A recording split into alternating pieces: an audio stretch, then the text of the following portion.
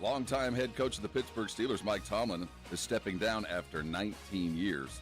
He never had a losing record during the time and is not expected to coach elsewhere in 2026, according to ESPN's Adam Schefter. In other NFL news, The Athletic's Diana Rossini reports that the Cardinals have requested to interview Houston Texans defensive coordinator Matt Burke for their open head coaching job. In the NBA, the Spurs fell hard to the Oklahoma City Thunder 119-98. Spurs sit at 27-13, 14-8 at home. They're second in the West behind Oklahoma City by 6.5 games. They'll be back home tomorrow night as they take on Giannis and the Milwaukee Bucks. I'm Rob Thompson for 94.1 San Antonio Sports Star. From the studios of San Antonio Sports Star, reaching more sports fans than any station in South Texas. Welcome to the Morning Huddle with A.J. Hoffman and Rob Thompson. This is 94.1 San Antonio Sports Star.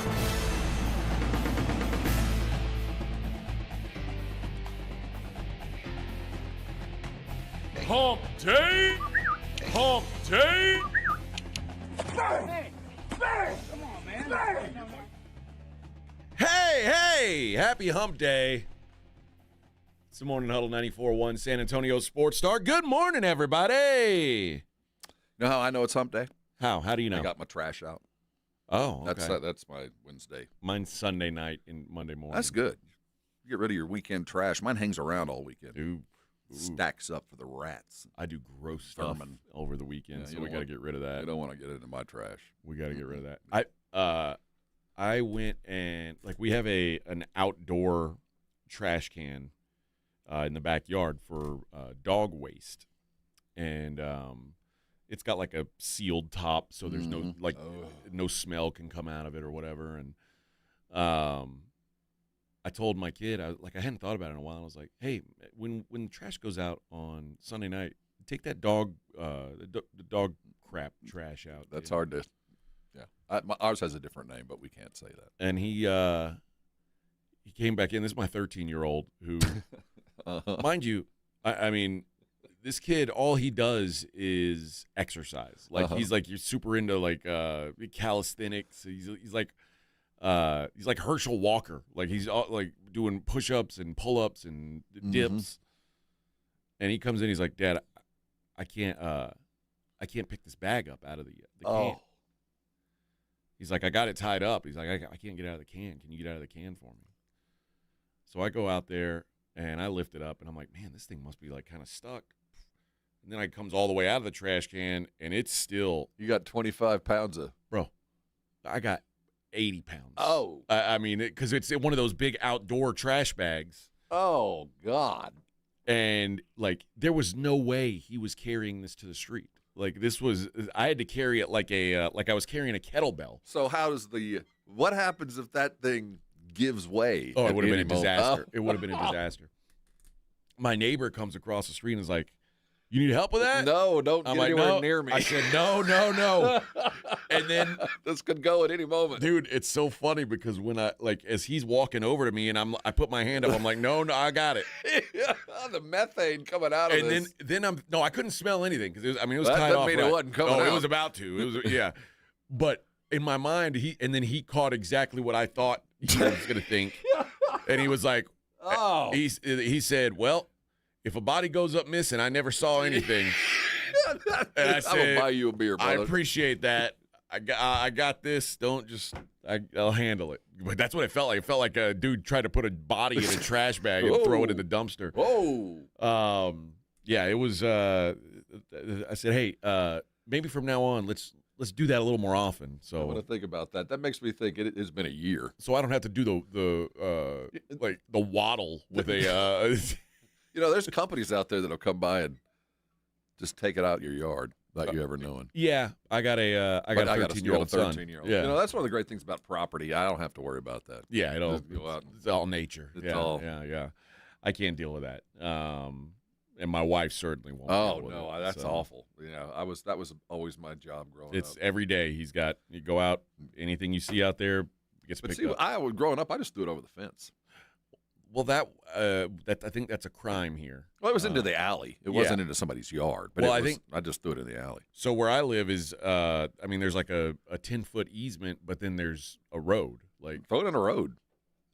I mean, I drive on that road. It's not like a country road. It's like a road that goes through the neighborhood. It's only going to stick for about an hour. After that, but then I'm putting it on nature. other people's tires. Like I'm saying, oh, it's your problem now. You're just spreading goodness. That just helps the plants to grow.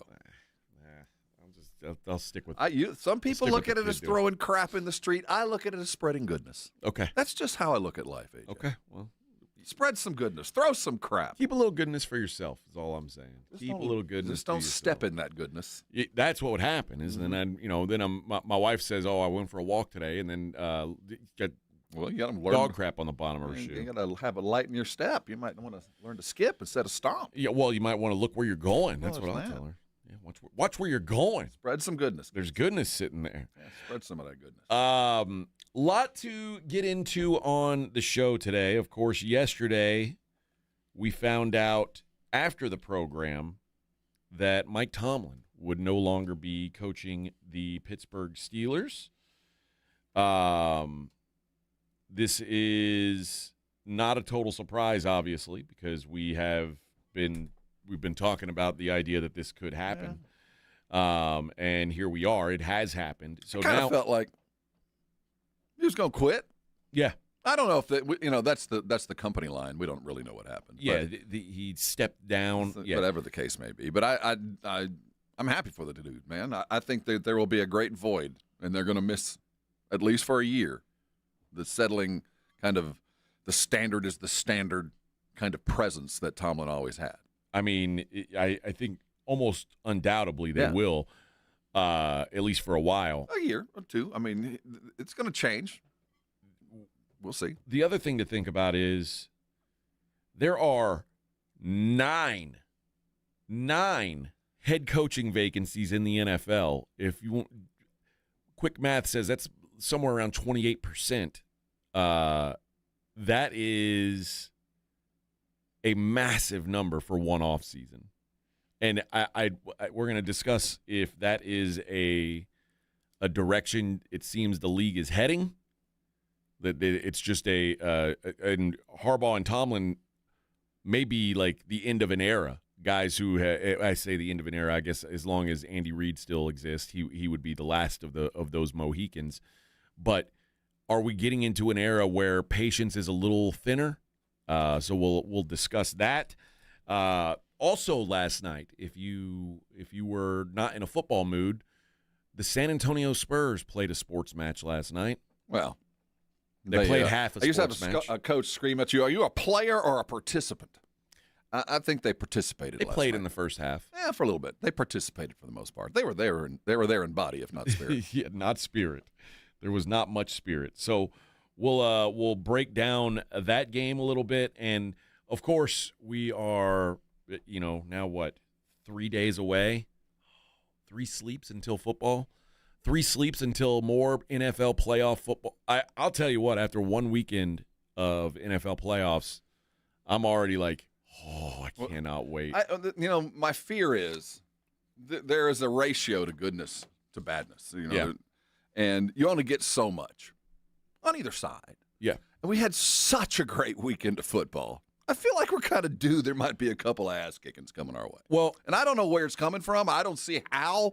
But I just know the numbers tell me over my long and illustrious life that you only get so much good. And we have, of the 6 games we had over the weekend, 5 of them were 4 of them, 4.5. 4 of them were thoroughly competitive to literally the last second of the game. The problem is those were the first 4. Right. My fear is the two were the last 2. Here's my question. If we had started the weekend the way most playoff weekends start with the Texans, if they had played the first game like they've done every other year, and it had been that game, would you have been as excited for the rest of the playoff games, or was it that? No, I would have. It's the Sweet 16. It felt like it just kept building. Like every playoff game got better and better. If it had started out Steelers-Texans, that horrific game, and then gone Chargers-Patriots, I would have been like, this sucks. Well, I think I agree to the extent that it got better, but we had to sit through a couple of quarters in every one of these games of bad football, or at least very competitive, even football, where there wasn't greatness, but there wasn't badness. It was just execution on both sides being effective to the extent that the defense wouldn't let the offense that score. was the Patriots' Chargers game. And the offense was moving balls, but but finally it would break loose in the fourth where you're like, oh, my God, I'm glad I waited through all this. Yeah. And it happened in every one of those games. And I don't see an upset or a beatdown coming, but the numbers just tell me that it can't be as good as the last one. And if the ratios hold true, half these games, the three of them will be really good, and one of them will be a beatdown. And I don't know which one it's going to be. I think there's a very real possibility that either one of those NFC games could be a beatdown.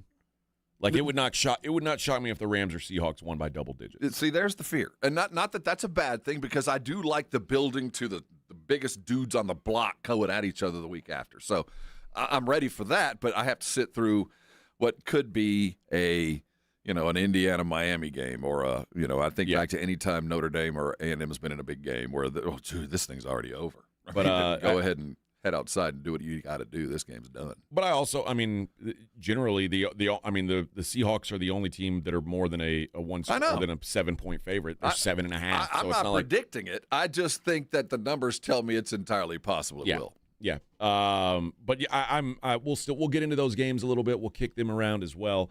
Let's start with the Mike Tomlin thing. We'll do that on the other side. It is the Morning Huddle 94.1 San Antonio Sports Star.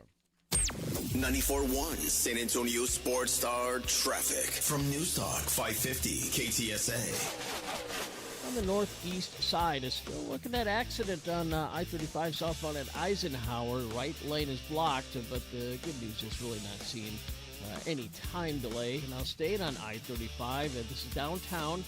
Do have that road construction. Starting to see some sluggish traffic now on I-35 northbound through downtown between I-10 and Brooklyn. Might want to add a few extra minutes to your commute.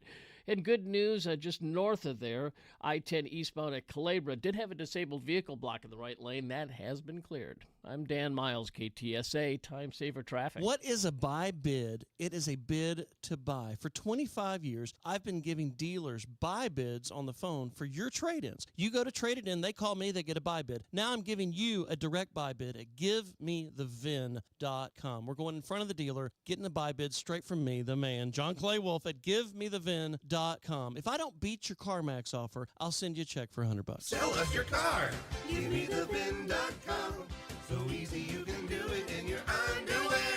This message comes from Viking, committed to exploring the world in comfort. Journey through the heart of Europe on an elegant Viking longship with thoughtful service, destination-focused dining, and cultural enrichment on board and on shore. With small ships that bring travelers closer to the destination, there's more time to explore. And every Viking voyage is all-inclusive, with no children and no casinos. Discover more at Viking.com. This report is sponsored by Thomas J. Henry. Injury attorneys available 24/7. Car wreck? What happens next? Thomas J. Henry knows you deserve to get compensated for your injuries. Don't settle for less than you deserve. Visit thomasjhenrylaw.com. The name you know, the firm you trust. Principal Office, San Antonio. We all hear the radio ads about the IRS. They tell you to be afraid, to be scared, and they try to frighten you into calling. I'm not here to do that. Tax Relief Advocates is different. TRA is here to tell you that if you owe money to the IRS, whether it's $5,000, $50,000, or $500,000, we have a solution. It doesn't matter if you're sitting in your car, at work, or with your kids. No matter where you are, call now. 800-575-6759. Don't lose hope. TRA can eliminate or reduce what you owe to the IRS. Generous programs are now available that can give you a fresh start. Our passion is taxes and helping individuals fix their IRS problems. We have over 1,000 5-star reviews on Google and an A+ with the Better Business Bureau. You don't need to be afraid of the IRS any longer. End your tax nightmare today by visiting us online at TRA.com or call 800-575-6759. That's 800-575-6759. Tax Relief Advocates. Real solutions for real people. Blue Star Tequila, the world's first and only night-harvested tequila. This is tequila that's natural, unfiltered best, made with 100% blue agave and totally additive-free. Smooth, vibrant, and full of character. It's tequila the way it was meant to be. So whether you're chasing championships or celebrating the moment, raise your glass to bold beginnings and taste the Blue Star difference. Find Blue Star Tequila near you at Specs, Costco, and Alamo City Liquor. If you're watching football this weekend, you know how it goes. Somebody's always hungry by the first quarter. So call Pizza Hut and get the Big New Yorker for just $10. Our biggest pizza for the biggest games. These slices are huge, like use two hands and fold it huge. Feed your crew and order ahead at pizzahut.com or in the app. Pizza Hut! Ask for limited time offer. Prices, participation, and availability may vary. Additional charge for extra toppings, max 3 and extra cheese. Taxes, tip, and delivery fee not included. Running a business means wearing multiple hats. So if you're like me, you probably started out using your personal phone, taking client calls and texts nonstop. As my business grew, I needed something smarter. That's when I switched to Quo, the #1 business phone system. Quo works right on your phone or computer. No carrying 2 phones, no clunky landline, just one easy app you can try for free. Your team can share one number and handle calls and texts together like a shared inbox. Any teammate can jump into the conversation so customers get faster responses. And Quo's AI assistant summarizes your calls and responds to customers 24/7, so you never miss a lead or opportunity. All this starts at just $15 a month. That's basically 2 coffees. You can even keep your current business phone number. Find out why 90,000 businesses trust Quo. No missed calls, no missed customers. Try Quo for free at quo.com/sports. That's quo.com/sports to try Quo free. QUO.com/SPORTS. Staples presents That Was Easy. This year, it was important for my business to start strong. Starting weak is not recommended. But first, I needed a lot of stuff for the office. Sounds like a shopping spree. I just went to Staples. They have great prices on everything, like ink, toner, printers, paper, and chairs. And now you can get up to 30% off select HP printers. Up to 30% off HP printers. Am I on a hidden camera show? No. Well then, let's go Staples. That was easy. Shop Staples in-store, online, or on the app. Ends 1/31. Select models only. You're locked on the Morning.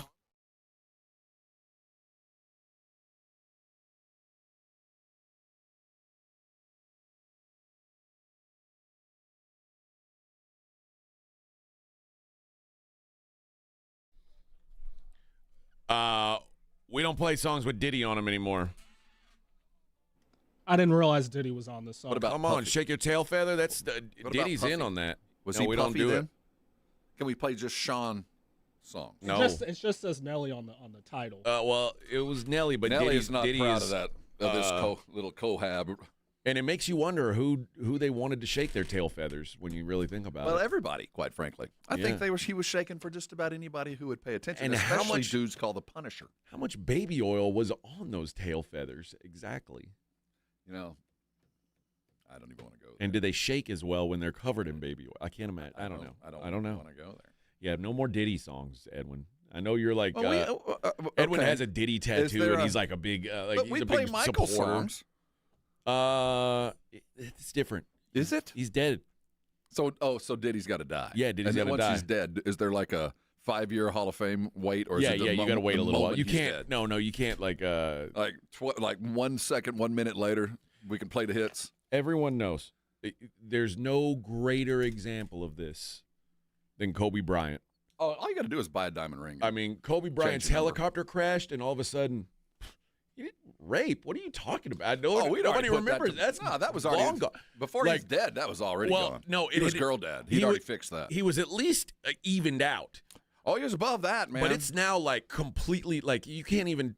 People are like, what? That happened? You know, I mean, the it's sad thing whitewashed is, completely because it happened so long ago for so many people. There's a lot of folks that have no idea. Yeah, they only heard like rumors of this brief accusation.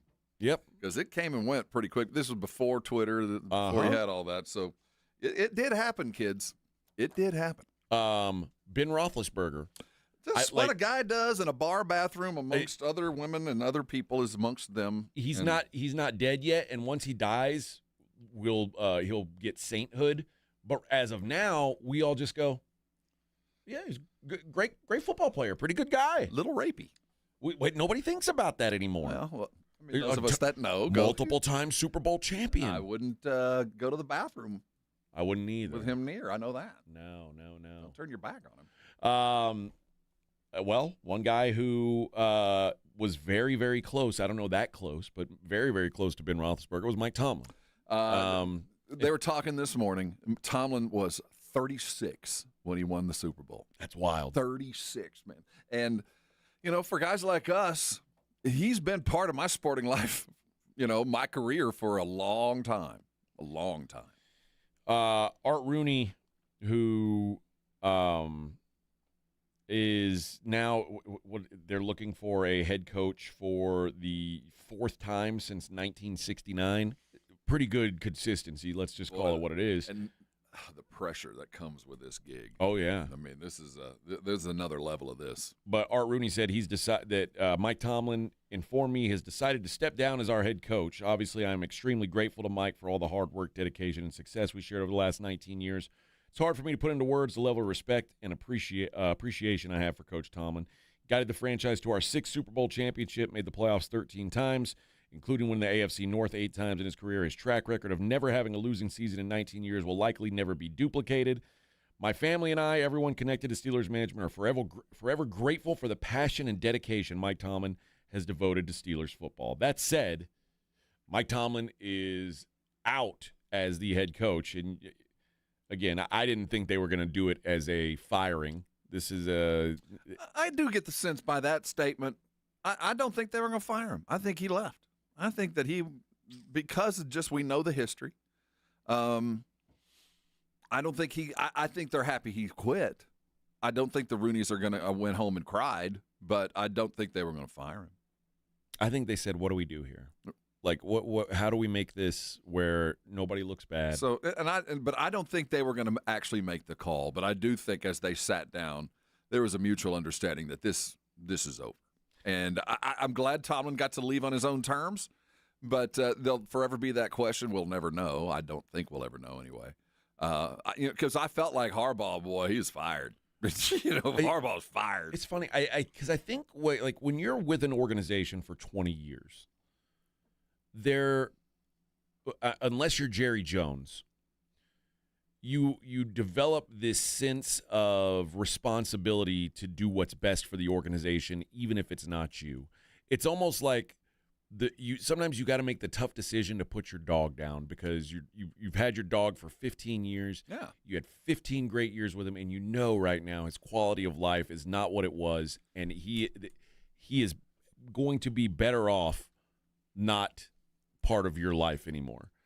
I feel like when you are a guy like Mike Tomlin, at some point you look at the Steelers and say, you know what, this just isn't the best thing for either of us anymore. Or you just don't want to put in the effort. Yeah. You know what it takes. I know what it's going to take to get there. I've done it many times. I don't want to do it anymore. Now, there are guys like Jerry Jones whose dog's been run over. It's got guts squeezing out of the side of it. I will give Jerry credit for one thing. And there might be an equal, but there'll never be a better next hire than Jimmy Johnson after Tom Landry. There will never – you talk about going from a Tomlin-esque 20 years, not making the playoffs, all the stuff that Landry was is exactly what Tomlin was to Pittsburgh. And then prior to that, it was Chuck Noll, same thing. And the follow-up to Jimmy Johnson was incredible. Now, there's been some equals, and I just mentioned one. From Noll to Cowher, my God. Yeah. I mean, what a switch. So from Cowher to Tomlin. So as far as replacement coaches, Pittsburgh's batting 1,000, but as far as finding the next dude, because I always and will forever believe you don't want to be the guy to replace the guy. That's the old Al McGuire statement. Because when you come next after a legend, the shadow is so immensely long. And we're looking at it here in San Antonio. Mitch Johnson, so far, is measuring up to this massive shadow that Pop's still, because he's functioning in it. He's still part of it. Yeah. Jimmy Johnson was not. I mean, he came in and everything changed. I mean, he changed, the wallpaper. The Pittsburgh's not going to change the wallpaper. Right. It's going to be the same stuff. That's a hard job to take. Now Pittsburgh's going to – you're going to have to find a dude that is very comfortable in his own skin. because he's going to have to change some things because the standard is the standard, as Tomlin always said. And the standard was the standard before I got here, and it'll maintain there in Pittsburgh. Yeah, and I mean the Ravens and Steelers situations right now are so similar and intertwined. I mean, remember Brian Billick was the coach before John Harbaugh. Brian Billick was a Super Bowl champion. He had done some great things there, like really turning that organization into a force. He built it from what was the rubble of the Browns. Right. Yeah. He took a team out of Cleveland and, 4 years later had a Super Bowl ring? That's crazy. But John Harbaugh picked it up and went with it and did a great job. I mean, to find those guys again, though, it ain't easy. Oh, man, I can't imagine. I mean, you'll find some very talented dudes. You will, but to mesh into what is something that is so long and so traditional, the expectations are you bend to us. Yeah. We don't bend to you. Well, and that's part of what you have to give up is you have to – if you want to do things your way, go to the Arizona Cardinals. And there's some coaches that are going to interview and go, you know what? There's a reason why you're interviewing me, and it's because you need what I bring. And if you're not going to let me bring that, I'm not going to work here.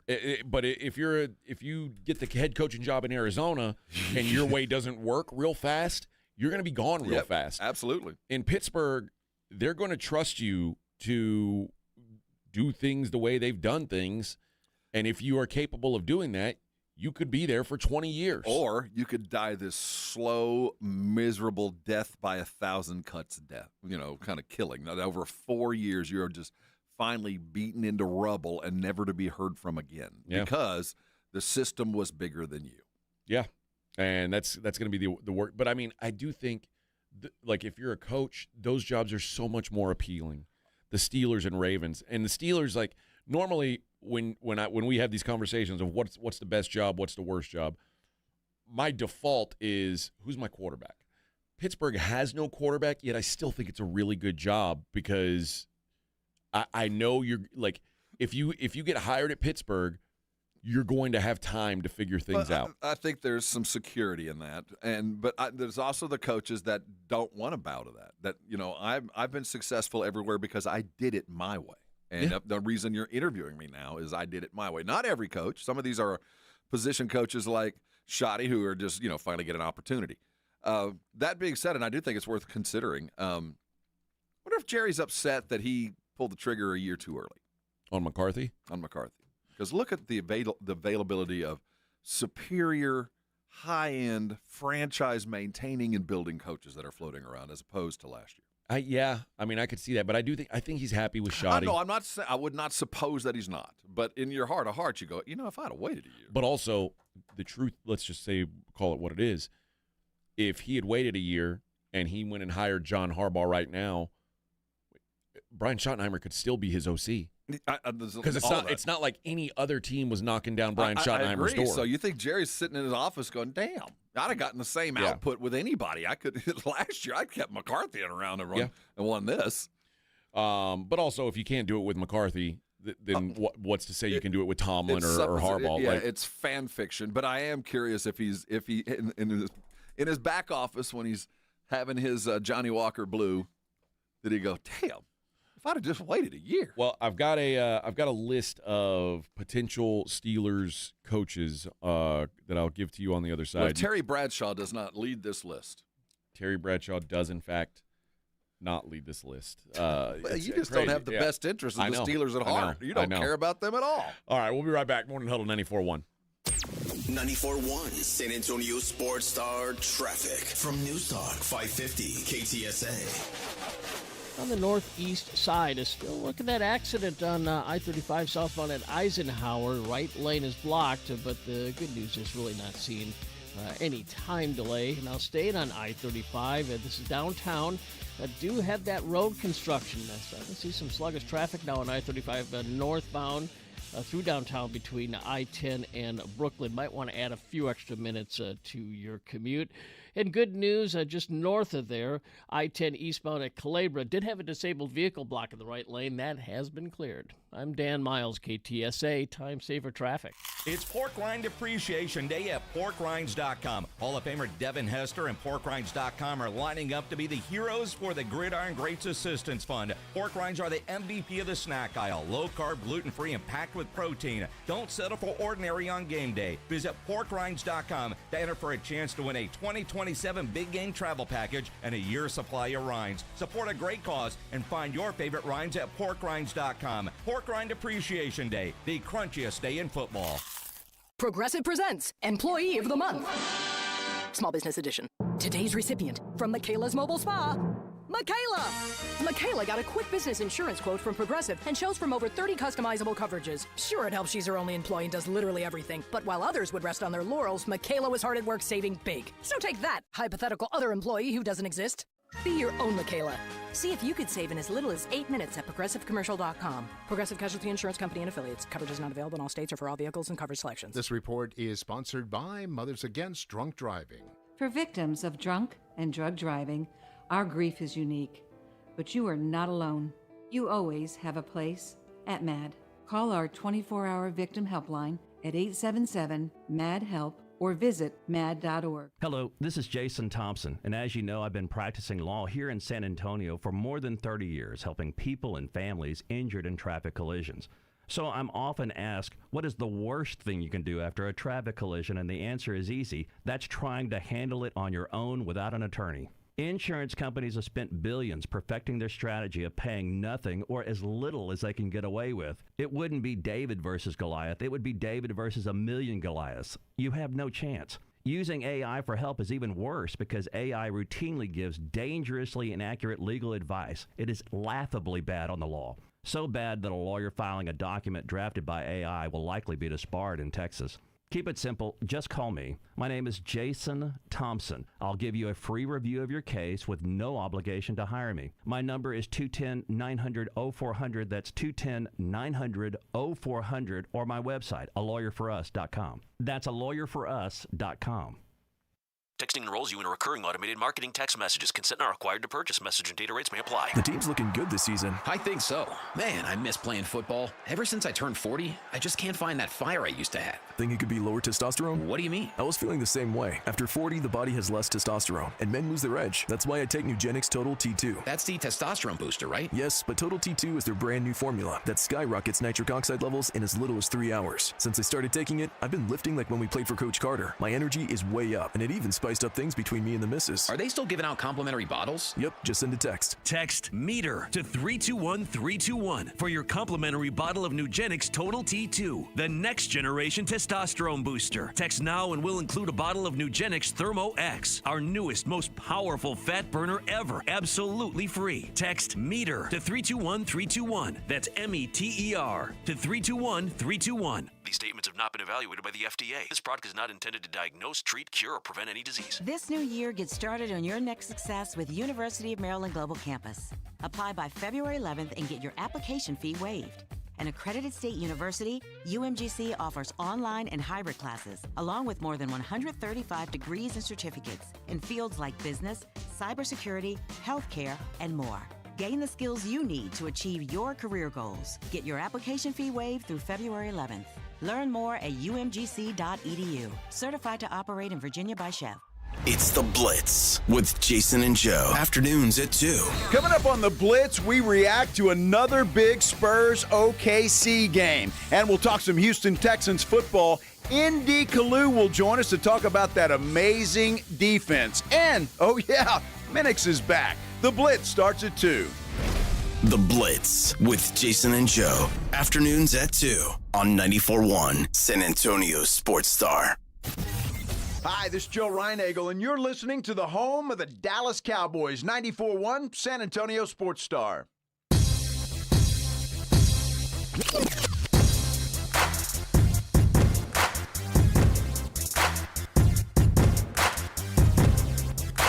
All right, 6:35 on the Morning Huddle. The Pittsburgh Steelers, for the first time, I don't know, probably in Edwin's life, are looking for a new head coach. I was in 6th grade when Mike Tomlin's first season. That 07? Yeah. Okay. So do you remember a time like where you watched football and remember Bill Yeah, because Cowher? I remember the 05 Super Bowl Okay. against the Seahawks with Bill Cowher. Okay. I was going to see like how long back your memory went. But either way, the point remains it's been a long-ass time. The Steelers, the candidates to be the next head coach are some of them I find like very interesting. And we were kind of kicking it around during the break. Do they go offense? Do they go defense?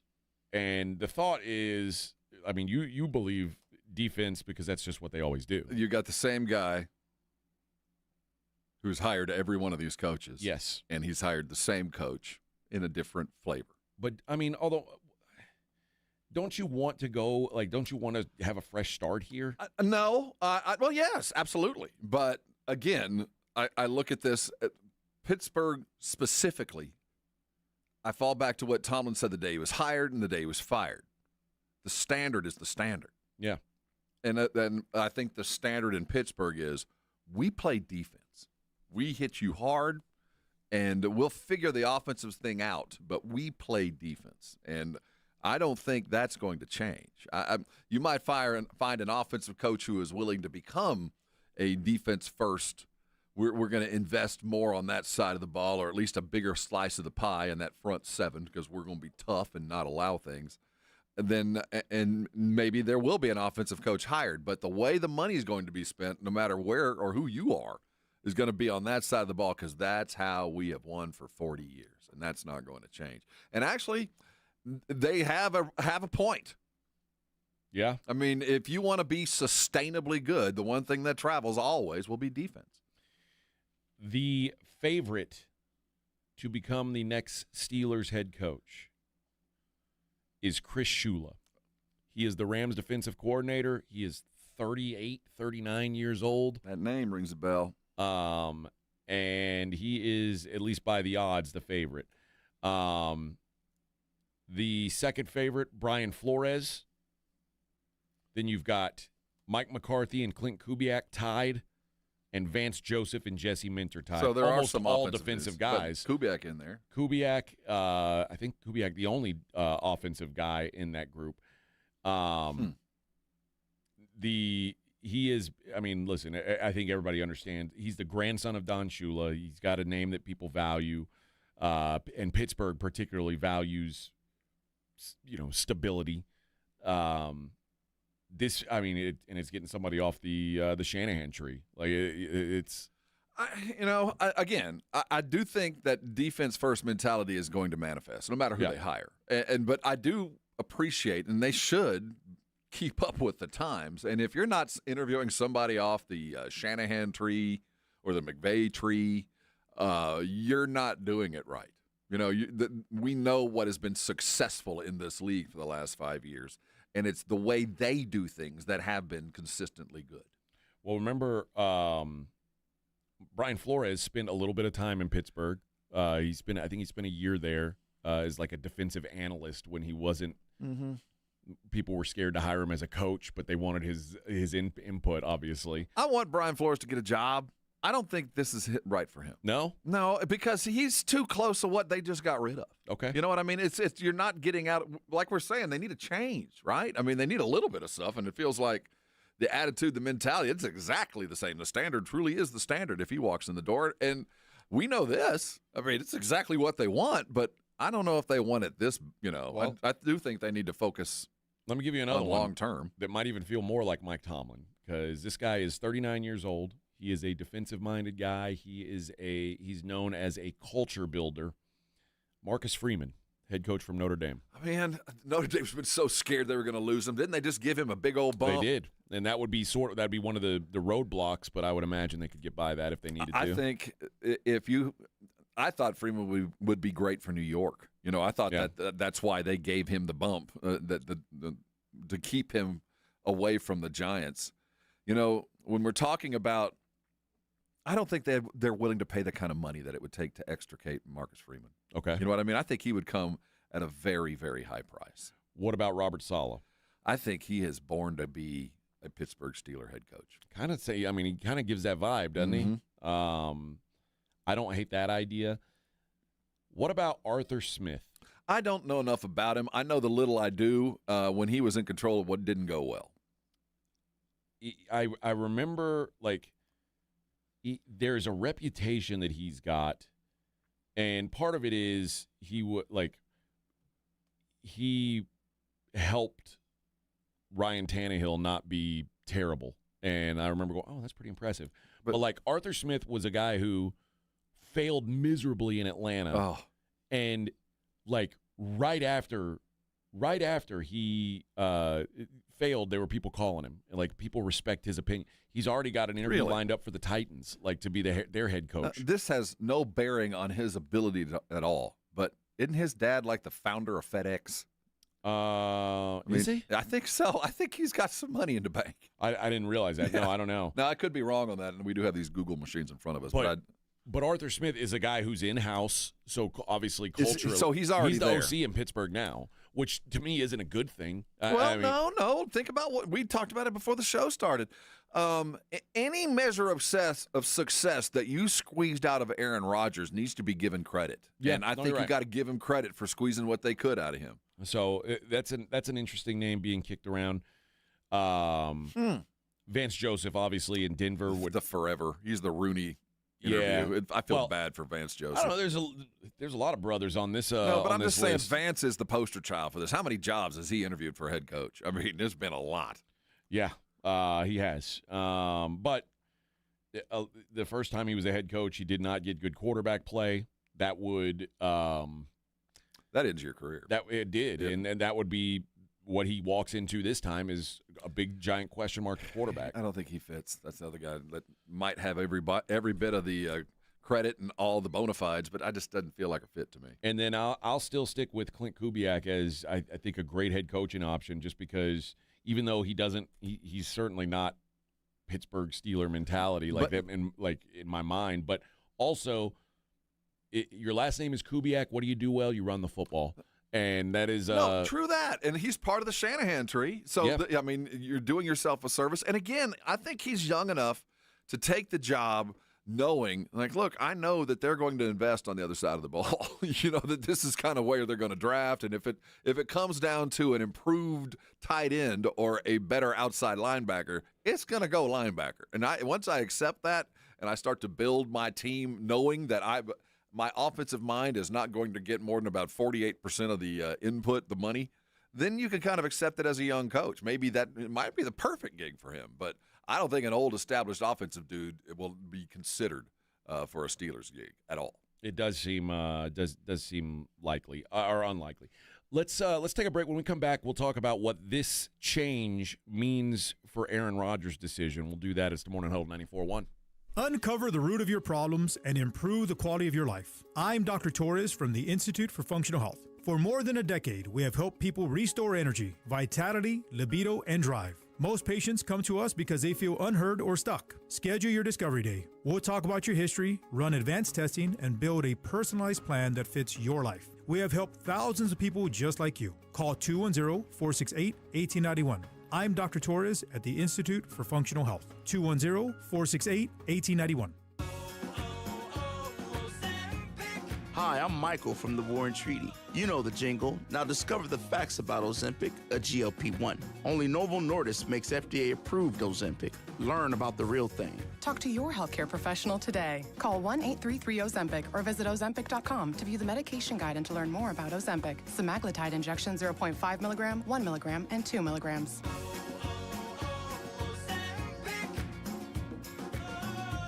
You made the New Year's resolution to get back in shape, but what happens? You don't see results and give up. Want real results? Go to Synergenics and Low T Center for a free men's TRT test and $200 off the women's hormone test. Book now, getmyhealthfix.com.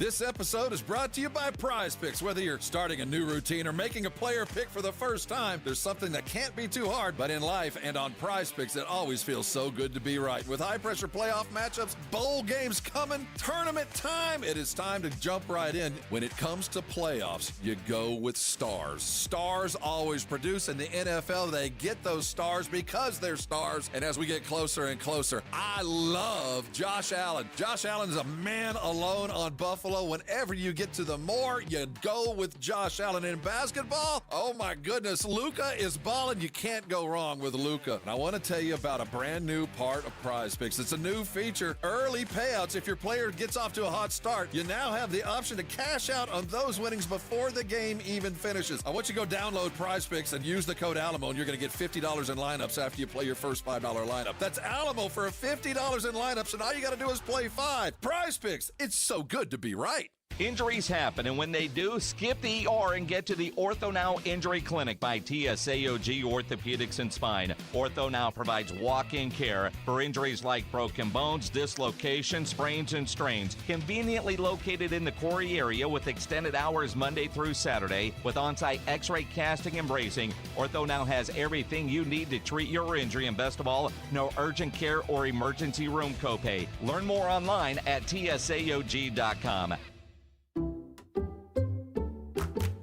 You like saving money, right? We all do. That's why Allstate just lowered the price of car insurance. Not, but wait, there's a catch. Lower. Actually lower. So if you're shopping around or just want to see how much you could save, check Allstate first for a new lower auto rate that could save you hundreds. You're in good hands with Allstate. Not available in every state. Only applicable for new auto insurance business. Rates will vary by several factors, including how you purchase the policy. Potential savings vary. Allstate North American Insurance Company and affiliates. Northbrook, Illinois. It's the Morning Huddle with AJ Hoffman and Rob Thompson on 94.1 San Antonio's Sports Star.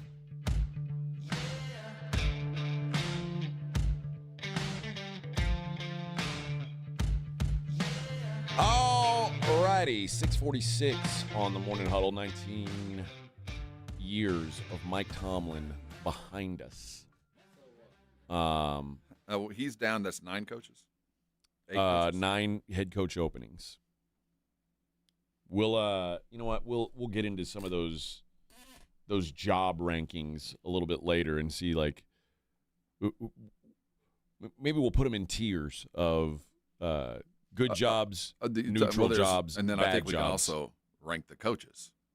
Oh, I think, yeah. You know what I mean? Yeah, There's good coaches, average coaches, and but I think that's never going to lead again. Yeah, but those are all, I mean, some of these are like, what's the fit? You know, like how do you fit with the personnel there? How do you fit with the organization? Mm-hmm. We'll get into that a little bit later. I wanted to, before we move on from the Steelers, we've already talked almost like 40 minutes of Steelers football here, which is weird, but it does bring up the question now, because Aaron Rodgers was undecided, of course, in the postgame press conference if he was going to come back.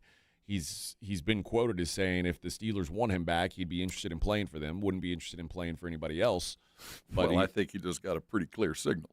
Well, that's the thing. Yeah, Mike Tomlin was clearly the force behind signing Aaron Rodgers. The sole and only reason. I have a hard time believing that the next head coach may look at Aaron Rodgers and say, "Yeah, man, you're going to get us exactly the draft pick we need next year." Yeah, that might be it. Take us to 2-16. If what I saw of you against the Texans is the Aaron Rodgers I'll get going forward, and then that coach can be like, "Yeah, Aaron, go ahead, take training camp off, go hang out in Africa, do what you got to do, go spend the night in a cave." Yeah. And then just hope for it. Let Rooney know, or let the Rooneys know, hey, year one is going to be a disaster. That ain't happening. I don't think so either. That ain't happening. So I think that Aaron Rodgers' time is this probably is like the death knell for him. And now, like, Aaron Rodgers will save face, because that's what Aaron Rodgers is the best at, is saving face, and he'll come out and say he's deciding to retire. But the truth is, I think while there are teams I think that would take on Aaron Rodgers for next season. Which is why he'll play next year. See, I think the teams that would take Aaron Rodgers knows how that story will end. Oh, I didn't say he'll start next year. I don't even think he'll start on a team next year. but he'll play next year. If Phillip Rivers can get that old ass out, true. I mean, this guy's still got some bullets in the chamber. It's just he's going to hang out and just wait. I mean, that would make a lot of sense. Stay in shape. Somebody going to call you. Yeah. This is the NFL. The quarterbacks. Joe Flacco gets calls. Phillip Rivers gets calls. Yeah, he's going to continue to play because his ego will not allow him to go out like this. It would have been that would be a rough way to go out. If he'd have won a the playoff last we game, saw of him, even if they'd have gotten smashed the next week, if he could have completed his career with a playoff win, he'd have gone and whistled on his way out. But his ego, what has made him great, will not allow him to leave. The same reason he's still here. That doesn't mean he's not going to exit the Steelers and be standing on the sidelines during OTAs and all during training camp, and he's going to love it. He's going to come on every week with McAfee and talk about the team that has the suckiest quarterback and just intimate that, I'm in pretty good shape if you want to call me, and I know what and he will ride that wave until he gets that call, because he will. And I honestly, at this point now, I don't blame him, because I wouldn't want to go out like that either. Yeah. That picks, just to get hammered the way that you got hammered and then be kind of the reason that a legend is leaving. I wouldn't want to be that guy. So I don't think my ego would allow me to just have that black and gold be the last uniform I put on. I think the alternative may be you put on some other uniform and you go 4-13 and you're not in the play. Like 3 or 4 games to save you. And you have a Jets type thing. I envision a 5-6 game span where he shows up and wins a game or two. And so here's what I will say. Phillip Rivers did it this year, and it was such a great story. Even though Phillip Rivers was an abject failure, didn't win a game, but it was a great story. Mm-hmm. If somebody calls Phillip Rivers next year, we're all going to go, it's kind of pathetic, dude. This is bad. Yeah, and the reality of the Colts calling Phillip Rivers was bad this year, but it was such a good story that he was able to come back and do it that we kind of overlooked how bad it was. Yeah, we winked that, the Colts hired Jeff Saturday to coach some games. So, bringing Rivers back, that's kind of a Colts thing. That's what y'all do. So, I'm not mad at it, but when you subtract the story, it was a circus act. It's a horrific football decision. It was a circus ploy. It was bringing a dwarf up to bat. It was like, let's just do something outlandish because my team sucks. So, do we think Aaron Rodgers, if he takes a year off, is going to be better? No, or if he shows up No, I don't think that. But, if we're talking about 4 years with Rivers, Aaron Rodgers still has enough in the tank. Now, I do think if it doesn't pan out, if nobody calls him next year, he'll never do it again. By that time, he will have scabbed over, and that pain of being embarrassed with the pick six and all that will be done, and he can head his way toward the Hall of Fame. But next year, I think he'll be ready, willing, and available, just sitting at home, just waiting for the call. Yeah, for me, it's like when you look at all the things Aaron Rodgers has accomplished in his life, Aaron Rodgers is going to go when it's all said and done, Aaron Rodgers is, if he's not on the Mount Rushmore of quarterbacks, he's in the conversation. No, he's in the Mount Rushmore. He's in, I consider the Mount Rushmore 10, not 4. Oh, but okay. He's there. Well, he's certainly a top 10 quarterback. But the MVPs, if he had more than one Super Bowl ring, he would be on the 4 Mount Rushmore, almost no doubt. Mm-hmm. But as it stands, people are going to look at him and go, man, this guy's an all-time legend no matter what. Do you really worry about what that last pass was? No, but we're talking about Aaron Rodgers. I'm not talking about everybody. I know Aaron Rodgers' mentality, and the first thing he thinks about is me. Yeah. And ain't we? No, that's true. Now, he will help you if it helps him, but he's a me dude. And, that's the reason he's great. That's the reason why he's thrown for 5 miles and all the touchdowns and been successful everywhere he went and even managed to lift this Pittsburgh Steelers team into the playoffs. There's a reason why he does it, but that attitude doesn't play well outside of football as a starting quarterback. He's a me guy first, and if I can help you help me, I'm all about that. But if I can help you and it doesn't help me, I can find somebody else. Daniel says, in my opinion, Rivers looked better out there on the field than Rodgers, and that's with years away from the game. No. Rodgers looked like a 42-year-old quarterback. Rivers looked like a 45-year-old quarterback. Rivers he didn't belong out there. He shouldn't have been out there. Rodgers was at least, it wasn't good quarterback play, but it was competent. Yeah, it was he looked like he'd played football. Phillip Rivers didn't look like he played football anymore. It was it was bad. And then you see, what's that kid's name that Riley Leonard comes in, and his first drive, he's throwing like 60-yard touchdown bombs. It's like, yeah, Colts might have messed up on this. Just a little bit, man. And I'm not saying the Steelers couldn't have done better, but like you see Aaron Rodgers, and then Mason Rudolph comes out there, and the offense bogs down even more. Like, I think a lot of the Steelers' offensive woes are unfixable. Yeah, they're not made for a below average quarterback, period. Mm-hmm. And that's what the Steelers have, even with Aaron Rodgers at 42. And I think he looks at that, and he's not a dumb individual. He's remarkably intelligent. Yeah. He knows where his place is in the world, and he knows he's still, even standing today, one of the top 32 quarterbacks in the world. Yes, but I think he understands also that if he keeps this up, he will stop being that. No, he's 31, but he's still in the top 32. And in his mind, how can I walk away when I can look around the corner and go, I'm better than that guy? Well, I also, if I'm an organization, I see this as I just what am I bringing him in for? Like nobody is an Aaron Rodgers away from the playoffs. See, like, therein lies I mean? the intelligent quotient that always I will go to my grave saying I would be a pretty good NFL GM because 99% of this is common sense. You're right. Everything. I don't understand why agents go, yeah, it looks good, but it ain't good for me. Like the Cleveland Browns, for example, good defense, strong running game, but quarterback play has been so horrific. Here's the thing. Is Aaron Rodgers better than Shedeur Sanders? Absolutely he is. For sure. But is Aaron Rodgers enough to bridge the gap between what the Browns are and, like, what the Browns' goals would be? Oh, my God, no. Not even close. Like, he might be worth one more win, maybe. And I think Aaron's place will be he won't get Shedeur starts. He's going to be the rescue. He's going to be the cavalry that comes over the mountain that was signed, that picked up the ball on Thursday, had no game plan, and went and won on Sunday. Yeah. That's his proper out. That's his exit stage left. And in his mind, it's going to happen. All right. When we come back, we'll take a break from the National Football League. There was a big game in the world of the Spurs last night, and it did not go the way the first three went. We'll talk about that coming up next. Morning Huddle, 94.1 San Antonio Sports Star.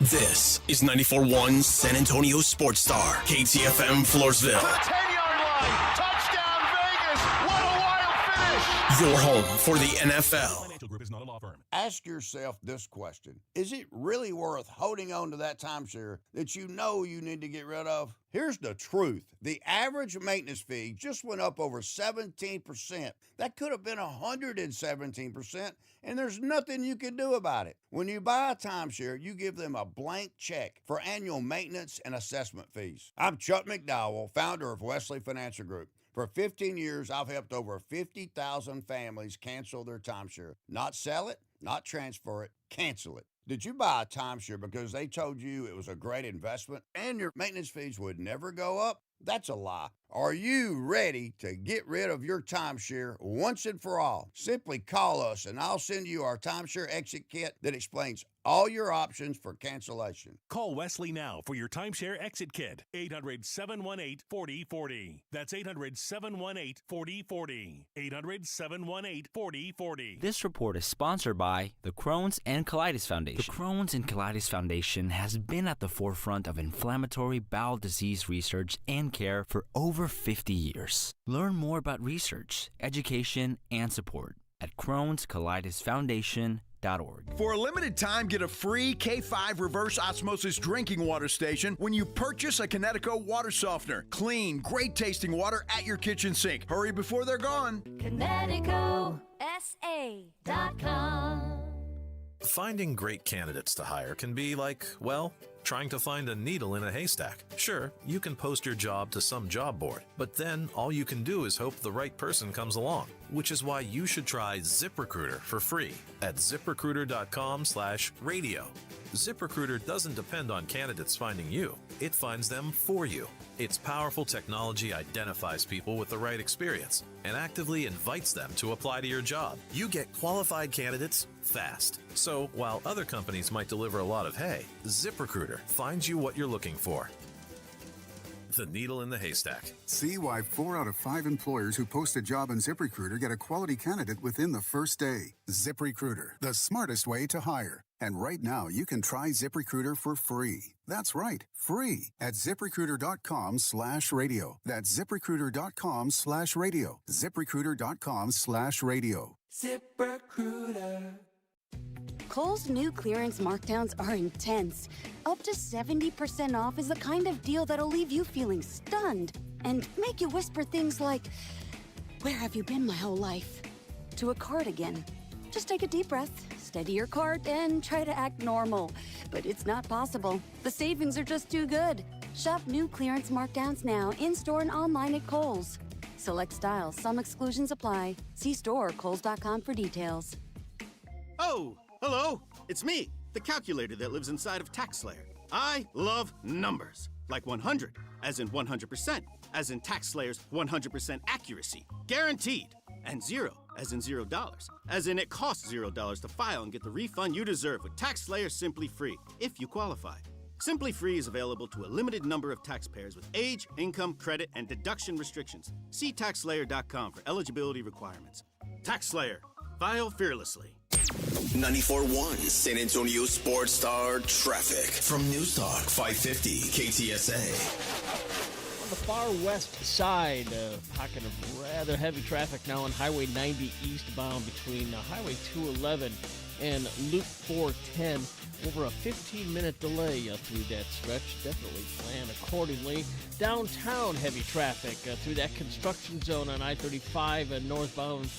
That construction zone is between I-10 and Brooklyn. Add some extra time to your commute through there. And good news on the northeast side, I-35 southbound at Eisenhower. That accident has been cleared and traffic moving just fine now through that area. I'm Dan Miles, KTSA Time Saver Traffic. San Antonio Sports Center. Big news in the NFL yesterday as another head coaching vacancy is open. Longtime head coach of the Pittsburgh Steelers, Mike Tomlin, is stepping down after 19 years. He never had a losing record during the time and is not expected to coach elsewhere in 2026, according to ESPN's Adam Schefter. In other NFL news, The Athletic's Diana Rossini reports that the Cardinals have requested to interview Houston Texans defensive coordinator Matt Burke for their open head coaching job. In the NBA, the Spurs fell hard to the Oklahoma City Thunder 119-98. Spurs sit at 27-13, 14-8 at home. They're second in the West behind Oklahoma City by 6.5 games. They'll be back home tomorrow night as they take on Giannis and the Milwaukee Bucks. I'm Rob Thompson for 94.1 San Antonio Sports Star. From the studios of San Antonio Sports Star, reaching more sports fans than any station in South Texas. Welcome to the Morning Huddle with AJ Hoffman and Rob Thompson. This is 94.1 San Antonio Sports Star. Hey there. 7:02 on the Morning Huddle on a hump day. 94.1 San Antonio Sports Star.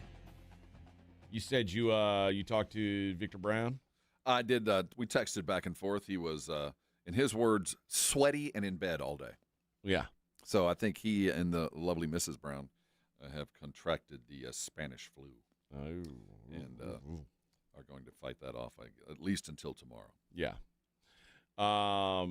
Daniel says, what? Colts lost the Texans by 8 points, 38-30. Rivers gave his team a chance to win. Didn't much more than Rodgers on the field. Come on, brother. I mean, that's a all one-game right, sample. If you want Phillip Rivers, you think he's that good, all right. Yeah. Why would you defend that? Why would you stand on that hill and try to defend that Phillip Rivers was anything other than a publicity stunt? I get if you were a Texans fan and you saw just those 2 games all year, I guess it would be you could believe that. But like the Rivers he wouldn't throw the ball. I mean, not that Aaron Rodgers was going deep, but Phillip Rivers was incapable of throwing the ball more than 20 yards. And I'm not mad at the Colts. I'm not either. Mad at what they did, but let's call it what it was. Yeah. All right. Let's get into the San Antonio Spurs.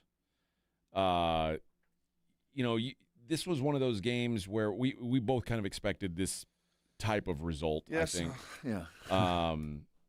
This felt like a game that was going to mean a lot to the Thunder. Like, it felt like they were going to go out and really try and make something happen here. And the game, it's not like the game was, it really came down to one lopsided quarter. And it was out of halftime, one team looked like they prepared, and one team looked like they, I don't know, ate cookies and smoked weed and took naps. Like, it was an alarming gap, not only in intensity. It's legal. Legal in Oklahoma. Not only a large gap in intensity, but a large gap in shot making ability. In that, you hit it right there, AJ. Intensity. Where was it? And so some of me, when it's that evidently gone against your arch rival, this wasn't the Pelicans. You're not playing Charlotte. You're playing the best in the league, the roadblock, the thing. And you went into halftime. I assume you schemed. I assume you used that 15 minutes to your advantage, that you looked at some film and you had your offensive coaches tell us this and your defensive coaches tell you that, and you got everything ready to go, and you looked at 2 or 3 key plays and you decided, okay, this is where we're going to go. And then you went out in the third quarter and fell asleep. Or was it, all right, we've seen enough. But the thing is, in the third quarter, you're in the game. It's that, or the other side is, which is the true statement, they didn't quit. They wanted to win that game. Yeah. I firmly believe it. So the other side of that is, you got the yips. This team cannot shoot, and they know it, and they're thinking about it. And it just keeps reinforcing, we can't shoot with every 6-foot-long rebound that goes fast break the other direction. I mean, we have an offense that is stalled because they can't hit anything further than 12 feet away from the basket at all. I have a proposal, and this is maybe going to be a little this goes against some things that I've said in the past. And I don't know that this needs to be permanent, but I think at least for a little while, Harrison Barnes needs to come off the bench. I'm starting to agree. And you need to, and not that Harrison Barnes, what Harrison Barnes does on the defensive end is great. Still, at his age, like all things considered, he's still probably your best defender. At least like on a ball defender. For his position, nobody's arguing that he doesn't belong on the court, but there's such a deficit right now. So the thing is, like, getting all the positive things. It used to, you would get, 3 or 4 open look corner threes in a game, and that was all you really needed out of offense on him. And I was never like, you don't ever run plays for Harrison Barnes. I don't think anybody thought you should. Well, he goes and stands in the corner and waits. Yeah, but now he's standing in the corner and waiting, and now he's missing open threes, like an inordinate amount of them. Now it's time to make some sort of a change, at least for a while. And I think my first thought is I would put Wemby and Cornette on the floor together more. And that's going to require playing more minutes for Kelly Olynyk. I understand that, and they seem very hesitant to do that. But that doesn't help shooting, man. No, it doesn't. But that makes things worse. This is what I always say. If you're a bad shooting team, don't be a volume shooting team. Well, you find a different way to have offensive success. You can think, do that still. I think it will help if and when Vassell gets back. So I don't want to make a move until Vassell gets back, but I do think once he's there, then that other side of the court gets a little bit easier to find. The strong side ball matters because that's where Devin normally is, and weak side corner where Harrison is. I think that will open some things up. I don't think it is I think there's a reason some of the shooting is off because of one of our best shooters not there, for one thing. But he provides enough gravity so other guys are more open than they are right now. So I think a lot of this has to do with Devin. So once we get him back, I think it'll help a little bit of the offense. But above and beyond that, I do think that the defense has been really good. Last night, up until the last 6 or 7 minutes of this game, they were going to hold him under 110 again. I mean, they just let this thing get away. But for 2.5, 3 quarters. 40-point third quarter. Yeah, for 2.5 quarters, they were going to hold them under 100 points again. I mean, this looked like another one of those defensive battles. So I'm not worried about the defense. It's pretty good, and I don't think we'd lose too much right now if Harrison sat down. We would lose some perimeter defense. We would leave some other dudes open, but those long 4 and 5 foot fast break inducing rebounds, it would certainly help to have Luke out there, and he does make a difference there. But they also got bullied last night by dudes that aren't really bullies. Like, they are. Jalen Williams was bullying the Spurs. Like, and I don't know. It feels like there was a big physicality gap last night. Well, that's the prescription, right? It kind of is. It is. That's how you beat the Spurs. And we'll play some sound a little bit later from Wemby that is it disappointing to hear? Kind of. Like, I don't know, but we'll get into that a little bit more. But now that we've seen this game 4 times between the Thunder and the Spurs, even with just this win, I think the Thunder are like, yeah, we're not scared of you. Well, they're not scared, but 2.5 quarters they were doing all they could, and then Shea woke up. Yeah, and that's enough. But I'll tell you this: both teams look at each other and know if we play in the playoffs, it's going 7. You think so? Yeah, I believe that. It's going to be hard to win on the road. I don't think it would. I don't think it would, because I think in the playoff moments, I trust teams like Oklahoma City more than I trust San Antonio. Right now, 4 times, you're right. But the difference being, and we can't. Wemby is so much better than Chet. Yeah, I mean, and Chet is such a difference maker against 31 other teams. Yeah. You know what I mean? But when he comes up against Wemby, he's canceled out. Yeah. And I think that scares the crap out of Oklahoma City. That one thing that they can throw against others, that wall, that one lone big that they've got that can really run and do the things that Wemby does and get some offense, they don't get that. They get some of it. They didn't get any of it last night, and they still dominated. No, you're right. But what I'm saying is because Shea went off and was the MVP. Yes. But in a 7-game series, you'll get that 4 times. You won't get it 7 times. So I think while it might go 7, I'd argue that I don't think that they can win. I think that it's a home and home kind of thing. I know Shea was the leading scorer by far last night. He had 34. All of it, second half. Yeah, Jalen Williams had 20. I thought Jalen Williams was the best player on the floor for the Thunder yesterday. I mean, every time he got the ball, I felt like he was going to score. The difference was Shea gets to the line 13 times, and Jalen got there twice. And, that's how you have a big gap in points. But yeah, I mean, as long as 2 of their 3 dudes are playing like that, you're not going to beat. Nobody's beating this team when they're 2 of their 3 dudes are playing like that. You're right. Wemby, especially this season, which is not the case the last couple seasons. This season, he has kind of canceled out Chet Holmgren, and the Thunder though seem like, okay, we'll adjust. Like it seems like that's what they did yesterday was adjust. 3 games to 1. So, and I think that they look at it healthily. Like it's 3 games to 1. We did it one time at home, and I get the sense when and if they do this year or whenever, this is going to be a home. If you defend your home and you've got the better record, you're going to win the series because it's going to be real hard for you to go win on the road. Yeah, no doubt about it. And Romero says OKC went to the foul line 25 times. San Antonio went to the foul line 16 times. Home cooking, baby. Cooking. But also, the Spurs, because they were behind, instead of attacking the basket, ended up being a 3-point shooting team, which we've talked about ad nauseum. That's the worst recipe for the Spurs. If the Spurs are shooting 35, 40 threes in a game, it's been a disaster. Like I need to check the stats on when they shoot 35 threes, like how often they win. And normally there's because they're behind in the fourth. Yes. And they're trying to catch up. They're chucking. The real indicator of Mitch's desperation right now, there was 2 things last night. They needed Jeremy Sohan on the court. They needed a faster big to get down court. They kept getting beat down court. I mean, it wasn't. It was guards getting down there, but they weren't getting back on defense. I bet they gave up 8 fast break points. Yeah. Just nobody in front of them.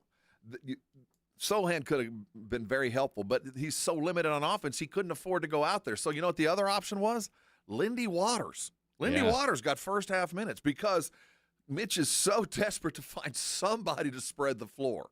Somebody got to, if somebody hit a strong side three, please, so we can run this offense and use those lanes, and we can't. That's also why you're getting bullied around, because the difference in physicality when you've got Lindy Waters on the floor versus Sohan the is ripple night effect. and day. Is just, if you can't shoot, you have to work so hard to stay even. Yeah, it's just been a struggle, and we talked about it yesterday. The backcourt struggles, Fox, Castle, and Harper. Fox and Castle. I guess everybody played a little bit better last night. None of them were awful. Castle did. Even Harper hit a couple shots. He hit. I mean, so and Fox was like, he wasn't what you want him to be, but he wasn't awful either. But Fox, we talked about this.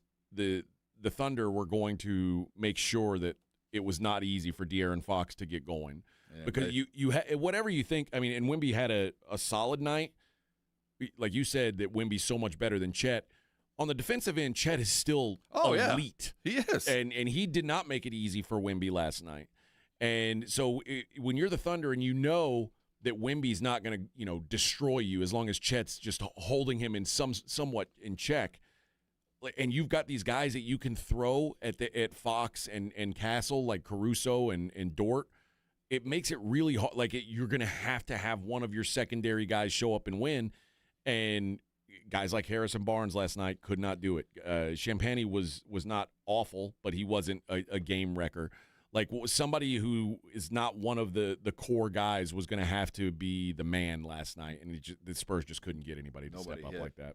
Casey Wallace, I thought, played a good game for him last night. Hit a couple of really key shots where the Spurs felt like they might get a little run going, and they left Casey alone in the corner, and he hit him to his credit. I thought Casey Wallace did a good job of knowing his role last night, because my problem with Casey Wallace coming into this game was the last couple times I've seen the Thunder, Casey Wallace acts like he wants it to be a big four. Like, he wants to be as involved in the offense as some of those other guys, and that should not be the case. And Dort didn't play. He was out last night. Yeah, did not play. So, you saw some solid Isaiah Joe minutes. But yeah, there are others. Yeah, I mean, we're going to lose in Oklahoma City, and that's 99% of the teams are too. And we saw it coming. And I do think, whether it was on purpose or just mentally, they checked out about midway through the third and said, well, we'll call this one and we'll fight to the end, because they did. They cut it down to, 8 there with about 4 minutes to go. There was a pretend little run, which there always is. But I think that was a foregone conclusion. With a focus now is we get a winnable game, another one against the superstar in Giannis that we get to come home and play. And they can look at this little week and circle, we went and we beat Boston on the road. Yeah. And if you can beat the Freak in that same week, I think you color the week a success, even though they kind of stubbed their toe in Minnesota. I'm looking at this. This didn't feel right when he said it, but the Thunder only shot 3 more free throws than the Spurs last night. They just made a lot more. Well, they made a lot more, but more importantly, they got away with a lot of physicality that other teams like Boston were not allowed to get away with. Yeah. So they were allowed to play a physical game that the Spurs were not ready to come back with, and that's playoff basketball, which is not what you want to see. It's what you want to see in January. You don't want to see that in April. Yeah, playoff. That's what the game last night looked like. Like the whistle was what playoff whistles are like. And the refs, you get bullied around some, and the Spurs do not like that at all. They weren't ready for it. They thought it would be a regular season ref, and it was not. Yeah, we'll talk more Spurs on the other side. Maybe hear a little sound from those guys. I got to tell you about Underdog Fantasy. The fantasy football playoffs are here. Where would you rather get in on the action than Underdog? Maybe your team's out. Maybe you're a Cowboy fan. That stinks. But you still want to watch the games and have some fun. Underdog is the place to do it. You can make picks and win money right now in Texas, and it's so easy. Pick your favorite players. They're going to go higher or lower on their stats. Touchdowns, rushing yards, receptions, whatever it is. You get them right, you could win up to 5,000 times your money. This week on Underdog, I'm going to be looking to play some lowers on C.J. Stroud. I think C.J. Stroud might be in a struggle mode once again this week. So I'm looking to go lower on C.J. Stroud stats.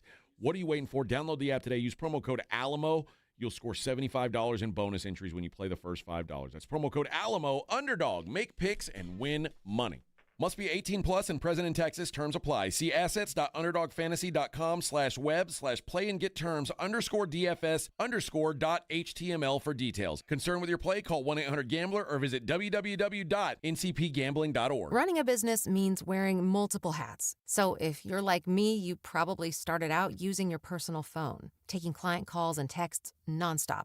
As my business grew, I needed something smarter. That's when I switched to Quo, the #1 business phone system. Quo works right on your phone or computer. No carrying 2 phones, no clunky landline, just one easy app you can try for free. Your team can share one number and handle calls and texts together like a shared inbox. Any teammate can jump into the conversation so customers get faster responses. And Quo's AI assistant summarizes your calls and responds to customers 24/7, so you never miss a lead or opportunity. All this starts at just $15 a month. That's basically 2 coffees. You can even keep your current business phone number. Find out why 90,000 businesses trust Quo. No missed calls, no missed customers. Try Quo for free at quo.com/sports. That's quo.com/sports to try Quo free. QUO.com/SPORTS. My name is Whitney Allen. I am a widow. My husband Ryan died. We never thought in a million years we'd have to use life insurance. The unexpected happened. With Ethos, it is so fast and easy. It's 100% online. You can get a quote in seconds, apply in minutes, and get same-day coverage. No medical exams, and you can get up to $3 million worth of coverage through Ethos. Get your free quote at ethos.com/game. That's ETHOS.com/game.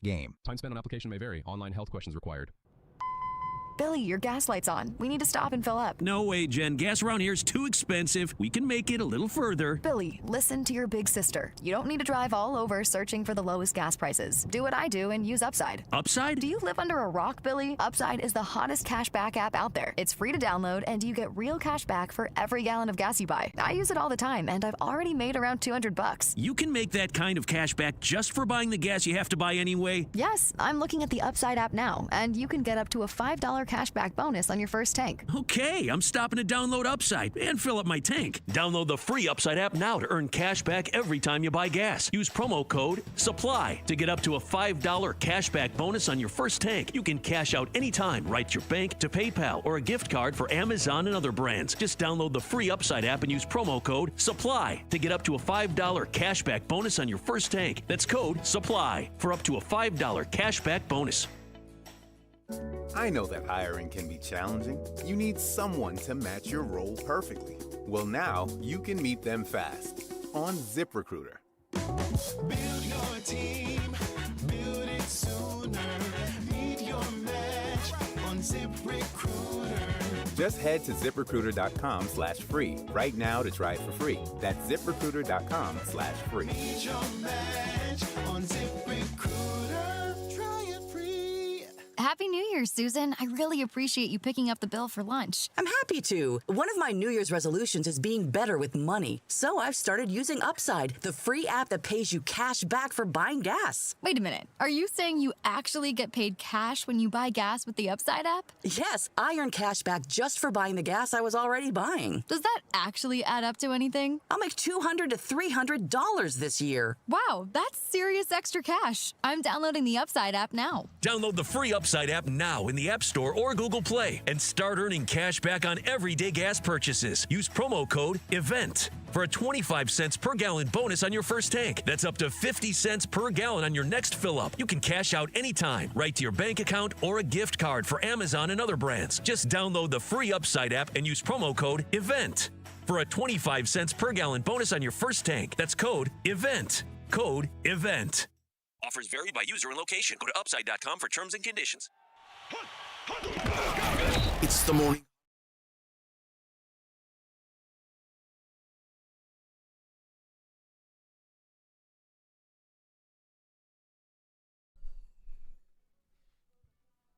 Morning Huddle 94.1. How's surgery going over there? It's moving along. Patient is stable. Okay. Stable condition. That's a good sign. You got the right tools for the job? Every job requires the proper tool, and I do have that. I have the duct tape. I'm in good shape. You're the only person I know who carries like a Swiss Army knife.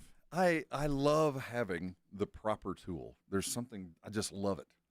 I don't even carry a pocket knife. Oh, Like, even though I grew up, like, my dad carried a pocket knife. My brother carries a pocket. Everybody I know in my family carries a pocket knife except me. But when I was in the military, like, all the guys that I was out there with, they carried their like Gerbers or Leatherman, those do-it-all tools. I just used my field knife for everything. Like, which is, basically, yeah. Yeah. We managed to get by for 250 or 1,000 years without the Leatherman. But yeah, when the Leatherman was invented, I was like, this is the greatest thing I've ever seen. Yeah. It's got everything right here. And from that moment on, I was kind of like, I will always have something that I'll always have a screwdriver, a toothpick, a knife. Seriously, I will always have a screwdriver, a knife, or a little pair of scissors on me at all times. It just kind of changed me at that moment. My big ass technically, I guess not even a bayonet, but it looks like a bayonet.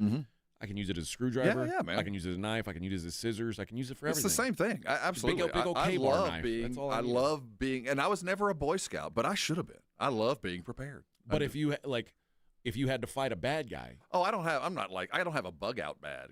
And I couldn't fight him with my little scissors. That's what I'm saying. Like, with my K-bar, I could fight a bad guy. No, but I'd be able to rig up a bomb like MacGyver. Or if you had to fight a bear. No, I wouldn't be able to fight a bear.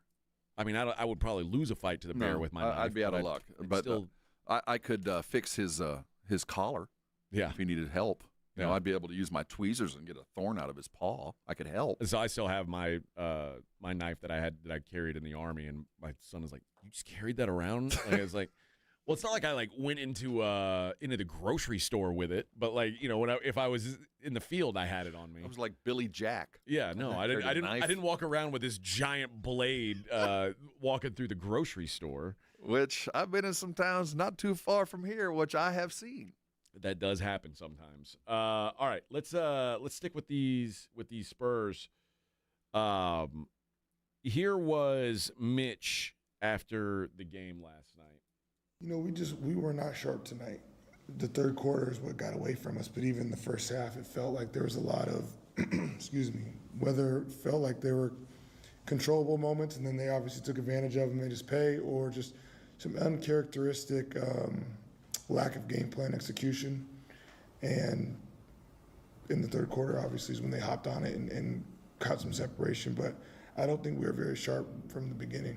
I think it's really funny and noteworthy that Mitch, who he's got that grovelly voice, Doc Rivers, and then he says he cleared his throat and said, "Excuse me," and then he went back to talking exactly how he was talking. Like, you didn't fix it. You still sound the same. Yeah, I would say not sharp is it's an all-encompassing word. It's kind of an easy one to throw out there, but more so, he first of all, and here's him talking about whether or not the loss is a good learning experience for them, especially you've got some in the pocket against them. Here's Mitch talking about the loss. I don't think we'll put too much stock in terms of this game being more weighted than the others or anything like that. I think it's January in the NBA. It's tough. I've said it before. You look around the league, and this is the month to test you mentally, physically, and emotionally. And these games will help us. And these games will be learning experiences that we need to go through, clearly. And they will serve us well. And it's our job to make sure we maximize the learning moments from these games. Okay, so here's how I want to do this next. So I'm going to play you. I'm going to play you a Wemby clip. All right. And then I'm going to play you another Mitch clip, and then I'm going to play the last Wemby clip. But before you go, let me tell you, when you hear coaches speak like that, he is pissed. Oh yeah. He's pissed. Yeah. Lack of game plan execution. That's coaches speak for. That's like those fools didn't listen to me. I had you ready, and you didn't do what I told you to do. What I told you to do. Okay, so let's hear Coach and Wemby go back and forth. Okay, so here's Wemby asking, or they asked Wemby if he thought the Thunder had extra motivation going into this game. I don't think so. I think their motivation tonight wasn't more than it's been between the second and third game, for example. But I think they trusted what they do, which they've been doing for a minute now. So they got all the reasons to do so, and I think they, that's a team that's been deep in the playoffs, as deep as it gets. So 40 games in is nothing for them. So they just keep rolling. I think that was kind of the lesson and I think Spurs fans are probably feeling that same way today. Like, we beat them 3 times. Why wouldn't we beat them again? And then now it's like, yeah, you remember these guys they've been there. They've been in way worse situations than losing 3 regular season games to an upstart team. I appreciate it. I don't ever want it to be a justification that, hey, man, they're just really, really good. But I do appreciate the fact that Wemby is wise enough to understand that, we beat them 3 times. These are the world champs, man. You saw what it's like tonight. So I think it was good for both teams. Oklahoma City got out of the game what they wanted. And I think Mitch, at the end of the day, has enough to scream about to keep guys, kind of motivated, because you did just get your ass kicked. All right, they asked Mitch how he thought Wemby held up physically in this game. Yeah, I think he held up good. He finished the game. He played almost 28 minutes. Again, I think he could have been a lot sharper, as we all could have been, and great learning moments. But yeah, it's just good to see him continue to string some games together and have some high moments and some learning moments. And we got to play. We got to walk this thing down and play each game. And at Boston, at Minnesota, and here is a heck of a road trip. And now we go home, and we got some good teams coming in there, and this thing doesn't stop. So you extrapolate what you need and what you can, and get the rest where you can and what you need to do to get ready, and stay with the current. Okay, so the physically, Wemby held up okay. He's not hurt. That's a good thing. It's a low bar. I think the reason he wasn't sharp, though, was because he was getting hammered on last night. And that's the way teams are going to play Wemby, particularly going to play Wemby in the playoffs, and he's got to battle through it. This is what I don't like to hear Wemby say about the physicality of the game last night. It was a little bit much tonight. Sometimes not really, like, not just a huge screen or or a hard foul, but different things from that. Dude, welcome to life in the NBA. You think that was a little much, do you? Do you? Because I got news for you. That, there are not going to be a combined 50 free throw shots in most of these playoff games. It's going to be you hammer me, I hammer you, and when you don't like getting hammered, usually the hammers you throw back don't hit the same way. The coaches speak for that is you're going to have to play through contact, son. Yes. And that just means you're going to have to get used to getting beat up. You're going to have to look at Joker's arms at the end of the season, where it looks like he got in a fight with a lion. And he doesn't say anything. Nah, he just goes to work. And guess what? You're going to have to do the same, man. And you're going to have scratches, and you're going to have bruises, and that's, like Mitch was saying, that's life in the big city. That's life in the NBA. It's also life as a really good NBA big, because the NBA figured out a long time ago that, like, if you call every foul that's committed on a real big man, like, the game is just, it's terrible. So there's a reason why Shaq wasn't at the free throw line more than he was. Like, Shaq used to get hammered, and it was just that was part of it. And I'm kind of surprised that Wemby doesn't pad up more. Because he takes so many body blows, just because that's where the elbows are hitting him, right in the chest. I mean, just over and over and over. Keldon is in body armor. I know. When he comes out. That dude's got pads everywhere, and I think he appreciates the big body look, but it's to protect him because of the game he plays. I'm just – at some point, those body blows that he keeps taking, it's like a fighter who keeps getting hit in the kidneys. Your arms start to drop. You just naturally, your arms don't raise because there's something coming. Yep. And I see that in Wemby, and it also affects his wind. I mean, that 28 minutes is a really low bar for most NBA players. Oh, but that's almost the high bar for him. Wemby. And I have to go back to what do I expect from a man of his size, and I think we're getting close to the top number of minutes that he's capable of playing in his current state. And I'm not saying he's in bad shape. I just think at 7'6", whatever he is now, that no human being can go more than about 8 minutes straight. I mean, we're talking about hockey line kind of stuff that he's got to have to come in and out just to keep his wind. And I don't know if that's ever going to change. But that's the one thing I think this team is really lacking is that the toughness to play in a physical fight game. Like they don't really have. I mean, they've got a couple guys who you mentioned Keldon. I mean, Sohan, when he's on the floor, you feel, and Harrison Barnes to an extent. Cornette, too. I mean, they're doing their best, but this is a young team, man. Yeah. We're built for it. Steph Castle is built for physical games. So is Dylan Harper. Those they dudes, just don't, but they are not used to that No, yet. they're kids. They got broad shoulders and big thighs, man. They can get in the lane and survive. But as it stands, your two best players are not built for that. You're right. And that's the difference between being the best in the world and being second in the West and fifth in the world. Yeah, I mean, if I played the Spurs, I am beating on Wemby and Fox all game. Yep. And making someone else figure out how to do something, because those two guys, they're just not physical enough players. Well, I think they learned to play through it. I mean, both of them can play through it. We've seen them both do it. But Wemby's going to have to do it consistently, and De'Aaron's just going to have to learn to delegate when it's not there. But when you're bringing it up in the press conference, that's a bad sign. Yeah, that's a kid. Yeah, that's a kid. Yep. You know. All right, let's take a break. I want to look at some other something in the NBA talking about the season win totals, as now we're at the 40 game mark. Some of these teams at the 41 game mark. Who are the teams who the lines have adjusted the most on from the start of this season? We'll talk about that next. It's Morning Huddle 94.1. Bluebonnet Bunkin' Biscuits waiting on you as the big game's just a couple of weeks away. What are you going to do with your dogs when everybody shows up for the game? Especially those dogs that just lose their mind every time you hear the doorbell, whether it's the real doorbell or the TV doorbell, or there's a squirrel just running out front that just won't shut up.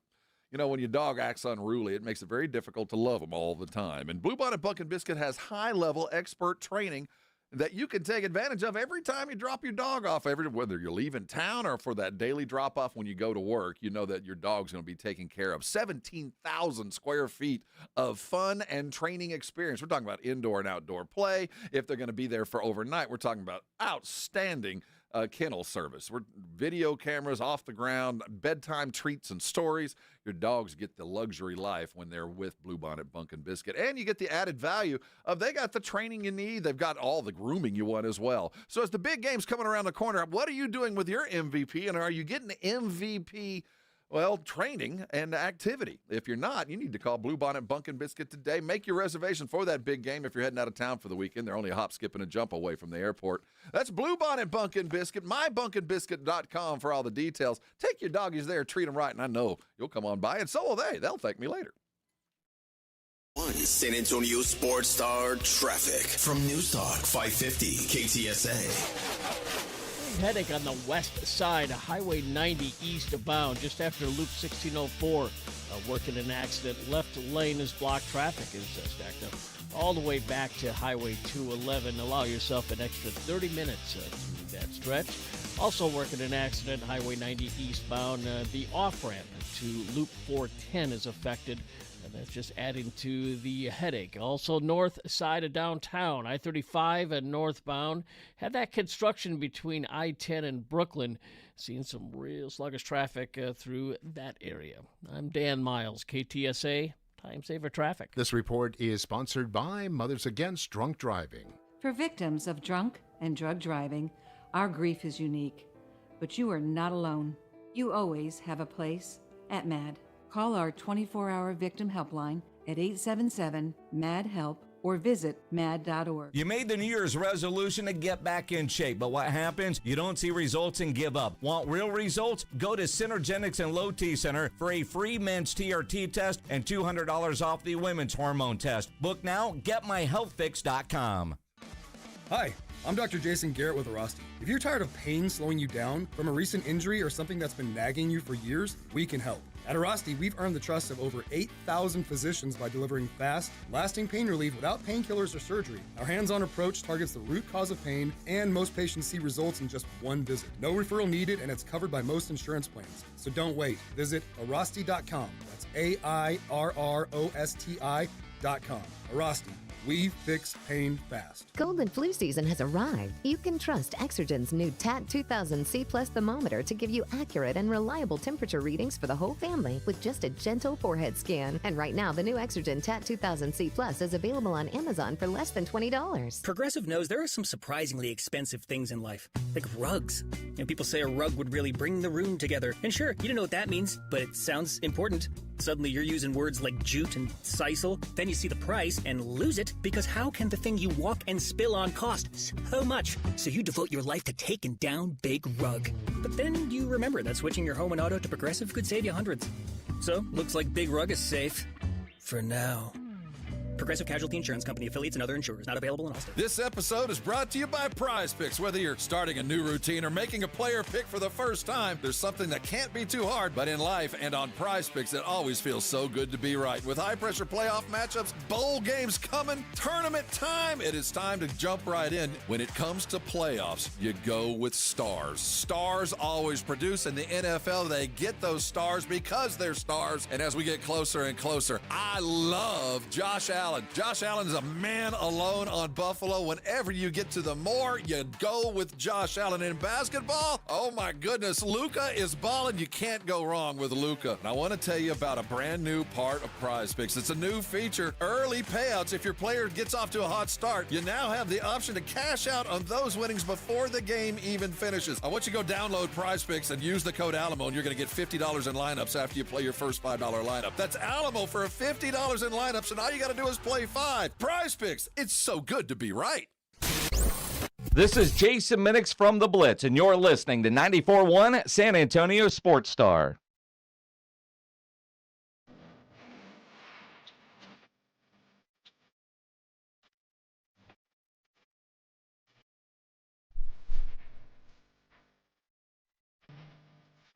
Hey!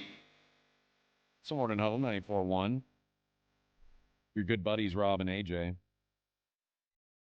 Getting you through on a hump day. Happy hump day, everybody. The NBA is at around the halfway point right now. And a lot's changed since the start of the season. Who do you think the team is? Give me the handful of teams you can think of that they have exceeded expectations the most. Philadelphia would be tops on that list. I think they have really kind of played well. I think Boston without Tatum has been pretty exceptional. So Philadelphia, I would have thought the same. Philadelphia, their win total was 42.5. Mm-hmm. Their win total now at the midway point is 45.5. So well, they're a little above, but yeah. The Vegas has said they're better. They're going to be Phoenix is another one that comes to mind. Number one on the list. The Phoenix Suns, they were expected to win around 31.5 games. If you bet the over, you're in real good shape right now because their new win total is 46.5. Have they beaten us twice? Yeah. So the lot of love given to the Suns. They are the biggest mover. What about since the preseason? Charlotte?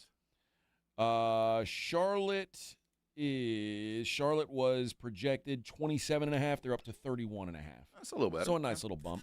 The biggest ones: Suns 1, Spurs 2. Really? San Antonio projected to win 44.5 at the beginning of the season. Their win total is now 55.5. You know, I shouldn't have said really. Of course they are. Yes. Yeah. I didn't have them winning this many games, so yeah. No. You mentioned the Celtics. The Celtics were projected 42.5. They are now projected 51.5. The Detroit Pistons opened the season at 46.5, now at 55.5. See, now, I'm not going to brag. I thought I saw 55, but that's a 50-win basketball team. Yeah, I think good. I was pretty comfortable when the season began that they were capable of that. That was a team that we liked.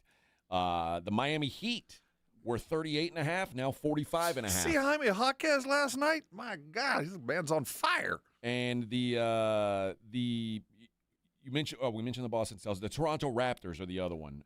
It's a big mover. 38.5 to open, now 45.5. Wow. So a 7-game jump for them. I hadn't been paying close enough attention. I didn't realize. Oklahoma City was 62.5, now 66.5. They opened as the highest win total by far. And and they've gone only up. All right, the biggest losers, the 5 biggest negative differentials from the opening win totals. Let's see, who did I expect? Where's Milwaukee? Well, I didn't expect much from Milwaukee, so I'm not going to go there. But the Lakers. The L.A. Lakers opened at 46.5. They're now 48.5, so they're actually up. +2. I don't know how many grave disappointments out there. What about the Rockets are playing all right. They're not The terribly Rockets were 52.5. They're 52.5 now. So, yeah, they're not they're the only ones that haven't progressed. The biggest dropper, the Indiana Pacers. Oh, well, who expected? Well, they were 37.5, so they were projected to still be under 500. Yeah, okay. They weren't expected to be the worst team in the league. I guess that goes without saying. All right. They went from 37.5. They are now 19.5 is their win total. Oh. Are they going to win 20 games the year after playing in Game 7 of the NBA Finals? That's a crazy, crazy drop-off. What about the Sacramento Kings? Well, I didn't expect crap from them. Sacramento was 34.5. They are now 19.5. So they're anybody with a lower win total other than 19.5? 19.5 is the the Pacers and the Kings. That's the 2 lowest in the league right now. The Wizards are at 21.5, but the Wizards they're actually up. They're making big moves. They opened the season at 20.5. They're up to 21.5. And that's just because of an odd trade. The Jazz are up from 18.5 to 23.5. The Jazz were the preseason. They were the lowest win total preseason. So you're doing it wrong. If you went up to 23.5, you're not doing this right. Yeah. One big dropper, the Dallas Mavericks. Open the season at 41.5, basically. Are you going to win more than you lose? The answer is the Mavericks are going to lose more than they win. Mavericks fixed. You want to know how you fix the Mavericks today? How? You trade for Ja. Oh, that'll fix everything. I'm not kidding. Okay. I'd trade dead money in Anthony Davis and bring Ja in. Okay. I mean, it's what happens when you've got Ja and Kyrie playing at the same time. And Cooper. Yeah. I mean, I've got at least 2 dudes that'll pass the ball. Mavericks are down to 29.5 and sinking. It's going to get worse. The Cleveland Cavs opened the season 56.5. They are now 48.5. That's a -8. Can I give Cleveland the credit of knowing that they don't got to be great until May? Can I give them a little bit of credit and go, maybe they've learned their lesson to just get better? You don't have to win a bunch of games at the sacrifice of team improvement. Yeah. I don't know if that's true, but I don't think they're any worse than I expected. That's a good basketball team. Yeah, I mean, if you had told me coming into the season that they would be sitting at the 7 seed in the East, that would have surprised me. I think, but remember what they did last year. They started fast. They did everything every previous world champion had done but win a title. Yeah. They started fast out of the gate, the way the point separation, the blocks, the defense, they did everything right, and they ran out of gas. And then finally the LA Clippers from 47.5 down to 39.5. I don't know. They might exceed that. Yeah, they might be up now that we've seen Kawhi on this little run. They might exceed that. And it's funny you mentioned Ja Morant because there are odds up for, as we approach the trade deadline, there are odds up for Ja Morant, Michael Porter Jr., and Zion Williamson for their next team. The Ja Morant, the favorite to land Ja Morant. Well, the Mavericks are on the list. They're at 33-1, though. So it seems like a I'm pretty being long facetious, shot. but, I mean, I know Ja is imminent to exit. And if any team in this league needs a shot in the arm, it's the Mavericks right now. At plus 250, the favorites to land Ja Morant, the Miami Heat.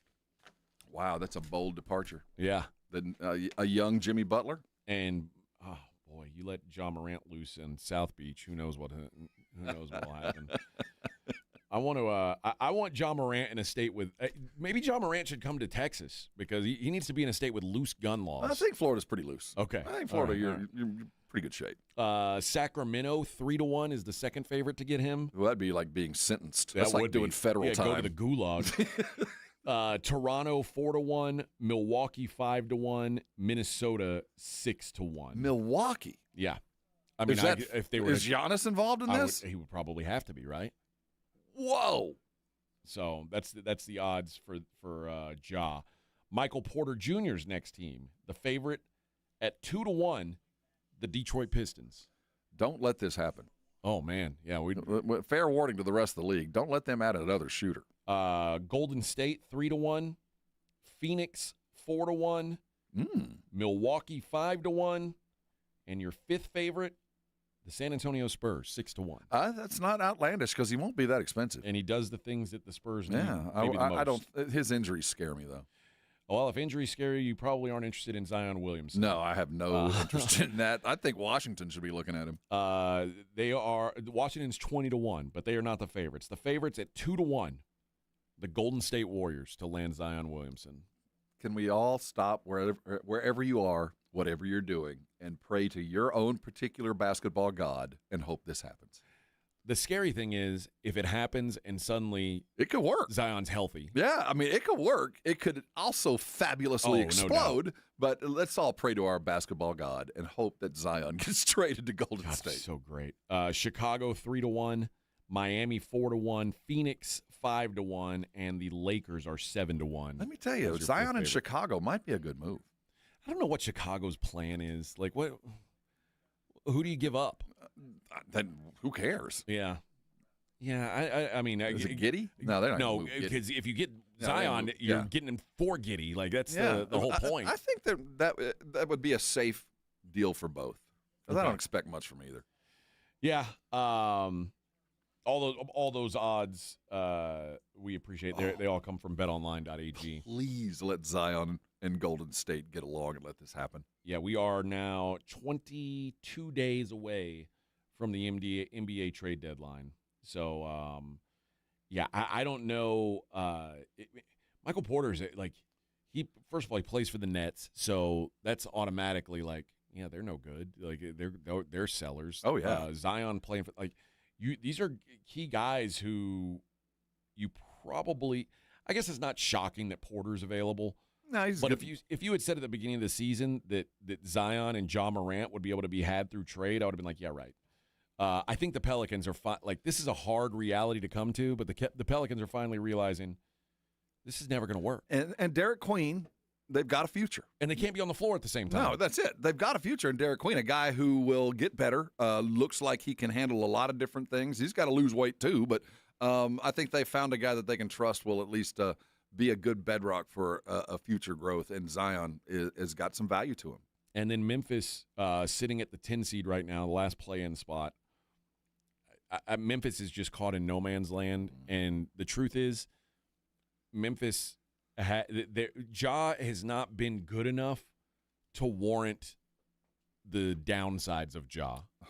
Like the on the floor Ja has not been good enough anymore, or at least in the last couple years, to make up for the negatives of having Ja. You know, he has been such a cultural fit in Memphis. He is adored there. I mean, the fans love Ja. It's the best thing for the franchise, and I think for Ja to get out of Memphis. But if I'm a fan, it would be that's a kick to the gut. He's their George Gervin. They've never had anything, but they had Ja for a while. Big Country, Bryant Reeves. Yeah, keep in mind there was that little run when they had Zebo and all that. But Ja fit Memphis the way Ice fit San Antonio. We didn't care we didn't win a bunch of games, but gosh, it was fun to watch him play. Who are the best Grizzlies of all time? The best Grizzlies. Well, Zebo's right there. Mike Conley certainly will be on Marc Gasol.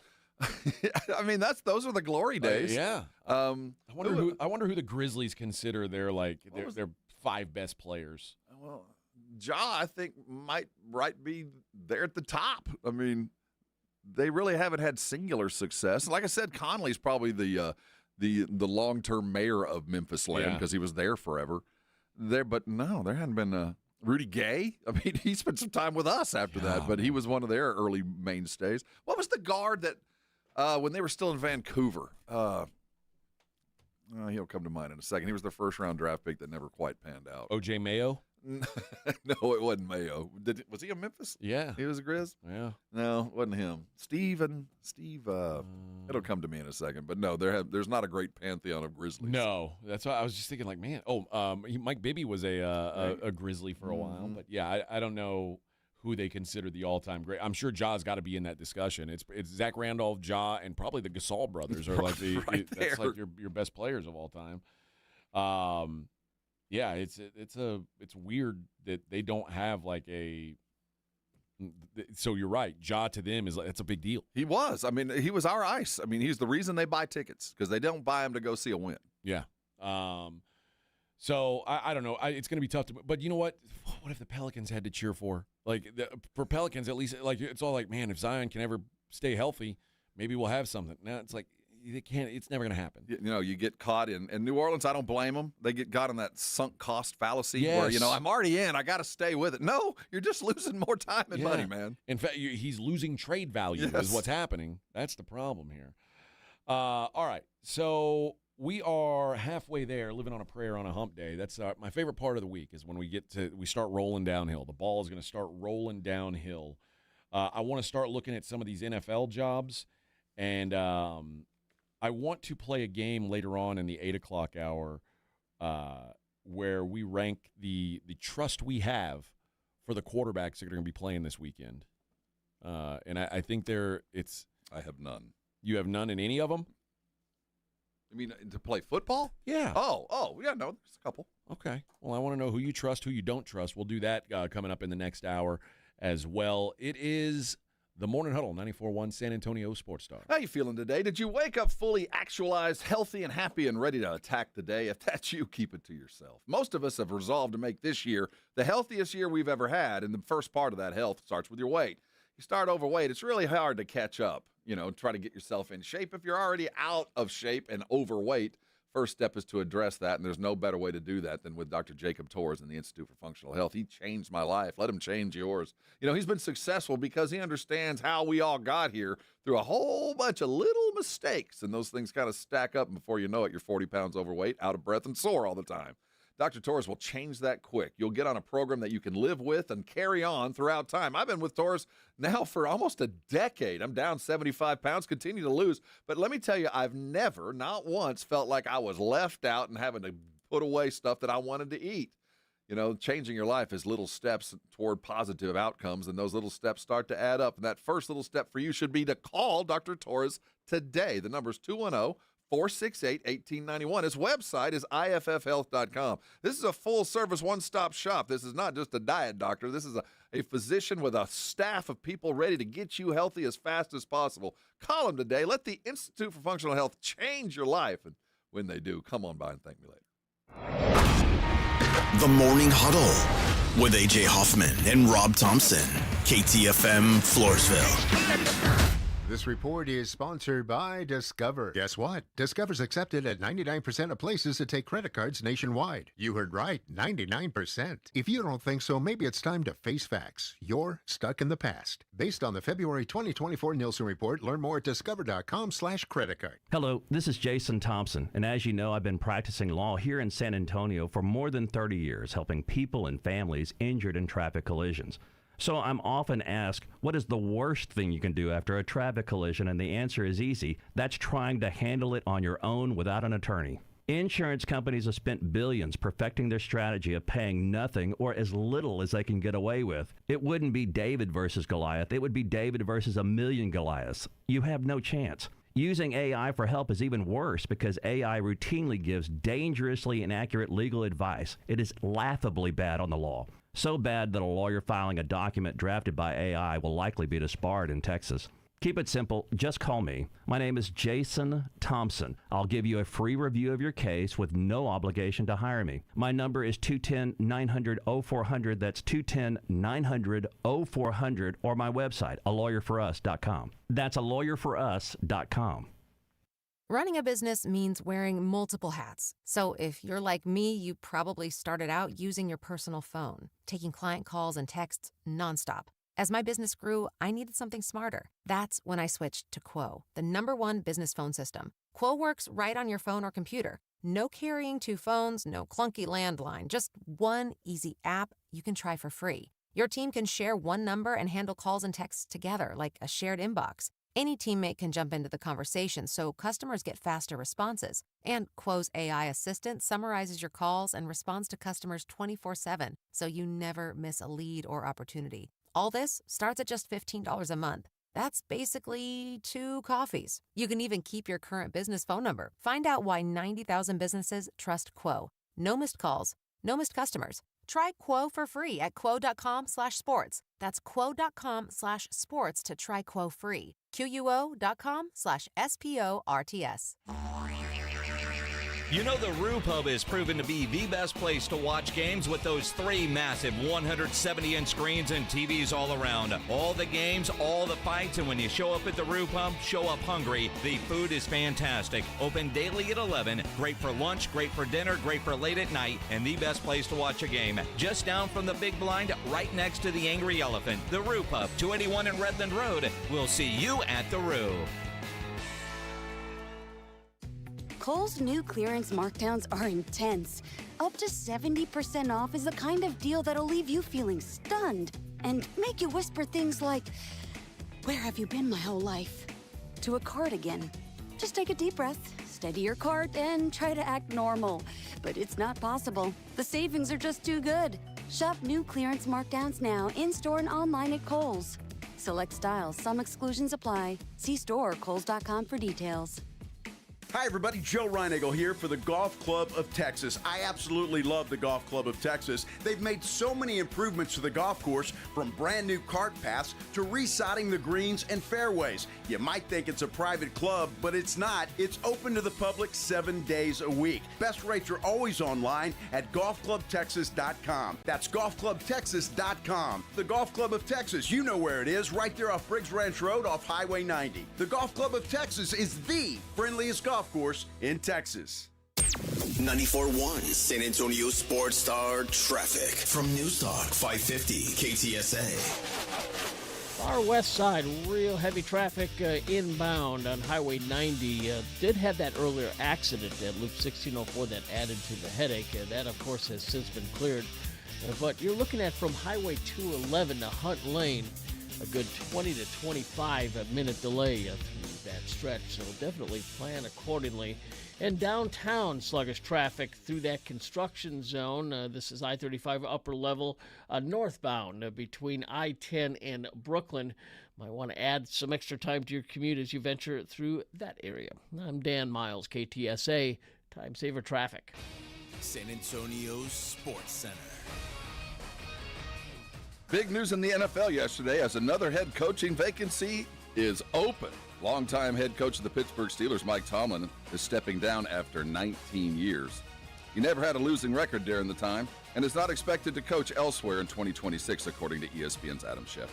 In other NFL news, The Athletic's Diana Rossini reports that the Cardinals have requested to interview Houston Texans defensive coordinator Matt Burke for their open head coaching job. In the NBA, the Spurs fell hard to the Oklahoma City Thunder 119-98. Spurs sit at 27-13, 14-8 at home. They're second in the West behind Oklahoma City by 6.5 games. They'll be back home tomorrow night as they take on Giannis and the Milwaukee Bucks. I'm Rob Thompson for 94.1 San Antonio Sports Star. From the studios of San Antonio Sports Star, reaching more sports fans than any station in South Texas. Welcome to the Morning Huddle with A.J. Hoffman and Rob Thompson. This is 94.1 San Antonio Sports Star. Hey-o! Good morning, everybody. Morning Huddle 94.1 on a hump day. You've officially crossed the hump. We've saddlebacked. We're on the other side. That's right, baby. That is right. You doing anything this weekend? Partying, yeah. Partying. I was gonna there's a big tournament at SA Card House, and I was like, oh, I'm gonna play in that. And it's like I think I've heard the commercials for it. It's like a $15,000 guaranteed tournament, and I was like, I'm gonna play in that thing. And then it's at like 2:00 in the afternoon on Saturday. That's why they're having the tournament, because they know where everybody's going to be. And the schedule aligns in a way that I'm not going to be able to play. So they're trying to pull the footballers in. Yeah, you ain't eat some big money. It's a nice try, but I got a football match to watch. It is the division champion. It is everything the NFL wants it to be, and we get 2 days of it, and I'm not going to miss a snap. The Denver Broncos going to get their ass whooped. What's the weather going to be like? Have you checked? No. Not that it matters, but I would like to see Denver Buffalo go at it in the snow. Let's do it in your home environment. Let's see. You ain't going to get that. Looks like weather on Sunday, 59 degrees and sunny. Oh, man, that's for punks. Yeah. Man, Denver, man, what are you doing? You need snow. What's it like? I wonder what the weather's like in Buffalo. I hope it's bitter and awful.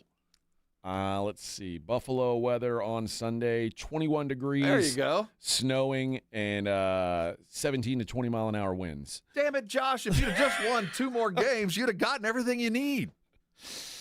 Yeah, that's a big difference. They got to play in like 68 and sun, and now they get to go to Denver, and it's going to be crisp and perfect. 51 right now, when you're leaving Buffalo, 51 and no precip feels like going to Miami in the summertime. It's like, all right.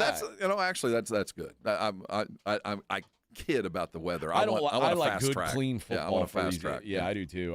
I always prefer. I mean, there are teams that I think do better in poor conditions, and I think Buffalo's one of them. But I also think I just want these games to be clean, because the Super Bowl is going to be played on a fast track, and I don't want you to get there because you're better at playing in a blizzard than the other team.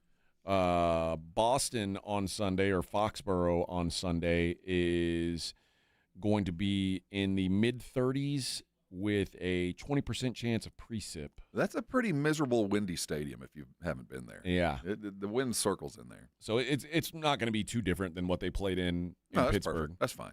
I imagine Seattle is going to be Seattle-y, probably about 50. Yeah, let's hope it isn't too rainy. But I 50 I can live and with sunny, rain. no rain. Man, we got good weather this weekend. Yeah, and then where's the Chicago. Uh-oh. What's the weather like in Chicago, you ask?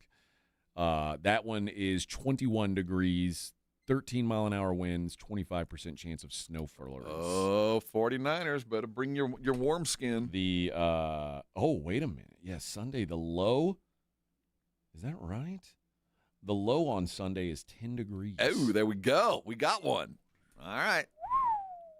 All right, baby. You know, the Bear fans, and they're that's happy about Sunday this. night. They're happy about this. Bear fans all about this. Oh, yeah. You got a dome team coming outside to play in that? Yeah, man, we're ready. Bubba. Yeah, come on out here from L.A., you California boys. Does Stafford wear a glove? No. He's a Texas boy. He's a man. Well, I've seen some quarterbacks do put on a glove. Punk sissy. Well, I always appreciated a player that will adapt. Like, man, I just can't hold on to the ball. I'll try this. Dude, if it's so hard to throw a football with a glove on. Like, I've never tried. I wouldn't know. But, who was it that did when it got cold? There was one quarterback that started trying to use a glove because he couldn't hold Jared on to, Goff does Was that. it Goff? Yeah, Goff I knew there was a quarterback that two-glove Goff. Teddy Bridgewater wore 2 gloves. Kurt Warner. Oh, it was Kurt. That's Warner who it was. did, yeah. Kurt Warner, and he was honest. He was like, my hands aren't big enough. Yeah. It's almost like imagine dribbling a baskeball with a glove on. Yeah, I can't imagine. I can't. Now the receivers with that sticky tack stuff, I would have. It's those just on. something you get used to. But like when you throw, if when you're in high school, you throw thousands of reps of football. By the time you've made it to the NFL, you've thrown hundreds of thousands of footballs. Then put on a glove and get the extra. It just feels weird. I can imagine, yeah. I just can't. It's very difficult. But man, I'd learn if it was going to be 10 degrees. I would just keep those things in my pouch. Those little hot packets. Yeah. That's the best that you can do. But also you got to remember Caleb Williams has got to play in it too, and Yeah, he grew up in Maryland, right? He's a D.C. kid. Yeah. So he's experienced snow, but nothing like this. No, it's going to be a little bit different. It's going to be chilly out there. We needed one of those games, especially if Chicago's involved. Oh, yeah. We needed, yeah. And it might not be snowy, but it's going to be cold and ugly. And we know that field quality is going to suck. Whoever's the groundskeeper in Chicago is terrible. Yeah. That field is always in bad shape. I did want to discuss the NFL job openings, and you brought up maybe we should discuss some of the available I think the coaches job openings. too. I did some research. We have now equaled the most firings in an NFL season. 77, 2008 also had 9 firings. 2008 had 9 firings. We've had 8 firings one time, 2 times actually, once in 2018 and then last year. So, you kind of talked a little bit about, are we in this kind of weird new place where coaches are going to be as transient as portal college players? The last 2 years tells us we're at 17 openings in 2 years. So we're either going through one of those ridiculous transition periods, because, I mean, we've had 2 of those jobs that have been a combined 40 years full. So obviously we're going to have a little bit more, but I think we might be headed toward the disposable head coach. Yeah. In 2009, the coaches that got hired, Eric Mangini came to Cleveland, which who? Oh yeah. Let's see who. Jim Schwartz came to Detroit. That was after. That was the year that they went 0 and whatever. Yeah, 0 and 16. The St. Louis Rams. They hired Steve Spagnuolo. The Jets hired Rex Ryan. That ended up playoff worthy. Yeah. They actually made it to the playoffs. Let's see. Raheem Morris got hired in Tampa. Wow. Josh McDaniels to Denver. God, these were disastrous. Everybody's hires. first effort was a stumble. These were disastrous hires. The Chiefs got Andy Reid. That worked out. That's pretty huge. And the Oakland Raiders went with Todd Haley. A veritable who's that? Yeah, exactly. Yeah, not a great. So, and it's funny. It's not a surprise that a lot of these teams are looking for coaches again, because a lot of these teams are disaster organizations. But what do you think? And has this changed since the Ravens and Steelers job has come over? What do you think the best job is? What do you think the worst job is? Baltimore's still the best job. I think so too. There's no question. You've got Lamar Jackson. Yeah. That's the end of discussion. Like, even if you don't like Lamar Jackson as a player, you've got Lamar Jackson, the asset. And that's the most valuable thing of any of these things by far. Stable franchise. Your manpower is such. At the beginning of this year, they were the most talented team in all the NFL. I think most people would agree that position by position, they had more talent than anybody. Now, depth turned out to be the problem, but that's still a lot of talent there. An owner that is more than willing to work with you. Even though I'm pretty sure Steve Bisciotti has mob ties, but that's another conversation. But you have a very steady owner, and it's just the best job out there. There's no hesitation. Most people say either Giants or Steelers would be next. Do you agree with that, or is there someone else that I'm skipping out on? The Giants, just because of the opportunity and you're coaching in the Big Apple, but the better job's Pittsburgh. I mean, you're inheriting another winning franchise. It might not be winning enough, but they haven't missed a playoff game in 20 years. You've got this stability at ownership, and you got a fandom that will stand behind you. I think it's the second best job. Now, it's not the one that you'll win the fastest, but as far as comfortability, if you're the right dude, yeah, man, it's Pittsburgh. I think to me it depends on do you believe Jackson Dart is like a franchise quarterback? And I don't know. I don't know either. Early returns tell me maybe. If I were obviously if I were an NFL head coach, I'd be able to look at it in a way where I could make it a more informed decision. I think Jackson Dart doesn't totally stink, but I don't think like Jackson Dart's like destined to be a top 10 quarterback either. But maybe, yeah. But I don't know. Pittsburgh, though, there is no, you got work to do. But also, it does feel like, it does feel like a pretty good job just because they are going to be loyal. You know that you are going to have time. They're going to have patience. You're going to be able to implement what you want to. But again, their first round draft picks in the 20s, and they have no viable quarterback options on the roster. That's problematic. Now we get to the fun. Now we get to the right guy at the right place could really make a difference or go down in flames like the dude before him. And then there's the jobs that we haven't gotten to yet that no matter who they hire, they will not see success till the next coach shows up. Okay, so let's say those are the three best. Mm-hmm. What comes next? In my mind, obviously the other from Pittsburgh or New York. So we'll go there. If we were ranking. Yeah. So 2, 3. So yeah, what's 4? Atlanta to me. Okay.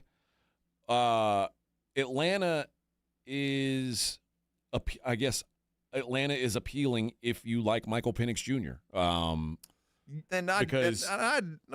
don't love him. I like him less than Dart. I can tell you that. Yep. You do have some. Obviously, Bijan's a very attractive piece. There's a decision to be made on Kyle Pitts. Mm-hmm. It's an intriguing job to me, but you're also hamstrung by this Kirk Cousins money. There's some things that are worrisome That's why about they're it. there. That's why they're there. But I just look at if I'm a coach that believes I can fix things, that's a place I want to go because I feel like there's enough parts to get started. And also, the Falcons don't have a first-round pick. See, that sucks, and that might be the last straw. Now, the next one on my mind, you're going to fall out. I think it might very well be Nashville. I think it might be Tennessee not because of what's there, because how much money do they have? $100 million. They got a whole bunch of money. And if I'm a coach that has any pull with any kind of free agency, and I feel like I can pull one or two dudes, I feel like I can make this thing better pretty fast. At least I can win probably 6 more games if I bring in 2 dudes. You know what I mean? It won't be that far away, but that next 6 after I get us to like 8 wins, that next 4, 5, 6 wins, that's so far down the road. I don't know if I can get there.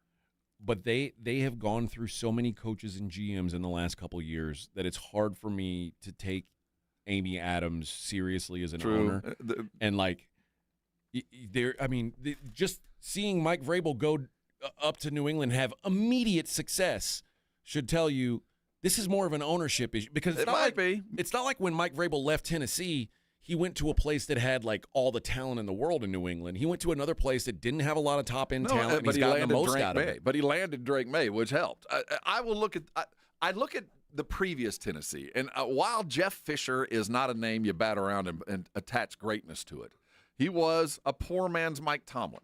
Yeah, they won a whole bunch of football games. They just never had the extra, and I felt like Adams stayed out of the way then.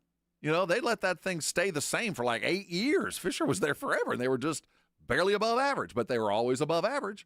With $110 million, I feel like I could make an immediate impact. I can go in and if I need linemen, I can buy 2 really good linemen, and I can kind of build my future if I'm allowed to. If I didn't feel like I'd have that kind of freedom, I'd be talking to Vegas because Vegas also has a bunch of money. Sure.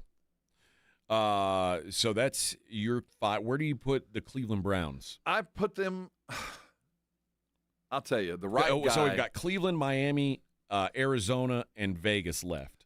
And Cleveland is probably in the purgatory. They're not the best. They're not the worst because I certainly there's some teams below them because I show up in Cleveland. I've got a dedicated fan base. I've got a really good defense. Yeah, I don't need a whole lot from my quarterback to level up, but am I ready and willing to take on the curse?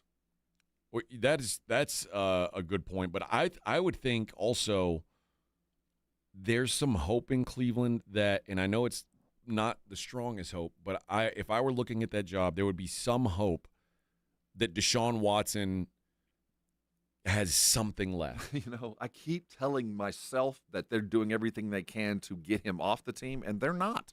They're expecting him to play. If Deshaun Watson plays, he is the best quarterback on their roster. It's not even close. Like, say what you want about Shedeur Sanders. But Dylan Gabriel and Shedeur Sanders are bad football players. Deshaun Watson, while the last we've seen of Deshaun Watson, he was a bad football player.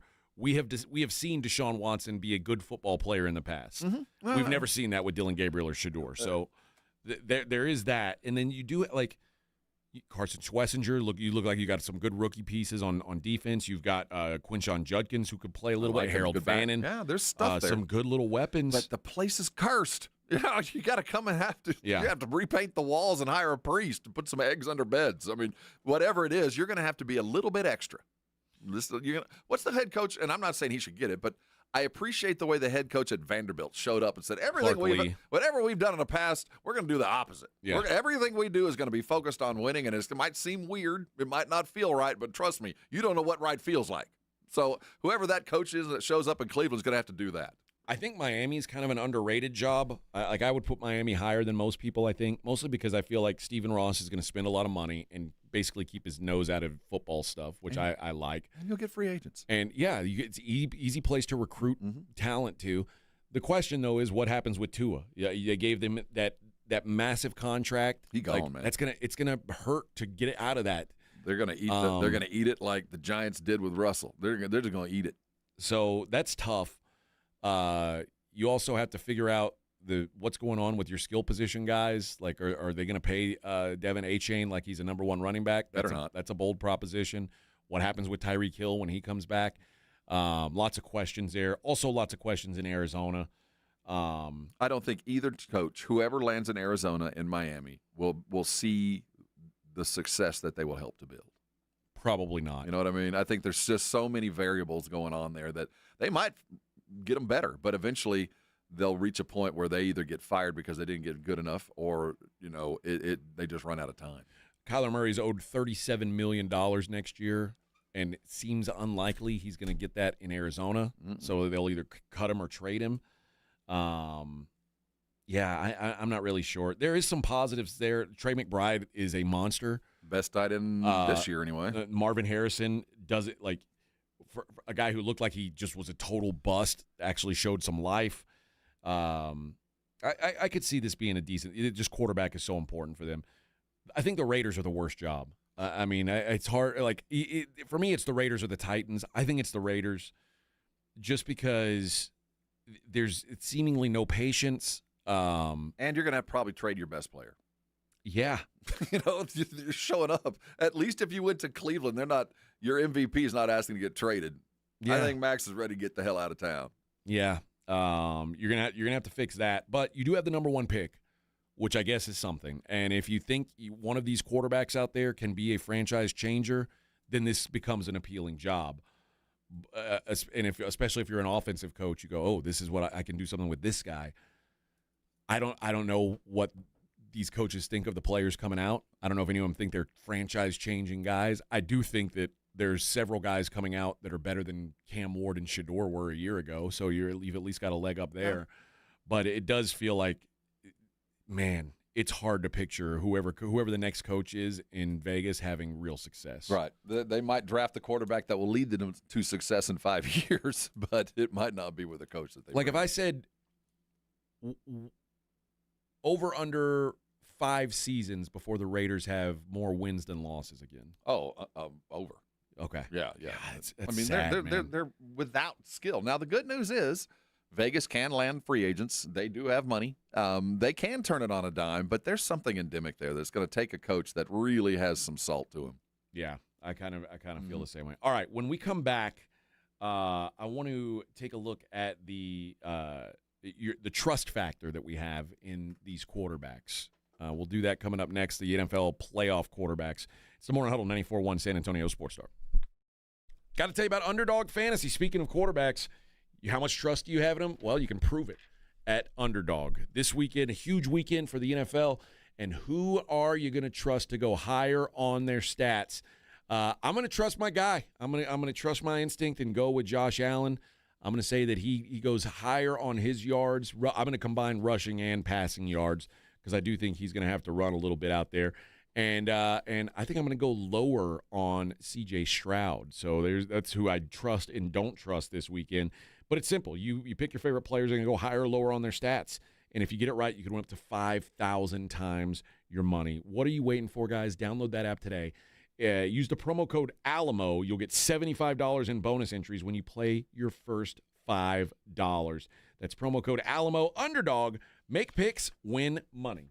Must be 18 plus and present in Texas. Terms apply. See assets.underdogfantasy.com/web/play and get terms _DFS_.html for details. Concerned with your play? Call 1-800-GAMBLER or visit www.ncpgambling.org. Get real results for your health this new year with Synergenics and Low T Center. For a limited time, the men's TRT test is free, and the ladies take $200 off the women's hormone test. Say no to diet trends, questionable online treatments, and deceptive prices from other places. Looking for the best? Synergenics and Low T Center are the leading experts. Meet with a real provider, get real medication, and see real results. Learn more at GetMyHealthFix.com. For Synergenics and Low T Center, GetMyHealthFix.com. Buyers Barricades is proud to provide traffic control, rental, and sales for work zones and events in the San Antonio area and beyond. Buyers Barricades, the Texas authority in barricade rental. Learn more online at buyersbarricades.com. That's buyersbarricades.com. Do you owe $10,000 or more in credit card debt or personal loans? With credit card debt at all-time highs, Debt Relief Advocates is urgently notifying consumers of debt relief now being made available, designed to aid consumers with out-of-control credit card debt. Those who qualify and enroll for this relief program will only have to pay back a fraction of what they owe. This is not bankruptcy or a debt consolidation loan. This is a relief program that credit card companies would rather you not know about, as it ends your debt nightmare and saves you lots of money. Consumers owing at least $10,000 in credit card debt or personal loans can now take advantage of this debt relief as the cost of living skyrockets. Debt Relief Advocates has established a relief hotline for you to call to learn what debt reduction you may qualify for, so don't wait. For this free information, call the Relief Hotline at 800-888-5226. 800-888-5226. 800-888-5226. Hey, the big game's almost here, if you know what I mean. And if your dog goes wild every time the doorbell rings, it's time for new game plan. Whether you scored a brand new puppy over the holidays or your current MVP needs better discipline, Bluebonnet Bunkin' Biscuit's ready to help coach him up. Sign your dog up for professional training sessions focused on winning behavior. From boarding and daycare to expert training, Bluebonnet Bunkin' Biscuit is here for you. Call them today at 210-750-1298. That's 210-750-1298 today. When I wake up, the best mornings in the morning light start with Wrangler. I pull on my jeans and I feel alright. Jeans, jackets, and shirts that get your day started. Good mornings make for better days. Wrangler, for the ride of life. Hello, this is Jason Thompson, and as you know, I've been practicing law here in San Antonio for more than 30 years, helping people and families injured in traffic collisions. So I'm often asked, what is the worst thing you can do after a traffic collision? And the answer is easy. That's trying to handle it on your own without an attorney. Insurance companies have spent billions perfecting their strategy of paying nothing or as little as they can get away with. It wouldn't be David versus Goliath. It would be David versus a million Goliaths. You have no chance. Using AI for help is even worse because AI routinely gives dangerously inaccurate legal advice. It is laughably bad on the law. So bad that a lawyer filing a document drafted by AI will likely be disbarred in Texas. Keep it simple. Just call me. My name is Jason Thompson. I'll give you a free review of your case with no obligation to hire me. My number is 210-900-0400. That's 210-900-0400, or my website, alawyerforus.com. That's alawyerforus.com. My name is Whitney Allen. I am a widow. My husband, Ryan, died. We never thought in a million years we'd have to use life insurance. The unexpected happened. With Ethos, it is so fast and easy. It's 100% online. You can get a quote in seconds, apply in minutes, and get same-day coverage. No medical exams, and you can get up to $3 million worth of coverage through Ethos. Get your free quote at ethos.com/game. That's ethos.com/game. Time spent on application may vary. Online health questions required. You're listening to the Morning Huddle with AJ Hoffman and Rob Thompson.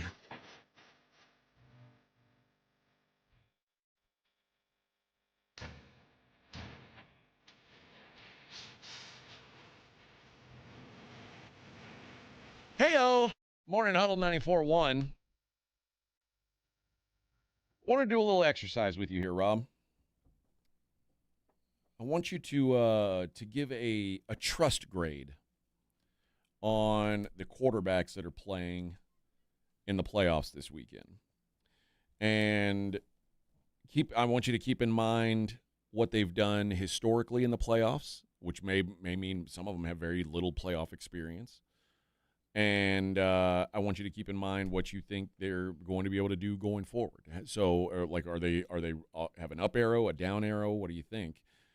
Let's start with the game one first. So you give a letter grade, like you're a school teacher. A++. Yep. Gonna give a plus. Gonna give a minus. You can give a plus or minus, of course. Let's start with the 1 seed in the American Football Conference, the Denver Broncos, and Bo Nix. What is your trust grade of one Bo Nix? I don't distrust him, so I'm gonna give him a C.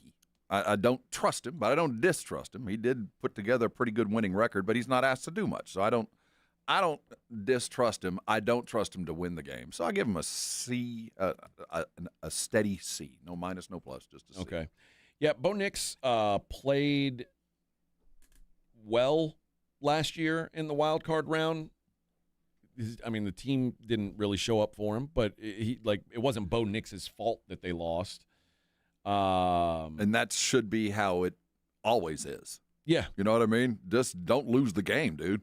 And also, I mean, he had to go to Buffalo. That was There's a lot of stuff in play there, but I don't look at him any worse or better than that game. That was Bo Nix to me. Okay. What about Joshua Allen? Patrick Allen. A+. A+. I have no doubt in my mind that even though he has a history of losing big games in the playoffs. He didn't lose them, but it wasn't his play. I have no doubt in my mind that if a play needs to be made, he will make the play. I kind of feel that way too. And again, I keep going back to Josh Allen's lost. He's lost in these big playoff games, but the guys that beat him, once it was Joe Burrow, the other 4 times it was Patrick Mahomes. And I have no doubt in my mind, and there's not a player in this world that would not be terrified to have Josh Allen with the ball with 35 seconds to go on the 30-yard line. I don't want to deal with that because I know he'll beat me. Brock Purdy. There's more trust than there used to be. High B+. Okay. The guy doesn't lose football games. Yeah. His team loses, but I take that back. At his worst, he can lose a football game, but he's a better quarterback today than he was. The only problem I have with Purdy now is he's just undermanned. Now he's minus a Kittle, and McCaffrey has been a workload, and the way they utilized him in the second half, the touchdown catches that probably would have been Kittle's, that's just a testament to Shanahan and this offense, that next guy up. But I'll be honest, Purdy's working with a short deck. He just doesn't have the weapons, and I'm going to hold him to account for that. I don't give him the max trust just because there's just not the dudes that I would want him to be able to work with. They're not there. Brock Purdy 5-2 in the playoffs so far, 8 touchdowns to 3 picks. Averaging 230-something yards per game passing. And that includes, remember his first year when he got hurt in that Eagles game, like basically the first drive, and we never got any. That's counted as one of his losses. So really, you could argue his only clean loss in the playoffs was the Super Bowl to the Chiefs in overtime. I don't hate him. I just think, you lose Kittle and you're Ricky Pearsall down, and you still win. Jawan Jennings actually threw the best pass of the day the other night. It's kind of stacked against him, and I don't hold him to account. I do trust him to win a football game if it's winnable. You know what I mean? Yeah. Now, the question is it going to be winnable this week against that Seahawks defense? I think they're in a lot of trouble. And that brings us to Sam Darnold, who – I trust him less than Purdy. Okay. I do. I don't trust him enough. You're due, Sam, and if you'll just give me one performance, you get to join the club. But I can't get the Minnesota game out of my memory. The last year's playoff game was a disaster. It is hard to get that out of your mind, too. 9 sacks in that game. You know what? I'm going to bet that he doesn't get sacked 9 times. That's safe. In this game. Do you want to trust him? Do you want to like Sam Darnold? I do. Yeah, I want Sam Darnold to succeed. It's just I'm like you. I picture the last 2 games of the year last season for Sam. The game that could have gotten them the 1 seed and home field advantage throughout the playoffs against the Lions, lays an egg, and then in that Rams game he got sacked.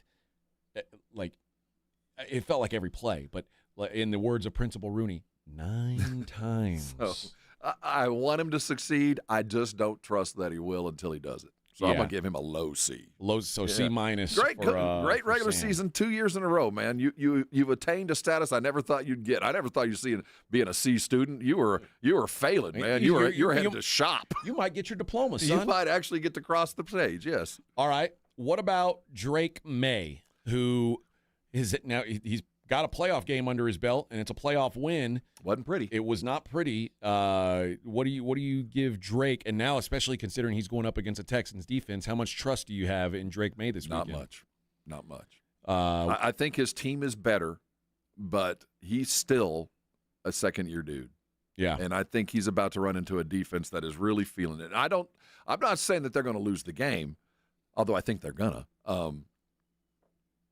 And I think it'll be because he throws an interception. I think we're gonna see a second-year quarterback in a high-level game that he'll learn from and be a lot better for.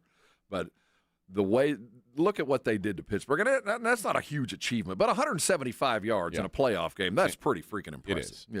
Yeah. So what's your letter grade for him? Letter grade for this weekend? High D, D+. Oh, less trust in him than in Sam Darnold or Bo Nix. Bo Nix isn't going against that defense, and he's playing at home. Yeah, I think the Patriots are at home. They're playing at home, but they're not going against that defense. They're of the 11 starters, every one of them's good. They were surprisingly good to me, and I thought they were good. Okay, that brings us to C.J. Stroud, because C.J. Stroud is coming off the worst game you can play and still win. That's what it felt like for C.J. Stroud this weekend. Like, if C.J. Stroud had played any worse, they couldn't have won. But they did, and you mentioned the defense bailing them out of it. And there is a quiet undertone in Houston about C.J. Stroud from Texans fans where... Are you there? Are you sure this is our guy? And it's funny because the wins and losses are coming. Like, the wins are coming, and you feel good about that. But should we pay C.J. Stroud $60 million, which that's what his agent's about to come ask for? $60 million a year. This is what somebody called him that Dak Stroud yesterday. And this is that was a very Dak Prescott third-year pro game played the other day. I mean, he couldn't have done worse. Yeah, it didn't feel comfortable. But I will give him this. At least at this point in CJ's career, I think he's capable of lifting himself out of it. Okay. But I don't know if Vrabel's going to let him. Like I said, I'm not sure New England isn't going to beat him. I think that the defense is going to be a tough hill to climb. But I just think that Stroud is probably going to have a better game than May. Doesn't mean that May won't win the game. I do know that his teammates trust him. His teammates love C.J. Stroud. They've got his back. It's just a matter of, do I trust? What's your letter on him? You know what? I'm gonna put him right next because of how badly he played. He's a D in as far as expectations. That was terrible. Okay. Matt Stafford. A. Yeah, it's hard. No doubt in my mind. Even outdoors in the cold. I think he could probably still throw 3 interceptions and still win a football game. Okay. I think that the Ram team believes in him and they have enough offense to overcome any mistakes. And I don't think there's going to be very many mistakes. One of the guys who had a fantastic performance last week and it kind of flew under the radar, I guess, is Caleb Williams. And now he's going up against a much tougher defense in the Rams than he did against the Packers. Mm-hmm. But how much trust do you have that Caleb can repeat Not it? Not much. Okay. I mean, he's living on the edge. I mean, we saw the best of him and the worst of him in the last week. That pass in the fourth down was there's 3 guys in the world that can do that. But we also saw him running backwards, throwing off his heels, interception on the 3-yard line. And that's probably the Caleb I expect to see in a pressure situation. All right, let's take a break. When we come back, we'll talk to Dr. Jason Garrett from Arosty, talk about some of the injuries around the league. It's the Morning Huddle on 94.1 San Antonio Sports Star. Arosty providers are all around San Antonio for one good reason. It works. They've been successful with thousands of patients around San Antonio, getting them back into life, getting them back in the game, whether it's a physical injury that is literally keeping them out of their game or something that you just can't wake up in the morning and get stuff done. I'm talking about plantar fasciitis. If you can't go out and take a walk, you need to go see Arosty. They can get you fixed. If you've got a strain or a pull that won't allow you to lift those Christmas boxes and put them back up in the attic or put them out in the garage, go see Arosty. They can get you fixed and fixed fast. They're all around San Antonio. They accept most insurances. And I'll say it again, it works. So call them today. The number, it's 1-800-404-6050. Their website is arosty.com. Listen to me. Don't let pain keep you from doing things that you love. You can get it fixed. Their hands-on approach works. Give them a shot. Call Arosty today. They'll see you today, and when you get better, come by and see and thank me tomorrow. 94.1 San Antonio Sports Star traffic from News Talk 550 KTSA. On the northwest side, Loop 410 eastbound, real sluggish traffic as you approach Fredericksburg Road. Did have an earlier accident that was cleared. However, traffic is stacked up pretty heavy from Culebra, about a 15-minute delay through that stretch. And then on the far west side, real heavy traffic, Highway 90 eastbound between Highway 211 and Hunt Lane. about a 20-minute delay through that stretch. And then downtown, I-35 upper level northbound between I-10 and Brooklyn have that construction work moving real sluggish through that area. I'm Dan Miles, KTSA, Time Saver Traffic. This report is sponsored by Allstate. Wish you could save on home insurance? With Allstate, you could easily save and get quality protection. Yep, it's a win-win. So what are you waiting for? Check Allstate first for a quote today. You're in good hands with Allstate. Running a business means wearing multiple hats. So if you're like me, you probably started out using your personal phone, taking client calls and texts nonstop. As my business grew, I needed something smarter. That's when I switched to Quo, the #1 business phone system. Quo works right on your phone or computer. No carrying 2 phones, no clunky landline, just one easy app you can try for free. Your team can share one number and handle calls and texts together like a shared inbox. Any teammate can jump into the conversation so customers get faster responses. And Quo's AI assistant summarizes your calls and responds to customers 24/7, so you never miss a lead or opportunity. All this starts at just $15 a month. That's basically 2 coffees. You can even keep your current business phone number. Find out why 90,000 businesses trust Quo. No missed calls, no missed customers. Try Quo for free at quo.com/sports. That's quo.com/sports to try Quo free. QUO.com/SPORTS. If the power goes out in the middle of winter, do you have a way to stay warm? If not, you need the Vesta off-grid space heater from My Patriot Supply. It's compact, safe to use indoors, and best of all, it doesn't need electricity. Right now, you can get a free Vesta and other bonus gifts when you order the Winter Survival Kit from My Patriot Supply. Just go to mypatriotsupply.com to see everything included. That's mypatriotsupply.com. Oh, could this vintage store be any cuter? Right? And the best part? They accept Discover. Accept Discover? In a little place like this? I don't think so, Jennifer. Oh, yeah, huh? Discover's accepted where I like to shop. Come on, baby, get with the times. Right, so we shouldn't get the parachute pants? These are making a comeback. I think. Discover is accepted at 99% of places that take credit cards nationwide. Based on the February 2025 Nielsen report. George gets justice. In San Antonio, we look out for each other. So if someone's reckless driving puts you in the hospital, don't call some out-of-town lawyer. Call someone who actually lives here and will fight for what you deserve. Call George Salinas Injury Lawyers. Because to George, you're a neighbor and he's got your back. And remember, you only pay if they win. Call 210-225-0909 or visit getgeorge.com. George gets justice. GetGeorge.com. Principal Office, San Antonio. Logan Fury did something smart. He saved hundreds on auto insurance switching to Progressive. With that money, he bought a mini treadmill. Is walking on it during video conference calls more distracting than he thought? Yes. And is that because he overestimated his foot-eye coordination? Definitely. But it's Logan's savings, and if he wants to burn calories and any chance at a promotion, we say, good for you, Logan. Switch and see if you could save with Progressive and treat yourself. Progressive Casualty Insurance Company and Affiliates. The second I see that Chick-fil-A text in the group chat, I'm throwing my shoes on and running out the door. Hey, I'm Layla. And I'm Kaylin. And a little thing we love about the Chick-fil-A chicken biscuit is how it feels like an easygoing morning. The chicken adds the most flavor. It's juicy and seasoned. The biscuit is just very light and airy and fluffy, just like a cloud. I also love to put jelly on mine so it's sweet and savory. It's a good start to the day. Mornings are a little bit brighter with the Chick-fil-A chicken biscuit and Simply Orange juice. Available on the Chick-fil-A app. Real guests paid for their testimonials. This is the story of the one. As the purchasing manager at a manufacturing plant, she knows the only thing more important than having the right safety gear is having it there when you need it. That's why she partners with Grainger for auto reordering, so her team members can count on her to have cut-resistant gloves on hand, and each shift can run safely and efficiently. Call 1-800-GRAINGER, click Grainger.com, or just stop by. Grainger, for the ones who get it done. It's The Blitz with Jason and Joe. Afternoons at 2. Coming up on The Blitz, we react to another big Spurs OKC game. And we'll talk some Houston Texans football. Indy Kalu will join us to talk about that amazing defense. And, oh yeah, Minix is back. The Blitz starts at 2. The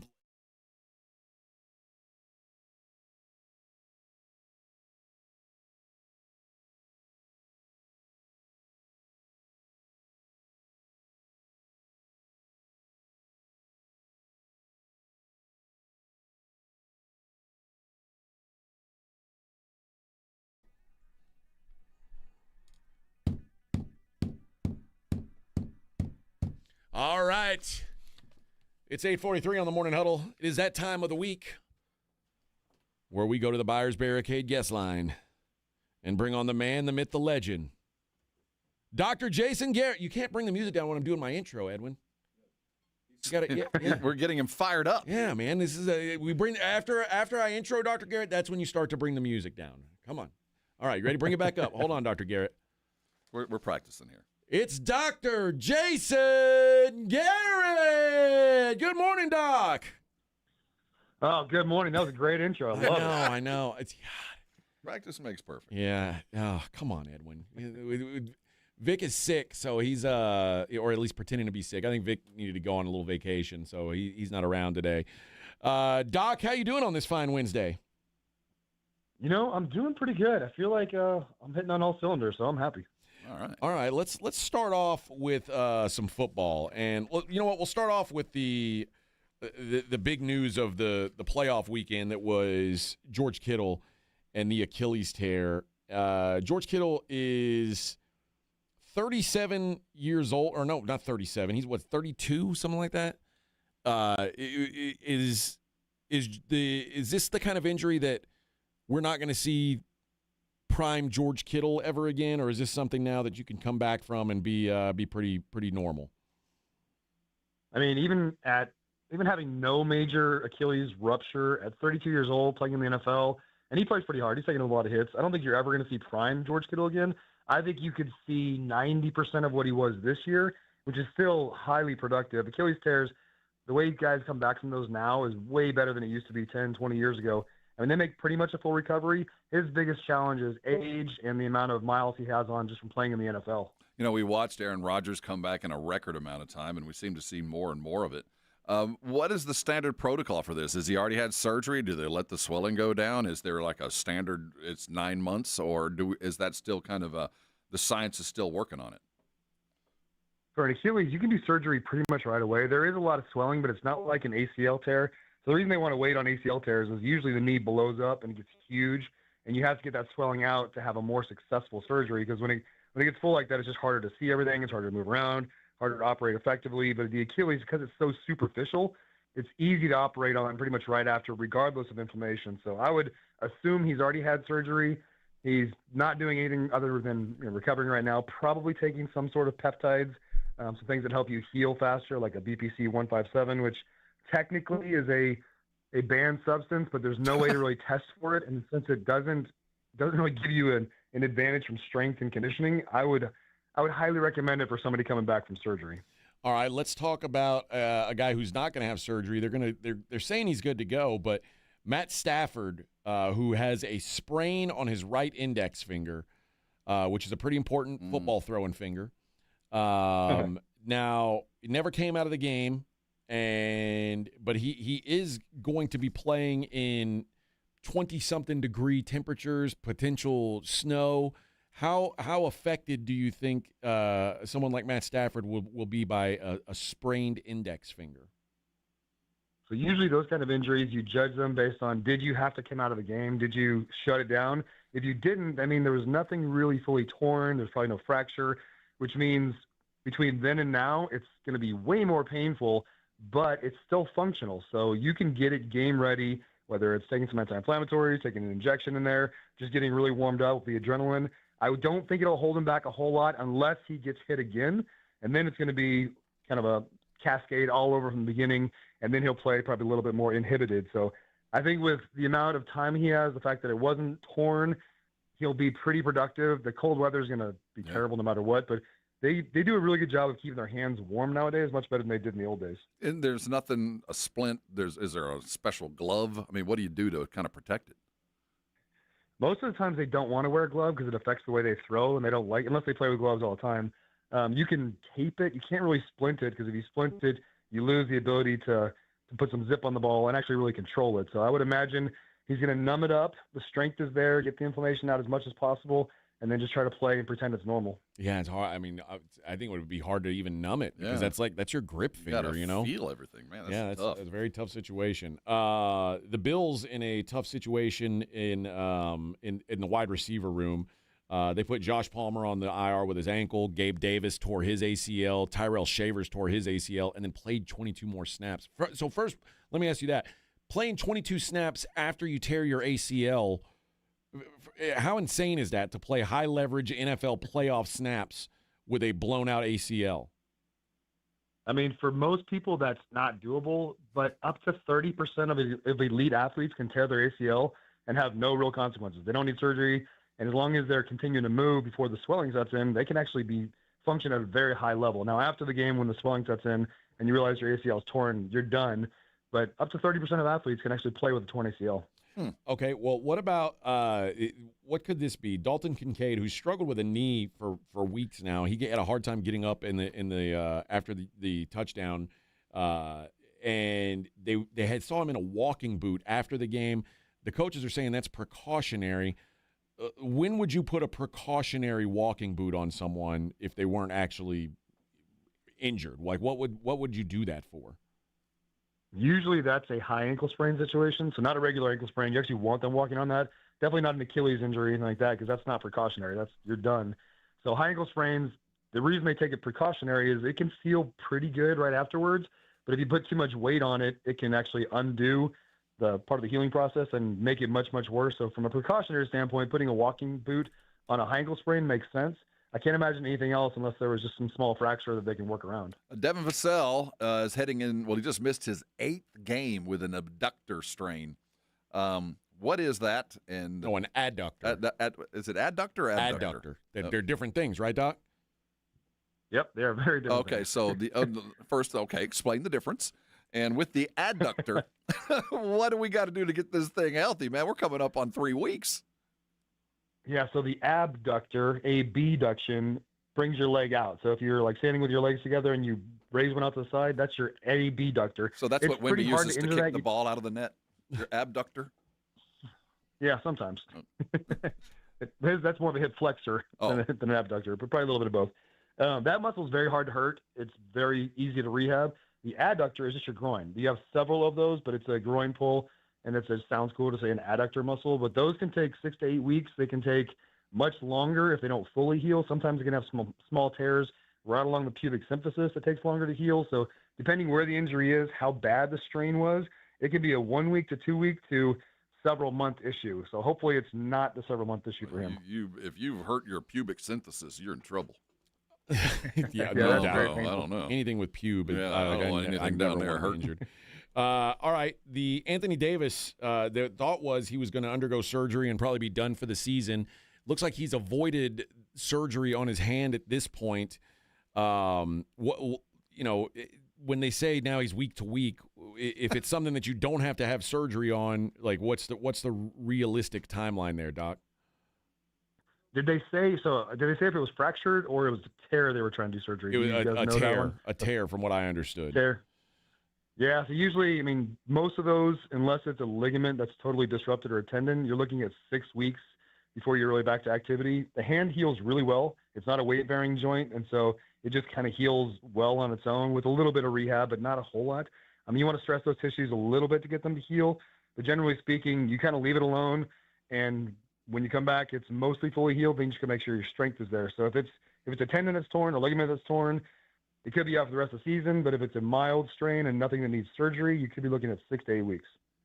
But it is Anthony Davis, so he could sneeze and go on forever. All right, the most embarrassing injury of the week: Bill Kennedy, the NBA ref that had to leave the Sixers Magic game in a wheelchair. They're saying he's out indefinitely with a hamstring strain, and the hope is he can return before the end of the regular season. Here's my question: he fell down in the first quarter with a hamstring strain, and he had to be taken out in a wheelchair. Is that embarrassing?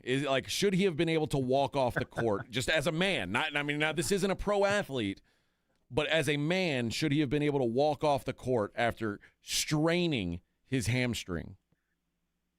So I'm laughing because I've had some pretty bad hamstring pulls and tears, and they can be nearly catastrophic. If it's in the right spot and it catches a nerve, you literally can't walk. Now, if it was me, no way in the world would I be in a wheelchair. I would hop off on one foot. I would be carried out on somebody's shoulders. No way I would be in a wheelchair. So that's a little embarrassing. With a towel over his head too? Yeah, that's not good. I mean, it is very painful. So if you've ever had a really bad hamstring pull or tear, especially at an older age, it's pretty debilitating. So I'm laughing, but I would never, ever put myself in a wheelchair with a hamstring. Unless, of course, you go Paul Pierce. Yeah. Then we all need a wheelchair. That wasn't an injury. That was if he took another step, he was going to poop his pants. Yeah, that's true. That is Dr. Jason Garrett from Arasti. Dr. Garrett, we appreciate the time, and we'll do it again next week. All right, thanks, guys. Thanks, Doc. Dr. Garrett brought to you by Arasti, and he appears on the Buyers Barricade guest line. All guests appear via that guest line. They provide traffic control, rental, and sales for San Antonio and beyond online at buyersbarricades.com. Yeah, in front of an arena full of people. Well, the towel over the head. A towel over your, like his leg, like he was Alex Smith or something. Joe Theismann. Well, it's like, dude, come on. You strained your hamstring. I thought he had blown his Achilles. That's what I thought. He'd blown it out. Like, if you got to I better have a blown Achilles if you're hauling me off in a wheelchair. It is amazing, though, that these 60-year-old dudes running up and down the court, it doesn't happen more often. I know. It really is impressive. Yeah. And Dr. Garrett said as an older man. Yeah, thank you. Right, yeah. As an older man responding to that, thank you. I don't know what that's like to be an older man. No, I do. Perfectly middle-aged man. I'm perfectly older. I'm just slightly older. No matter what age you're talking about, I'm older than that. All right. We've got, we have got 1 hour of show left. That's it. That's all. I want to take a look at some of the changes that are going on in college football right now, or at least are being kicked around in college football. I also want to talk about Giannis and the night that he had last night. It's the Morning Huddle 94.1 San Antonio Sports Star.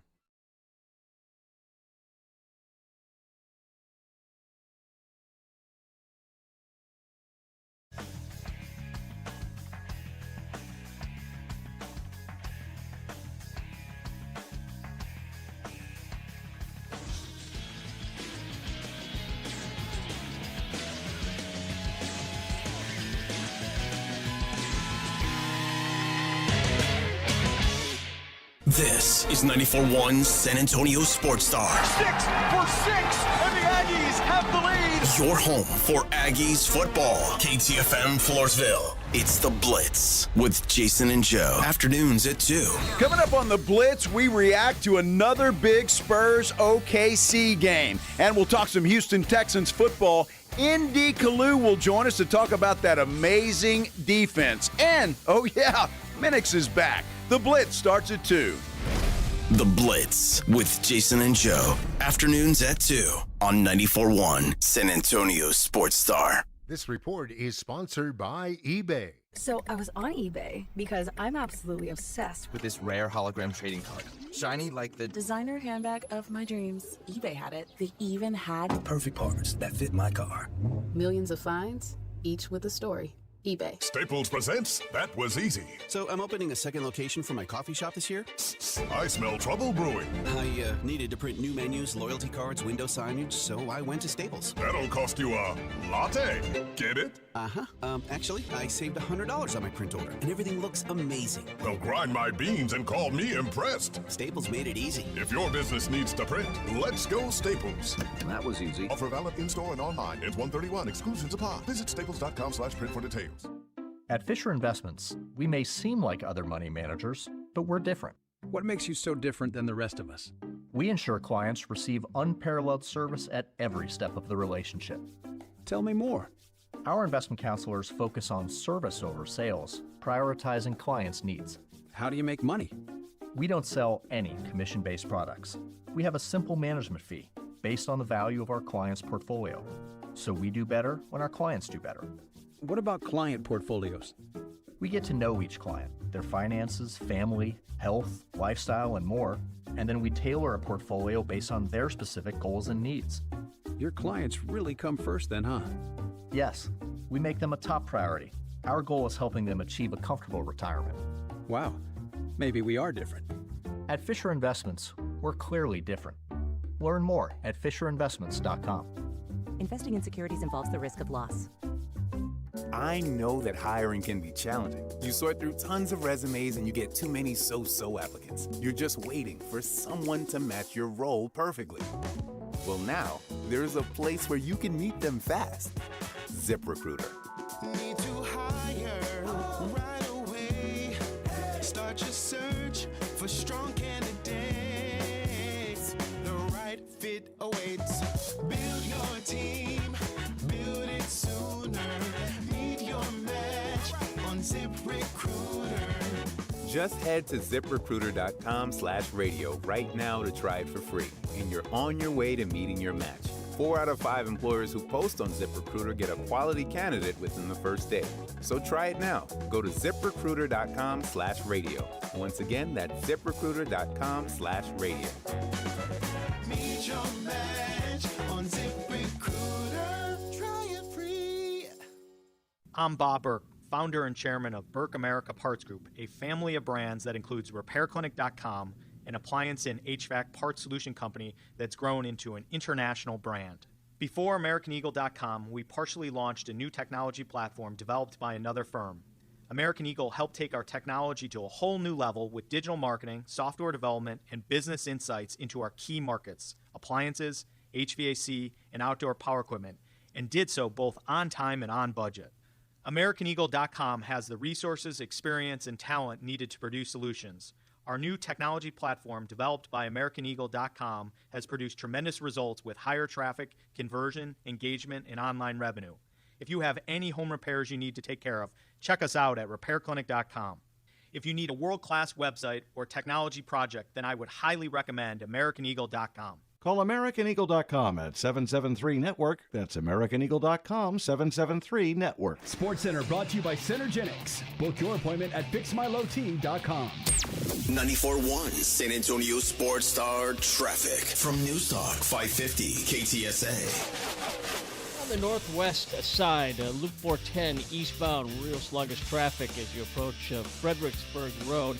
Did have an earlier accident that was cleared. However, traffic is stacked up pretty heavy from Culebra, about a 15-minute delay through that stretch. And then on the far west side, real heavy traffic, Highway 90 eastbound between Highway 211 and Hunt Lane.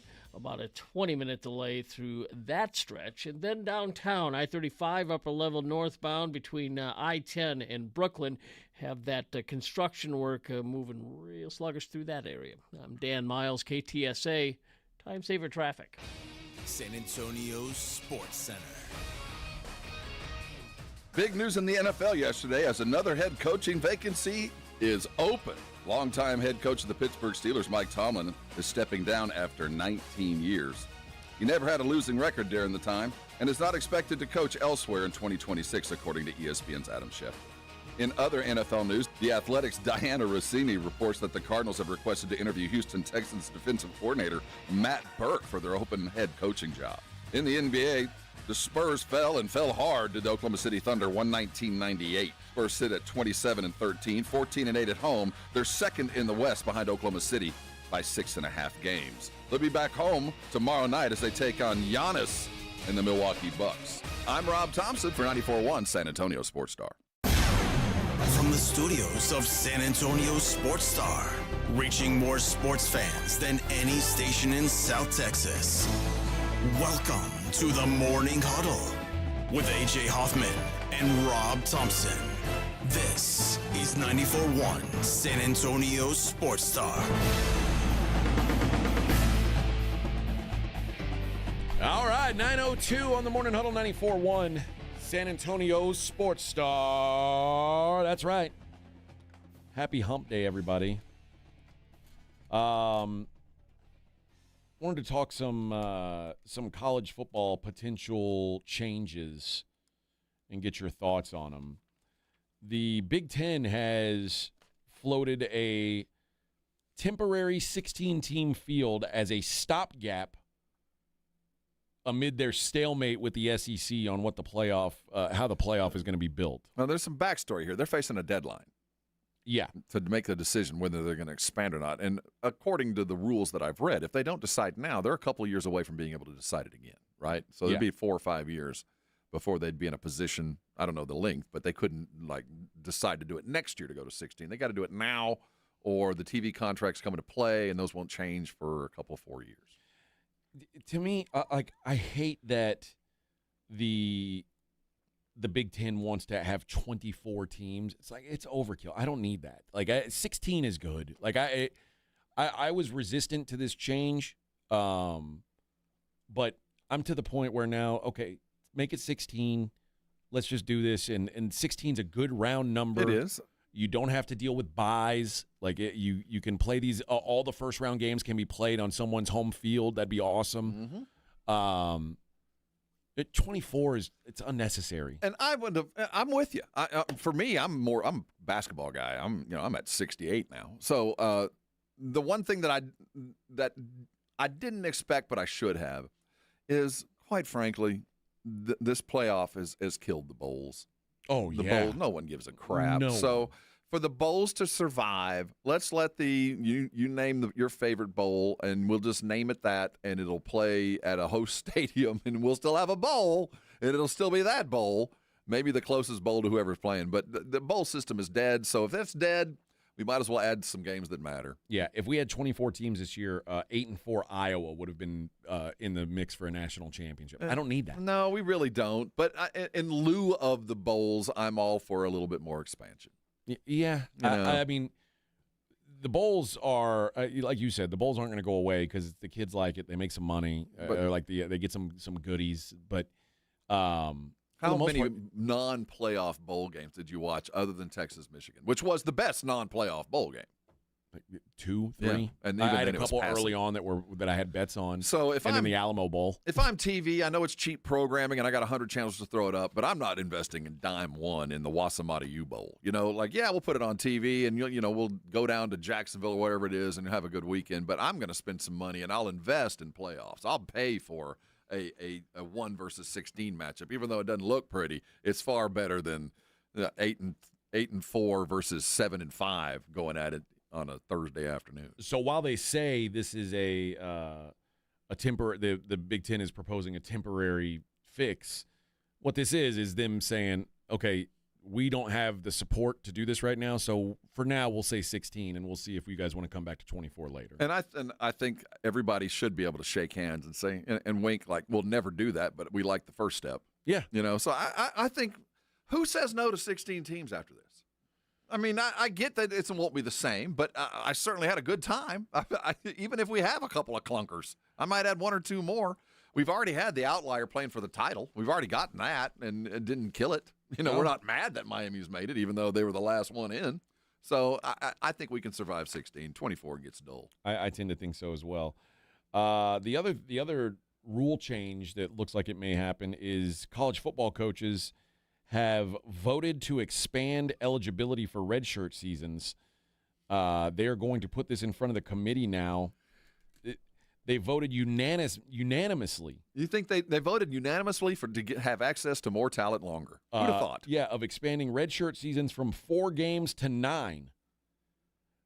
So currently, if a player plays fewer than 4 games, you get the 5 years to play 4 directive. Like if you play fewer than 4 games, then you could play an extra year. 9 games. Yeah, so that's a whole season. I'll bench you the last game of the year. That way you can come back. That's a whole season. Yeah. What are we doing? I'm not, again, if you're willing to pay them, I think the product is better. The players are better. And if you're worried about education, they're there a little bit longer. They get to make a little bit more money. I'm not anti, but let's just call it what it is. This is them trying to keep guys around. And let's just give everybody 7 years of eligibility. You can stay as long as you like, but that's it. We've already got 6 and 7 year players, and if the colleges, I was on the 8-year plan. You know what I mean? I managed to get out, so these guys can get paid. I'm not against this. I mean, all these guys, like Trinidad Chambliss, got denied for his 6th season. Would you like him to come back? No. Why? Not in Mississippi. I've just seen it because as someone who just went through like kind of the recruiting process for my kid of like there's X amount of spots available and like there'll be a lag. These high school kids should be like that's what your next step is, and then you get 4 or 5 years, and then if you're good enough, you take the next step. But now they're like, okay, I'm not good enough after 5 years, but I'm good enough to still be here. Let me keep going. Well, what's wrong with that? If you're rooting for that team, that guy gets to stay another year. Because then how often are you going to, like, an 18, 19-year-old kids are never going to get to play? Well, there'd be a 2-year lag. And they're not going to get to properly develop. No, you're right. If they initiated today, there'd be 2 years of high school seniors that would have some trouble. Yeah. But eventually the lag will catch up. The 6-year guy will be leaving, and the first-year guy will arrive at his first school, and he'll play for a year at that first school, and he'll get a little bit better, and then he'll transfer to his second school, and then that's when the big money rolls in, and he can go to that third school and play 3 years for $4 million a year. Yeah. In recent years, we have seen the other thing about this 9-game thing is what we've seen start to happen is because the bowl game doesn't count toward your 4 games. No. But what we have seen is players will play 3 years and then they will leave their team and get into the transfer portal to make sure. Yeah, you're not going to burn up my whole year here. No, I'm not going to be here. Now they can play 9 and leave. Yes. So, or they can play 8 and leave because once you play the 9th game, then it's burned. But again, I don't care. I am in it I want my Saturday afternoons to be as entertaining as possible. And and if that leads to that, I'm all in. It affects me zero, none, nil. College football is just not I don't want college football to turn I get that the players are playing now. Yeah, it's turned into semi-pro football. And I come to it from a basketball environment, and I say it all the time. Welcome to the party, man. I mean, this has been like this on my side of the street for a long time. I'm for players getting paid. I don't like the moving every year and all. It's. I don't know. I want guys to sign contracts. If you want to get paid, just sign a contract and you're stuck to it. And I'm saying this knowing full well that there is a 20% population that we're ruining. Yeah. There's 20% of the athletes coming out that the current system is just going to ground them into nothing. Yes. And it's unfortunate. But, that's kind of the cost of doing business because the product has been 3 spectacular playoff games. Yeah. All right, switching gears a little bit. Back to the NBA. Did you see Giannis last night? So Giannis, the Bucks got thumped. The Bucks were down 30 at home at halftime. At home, right? Yes, against Minnesota. Against Minnesota, and they got booed walking off the floor. And listen, you're down by 30 at halftime, over 30. You better expect it. You better get booed. So Giannis scores the first basket of the third quarter. And he does the thumb down to the crowd and what are you doing, Giannis? You just said I'm never going to ask for a trade. I'm not that guy. You're that guy, I'm going to be the little bitch that you want to get rid of, but doesn't ask to leave. I'll be honest, man. Maybe with the I'll use Jokic as an exception. Euro players are just soft as hell, dude. They are so. If it's not physical, and it's Giannis is built like a tank. Obviously, he's not physically soft, but he's soft in his head. And a lot of these, I hate it. I hate how easily and maybe it's because in our culture, booing is just part of playing sports. Oh, they get it over there too. It might be even worse over there as far as the why environment. Are they so sensitive to it? There's only one answer, and it's soccer. They started playing soccer, and they learned the flop, the everything I can to draw attention to something bad that I either perceive that either is real or not. And that's such a soccer mentality that, the flop, the scream, the grab, a near-death sniped injury that requires 30 seconds and a little bit of cold spray and you're back in it. And I think that getting booed, how dare you boo me? I'm at home. You don't boo home. Well, guess what? Yeah, you do. Yeah, you do. Well, here's Giannis's comments after the game. It doesn't matter. I play basketball for my teammates. I play basketball for myself and my family.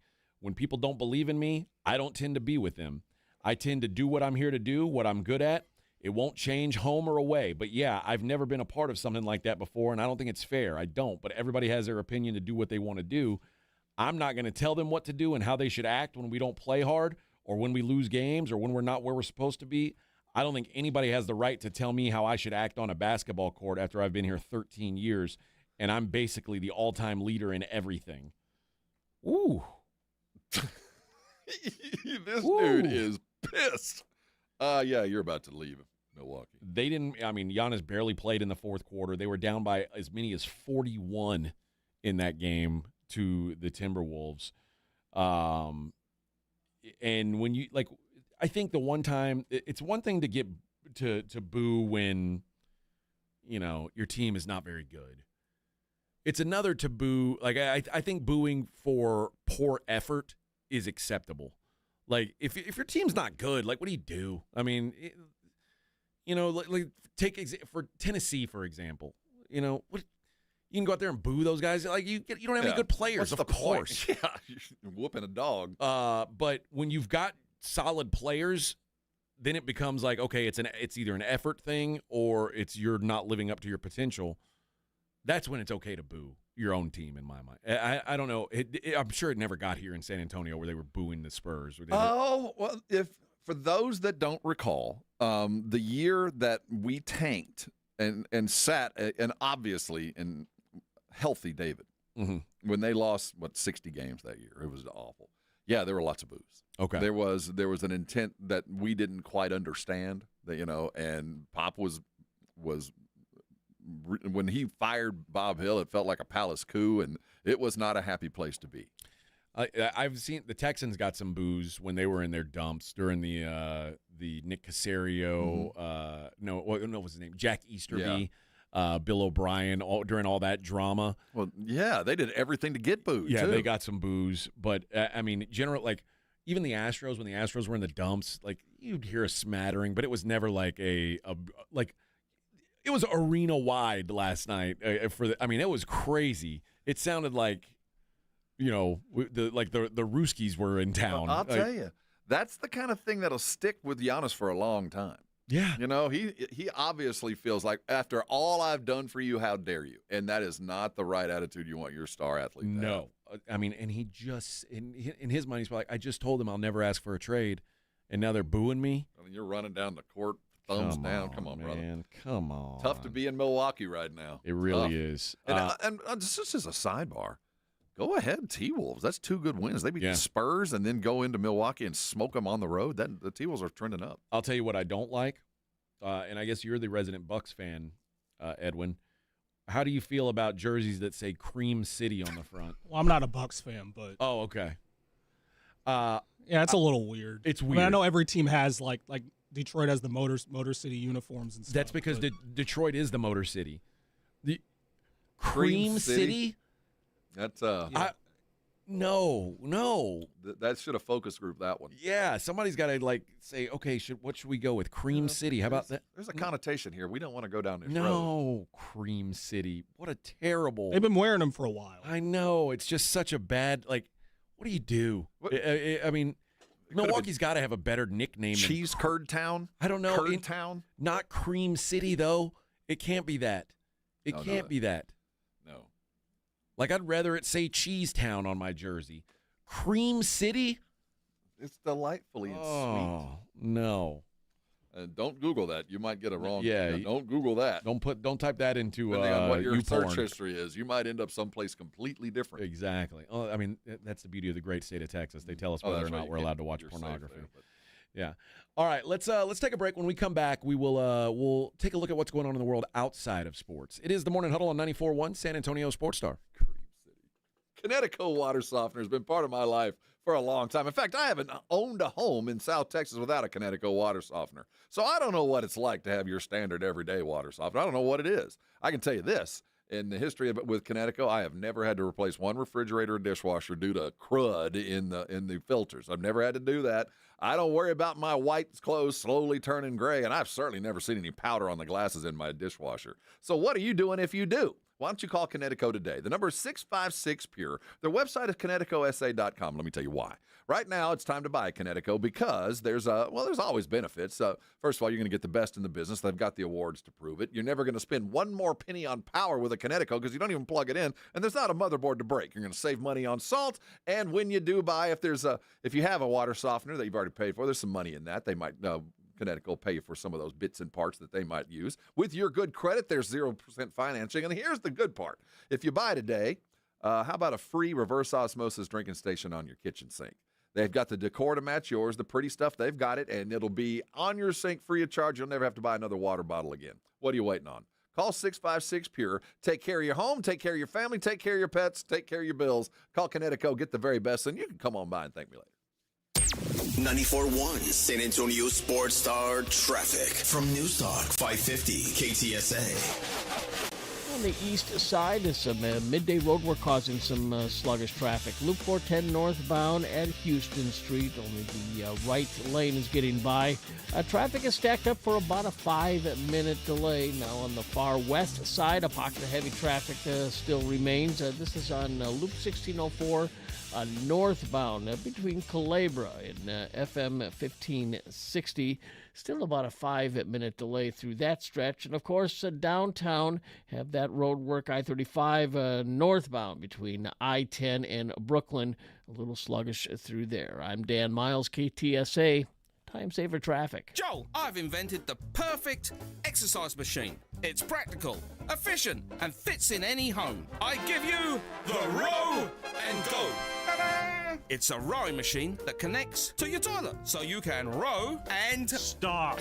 Folks, at Quarter Moon Plumbing, Heat, and AC will help homes stay in tip-top shape. Call Quarter Moon 651-5899. Quarter Moon Plumbing, Heat, and AC, 210-651-5899. License number M16004, TACLA 141074E. Injuries happen, and when they do, skip the ER and get to the Ortho Now Injury Clinic by TSAOG Orthopedics and Spine. Ortho Now provides walk-in care for injuries like broken bones, dislocations, sprains, and strains. Conveniently located in the Quarry area with extended hours Monday through Saturday with on-site x-ray casting and bracing, Ortho Now has everything you need to treat your injury, and best of all, no urgent care or emergency room copay. Learn more online at tsaog.com.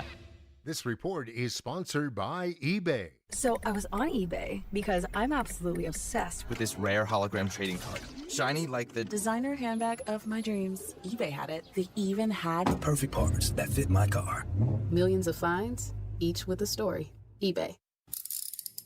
If you get arrested, get out of jail fast by calling AA Best Bail Bonds, 210-225-2121. Text bail to 474747 or online mybestbailbonds.com. You don't have to call attorneys or anybody else. Don't be forced into a PR bond. If the jail offers you one, make sure you understand the conditions before accepting it. AA Best Bail Bonds. Nobody beats their price. They have payment plans. Call 210-225-2121 or mybestbailbonds.com. License number 149.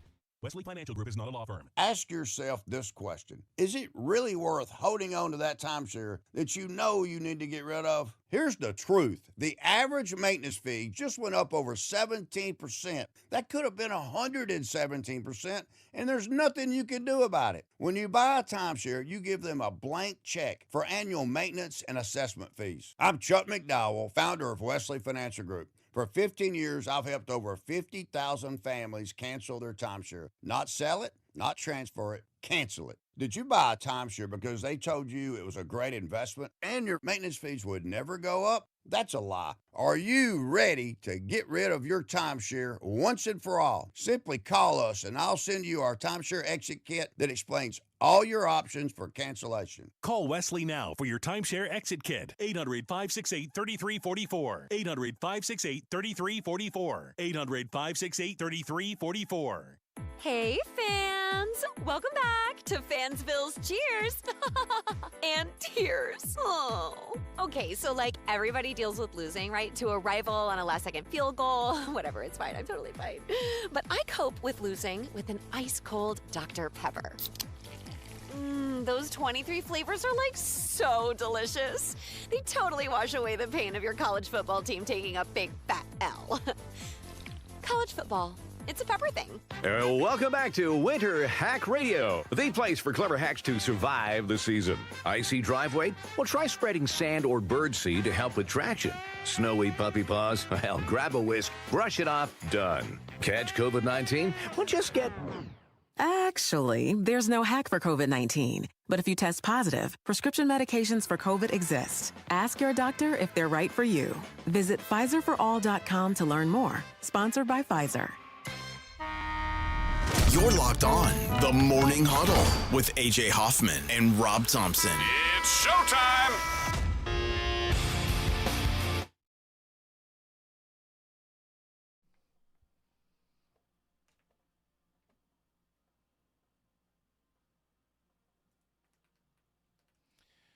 Hey, good morning. It is 9:23 here on the Morning Huddle, 94.1, San Antonio Sports Star. Glad to have you, Rob and AJ, getting you through on a hump day. How reliant are you on your global positioning system? Like when you... I use it every time I get in the car. Really? My car comes on, and I immediately, like when I'm coming to work, I use it not for location purposes. I use it to race. It tells me it's going to take X amount of minutes. I can beat that. Okay. So, but I don't go anywhere without it on. A group of tourists in Andorra. Okay, that's in Spain, I believe. Right? I'm not sure. Where is Andorra? I think it's in the Spanish Alps up there. I think you're right. I mean, it's in the mountains, yeah. Clearly. They were blindly following their GPS while on vacation. And listen, you guys know me. I don't believe in stereotypes. But I'm going to tell you that these were... They're not Asian, are they? These were women. They're not Asian women, were they? They were from Taiwan. Oh, I don't know if Taiwan is in Asia, and I don't know if they're like... But these were Taiwanese women. And when they... Go on. They're following their GPS. They accidentally drove their car onto a ski slope. Because, well, I mean, that's where the GPS told us to go. They didn't think it was weird until skiers and snowboarders started passing them by. Marge, I don't think we're on a road. On the slope. The group called emergency services and said we don't know how to fit the snow chains on that are stored in the back of the car. So they went on a ski slope without snow chains on. That doesn't seem wise. And this is the second time in the area that this has happened. In October, a man was left teetering on a cliff edge in his Porsche after following his supposed GPS shortcut. There's a little truth in every stereotype. Yeah. And yeah. Have you? I think it's in the Italian Alps. It's up there. Yeah. On one side of the mountain or other. All right. Yeah, so I'm not going to go any further. Just than be that. careful about. I fill out a fair amount of stereotypes myself. Be careful about blindly following your. I question it. If anybody who's from a city and your GPS gives you a way to get someplace, you're like, that's dumb. I can do that better. Yeah. So I don't always trust it. Okay. A middle school teacher has been charged with assault and battery after an altercation with a student. I don't know why they don't say the teacher's name here. You would think that would be like... Not convicted, I guess. Yeah, but still. I mean, if you get arrested for something, it goes in the paper. The investigation revealed that the teacher was speaking to a student, an 11-year-old boy, in the hallway when at one point she removed her shoe and threw it at the student, striking him. No chancla shoe. All right. Oh, it does show her name. Her name is Delia Pruitt. She is 37 years old, released on a summons to appear in court. Who throws a shoe? Really? Throwing shoes as a teacher at kids, probably not a good way to go through life as a teacher. But I get the sense that kid probably needed it. Probably. A lot of kids need a shoe thrown at them. But, I mean, almost all 11-year-olds need a shoe thrown at them. You don't get to be a teacher anymore. You're not allowed to be a teacher. You don't get to do that. You know who else might lose some privileges? Kiefer Sutherland. Hey, I like Kiefer. Do you? Yeah, I've always been a fan. I bet you'd like him less if you were giving him a ride. Why? What'd he do? Kiefer Sutherland has been arrested, accused of assaulting a rideshare driver. He beat up his Uber driver? Yes. Kiefer Sutherland was arrested on Monday, alleged to have physically assaulted and threatened a rideshare driver. They responded to an assault at around 12:15 a.m. The investigation determined that Kiefer Sutherland entered the Uber, physically assaulted the driver, and made criminal threats toward the victim. Sutherland, his representatives have not responded to requests for comment, but the victim's lawyer or excuse me, no, the police officer says the victim didn't sustain any injuries that required medical treatment at the scene, but the investigation is continuing. Sutherland was booked into jail at 4 a.m. on a felony charge. Wow. Assigned a $50,000 bail and bonded out about 7 hours later. And he's scheduled now to appear in court on February 2nd. So there you go. There was a Mr. 24 who was running out of time, and I think the Uber driver was maybe going too slow. Is that what it was? Back in 2000.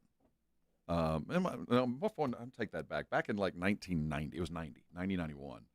JFK, the movie, was being filmed, and they were using a small-town courthouse somewhere close to Texas, and Donald Sutherland, his father, was out here filming.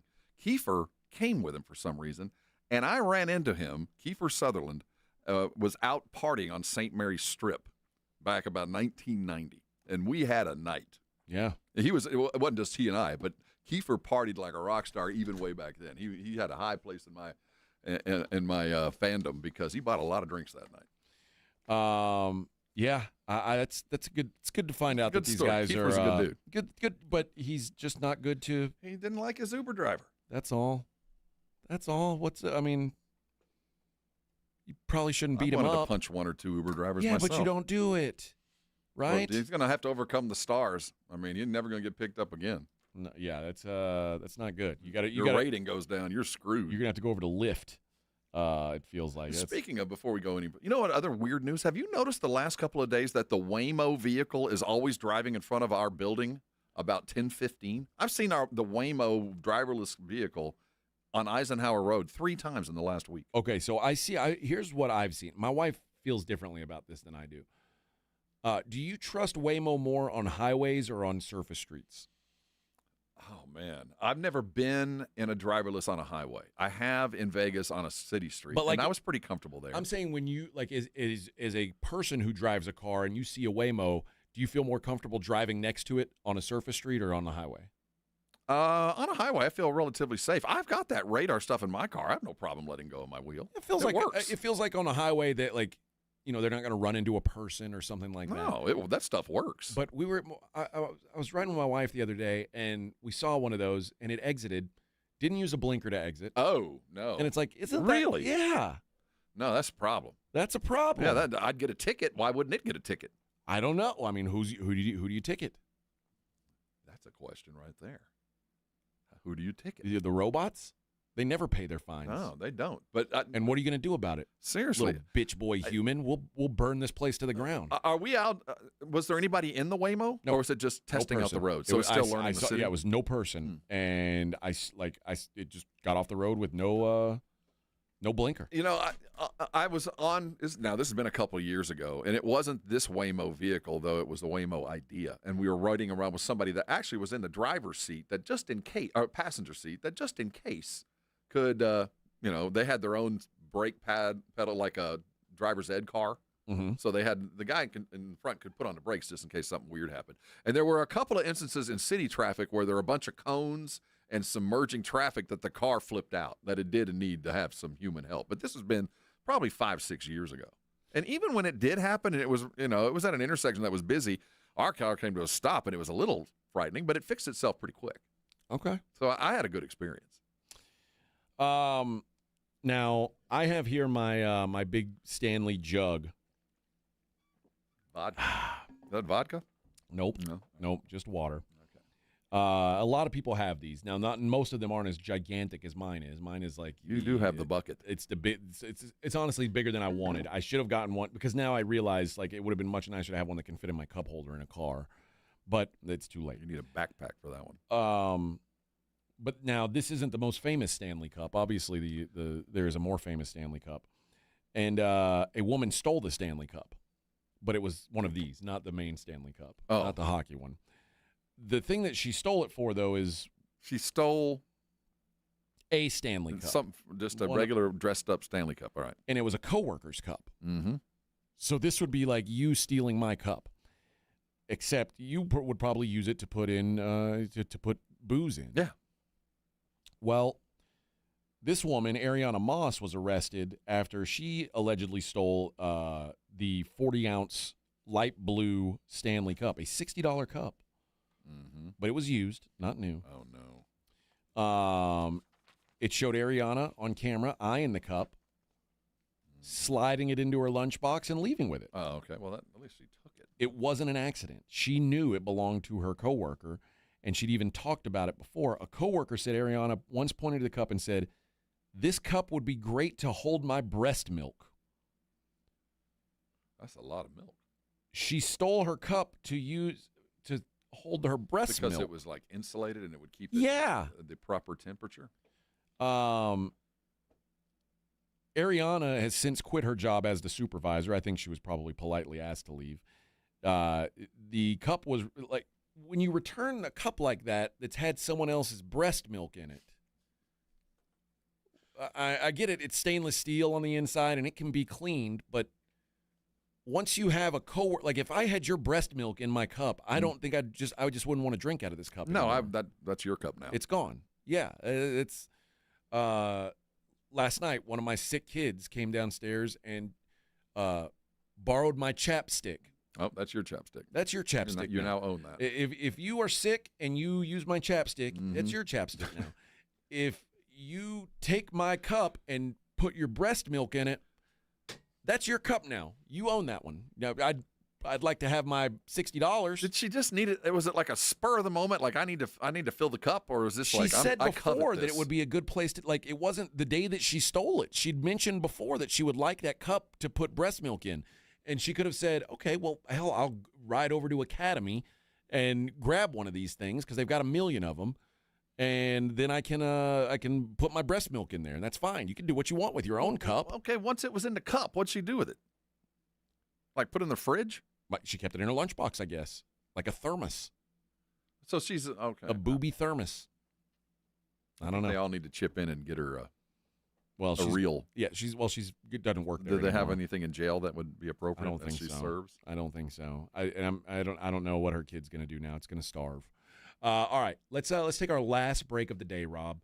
And when we come back, we will take a look at the daily lines. It's the Morning Huddle on 94.1 San Antonio Sports Star.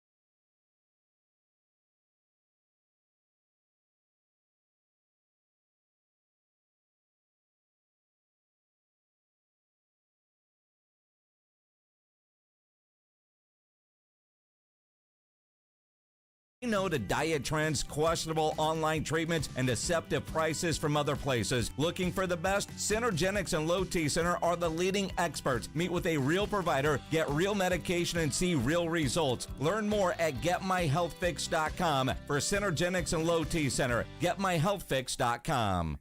Okay, I have to tell you, I was just looking on eBay where I go for all kinds of things I love, and there it was. That hologram trading card. One of the rarest, the last one I needed for my set. Shiny like the designer handbag of my dreams. One of a kind. eBay had it, and now everyone's asking, ooh, where'd you get your windshield wipers? eBay has all the parts that fit my car. No more annoying, just beautiful. Millions of finds, each with a story. eBay. Things people love. My name is Whitney Allen. I am a widow. My husband Ryan died. We never thought in a million years we'd have to use life insurance. The unexpected happened. With Ethos, it is so fast and easy. It's 100% online. You can get a quote in seconds, apply in minutes, and get same-day coverage. No medical exams, and you can get up to $3 million worth of coverage through Ethos. Get your free quote at ethos.com/game. That's ETHOS.com/game. Time spent on application may vary. Online health questions required. The post-crib assembly press conference brought to you by Progressive. Michael, you had some trouble putting the crib together today. What went wrong? You know, those instructions can be tough, and, well, you saw the outcome. Were you upset when your wife pulled you and called in the backup? No, I mean, the baby needs a crib to sleep in, so whatever it takes. You've got a changing table to put together next. It's got a lot of drawers. What's your comment? You know what? We're done here. Like it or not, sometimes you need a backup. That's why there's Progressive to protect your home and auto. Progressive Casualty Insurance Company affiliates and other insurers. Not available in all states or situations. You've still got it, but your immune system weakens as you age, making it harder to fight flu, pneumococcal pneumonia, RSV, and COVID-19. Ask your doctor or pharmacist which vaccines you need. Sponsored by Pfizer. Never have I ever called my sister from the finish line of my first marathon. Hello? You won't believe where I am. Are you running? Mile 26. I'm gonna make it. Switch to T-Mobile's 55 Plus plan and get iPhone 16e with its advanced camera system on us. Plus, 2 lines for just $30 a line. Guys, I can't believe it. I knew you could do it, babe. That was amazing. Mom, how do you feel? I feel great. I can't feel my feet. Let's take a picture, and then you may carry me to the car.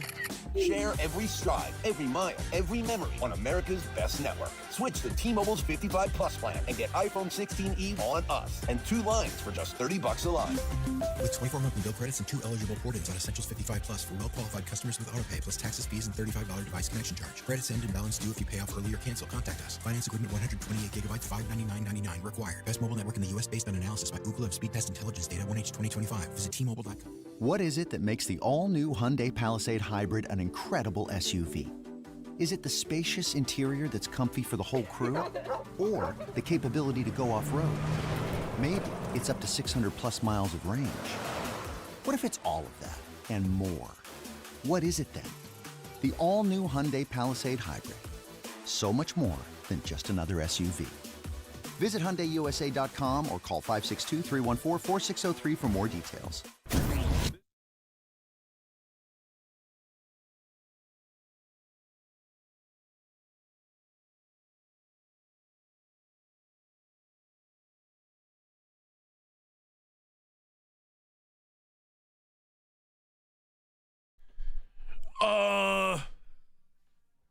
Edwin, bringing it from the streets. Where the hood at, Edwin? Cream City. Cream City. Edwin comes from the hard streets of Cream City. Mean streets. That's mean right. Streets of half and halfway. The creamed streets. Sherbert Avenue. Oh, Tough man. place to live. Oh, yeah. I knew a girl in high school they called Cream City. Mm-hmm.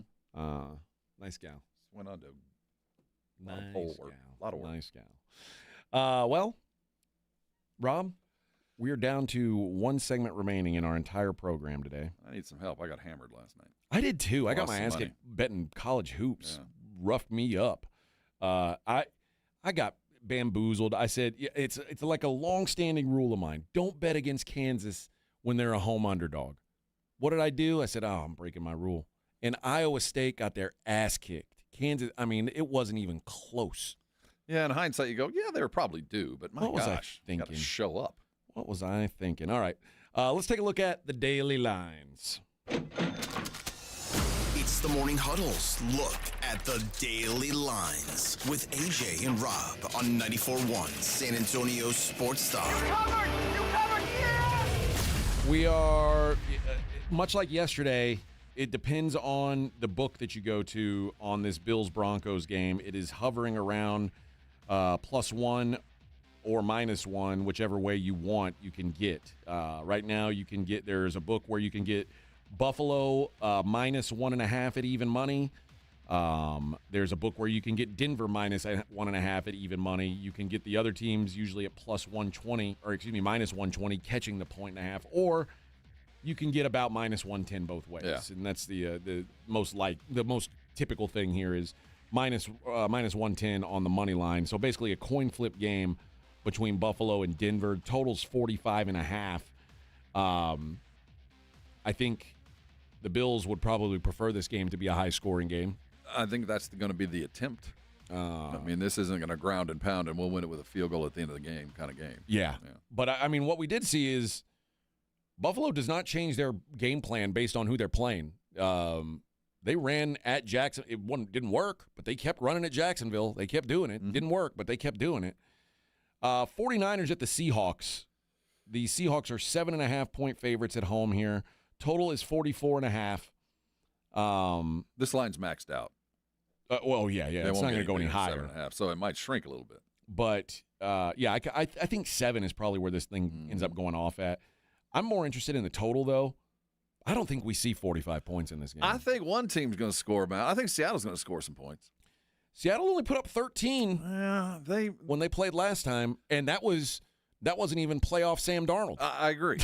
But I watched. They can move the football. They didn't score very much against San Francisco last time, but they moved the ball. Yeah. I also think this is going to be a low-scoring game. Texans at Patriots. Yeah. The Patriots are 3-point favorites right now. Total 40.5. Well, that is a very low total, but you know what?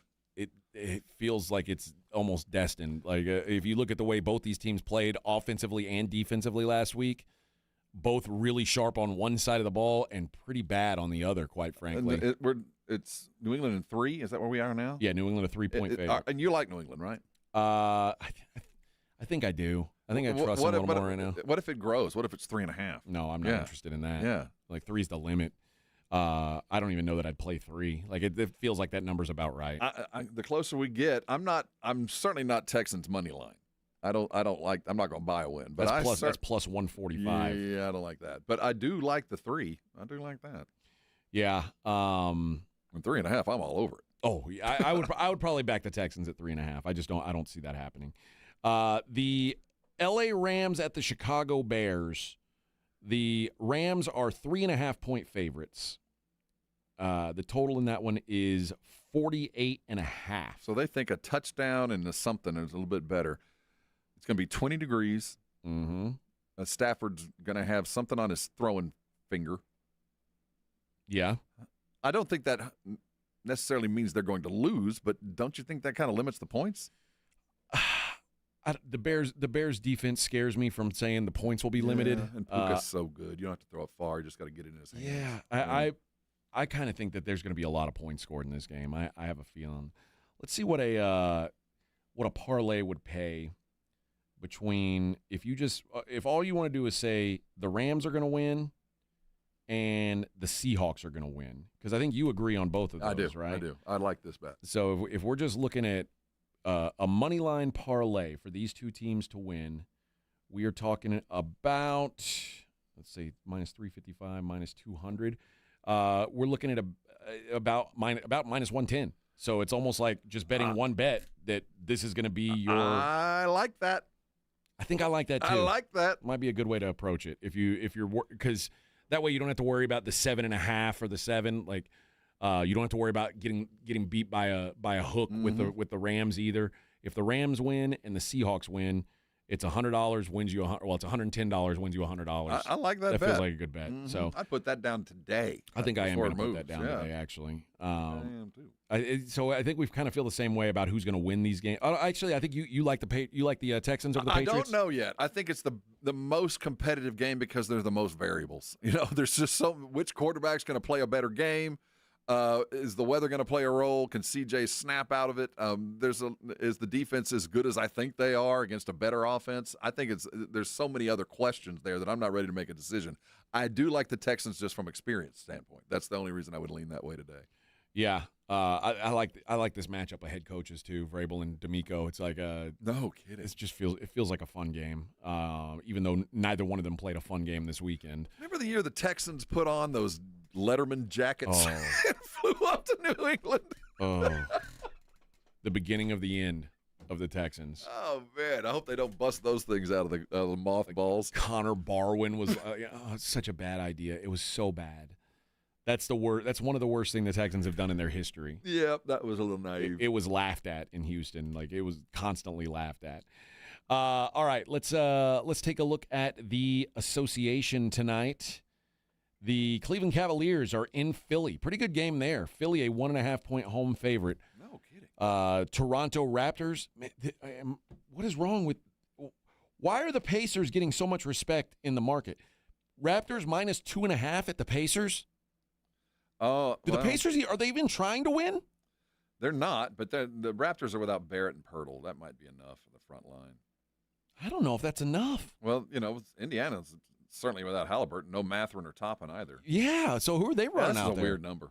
2.5 feels like a gift. And we talked about Toronto's been surprisingly better. Been. Yeah. Utah Jazz at the Chicago Bulls. Bulls laying 3.5 there. The Brooklyn Nets laying 1.5 at the Pelicans. I kind of like the Nets. Until Michael Porter gets traded, I'll ride with them. Nobody out. They've got everybody they need. Another example of Denver not getting really respected, how they've been playing without Jokic. Denver plus 1.5 at the Mavericks. Yeah, man, that's nuts. I like the Nugs. This is. There's some weird lines tonight, some queer lines, as they say. I was looking for a random injury. There's not. No. The New York Knicks are at the Sacramento Kings. The Kings are terrible. The Knicks are 10.5-point favorites. That one actually sounds about right. And the Wizards are at the Clippers. Are you willing to lay 12.5 with the LA Clippers? That's a tough number to stomach. But the Clippers have been playing better. It's just the margin is rough, but the Wizards are so bad. Although now they've got a new player. He's not playing yet, is he? No, he's still out with a quad. Pay it close attention. Kawhi is a game time with an ankle. So. Oh, okay. Yeah, I'm not laying 12.5 at all if Kawhi's even thinking about his ankle. Kraken are at the Devils in the NHL. The Devils are minus 150. The Flyers are in Buffalo taking on the Sabres. Sabres minus 145. The Ottawa Senators minus 115 at the New York Rangers. And the Vegas Golden Knights, go Knights go, they are minus 120.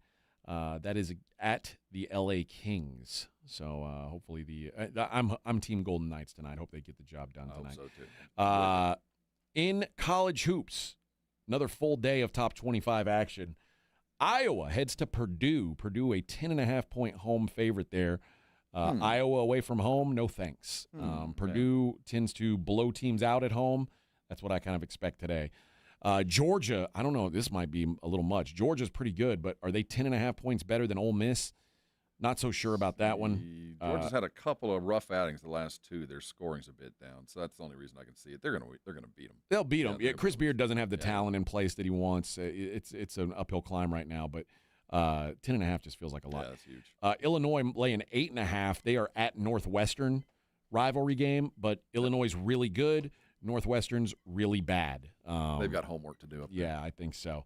Vandy is in Austin, Texas tonight at the Moody Center, taking on the Longhorns or UT Austin, depending on who you ask.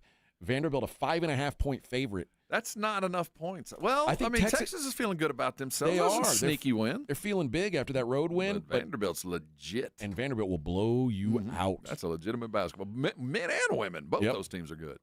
North Carolina, minus 3.5 at Stanford. That's a long travel. But Stanford sucks. Yeah, they're not real good. Utah is at Texas Tech. Tech is a 17.5-point favorite there. Boy, Utah basketball, they are sure missing the days of Andrew Bogut. I was going to go all the way back to Rick Majerus. That works too, yeah.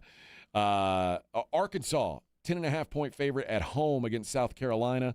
I think Arkansas is falling into that same category that Kansas will now be back in. I don't bet against Arkansas at home.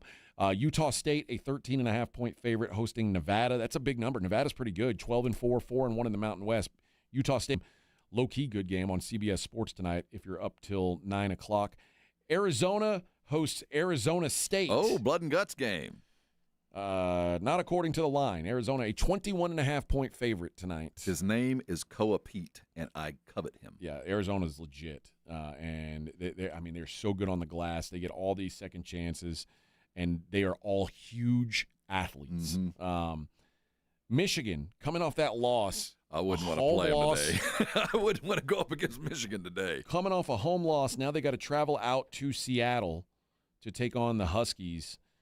Michigan is a 12.5-point favorite. Do you think Michigan bounces back? I think they bounce back healthily. I kind of think Washington so, too. isn't terrible, but Michigan's really, really good, and they're wounded. They're hurt. I bet they had a couple of good days of practice. I've tried a couple times to fade Duke, and it's been mostly unsuccessful.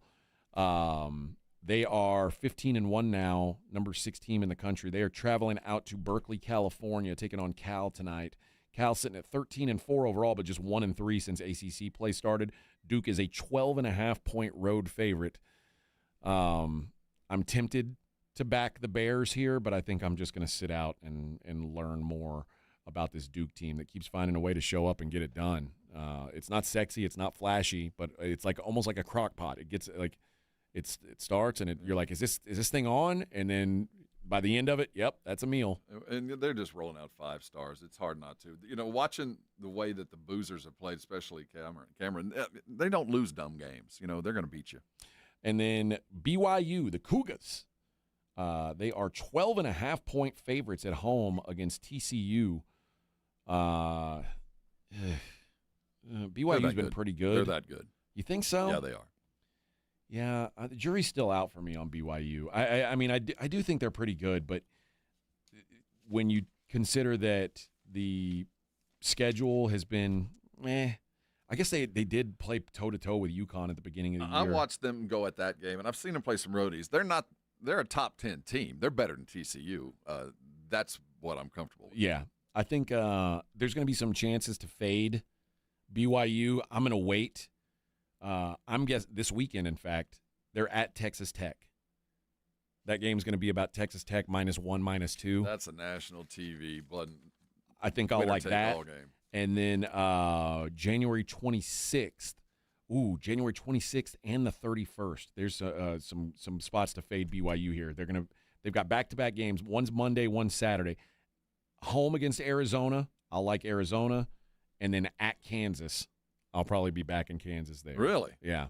After the lesson I learned last night with Iowa State. I have a hard time going against them. So, BYU 3-0 in the Big 12, but they've played Kansas State, Arizona State, and Utah. So it's hard to take anything away from it. And they barely beat Utah last time. And although that's a rivalry game, I guess. So A.J. DeBanza, that's the reason you watch this thing. He can ball. All right, that does it for us, friends. We are wrapping this one up, and we're going to pass it off to Clinton and friends. Yes. Our good friend Clinton. And all of his friends. And all his friends will take over from here. And then at 2 o'clock, The Blitz with Jason Minix and Joe Reinagel will take the airwaves. And Jason was gone yesterday. Oh, was he? They're going to welcome him back with open arms. He was texting us during our show, and he wasn't even here. He was up early. Oh, what a life. What a life. Just take days off whenever you feel like it. When you're Minix, you get to do that. That's the rules. All right. We will be back tomorrow. We'll do it all over again. You guys take care out there.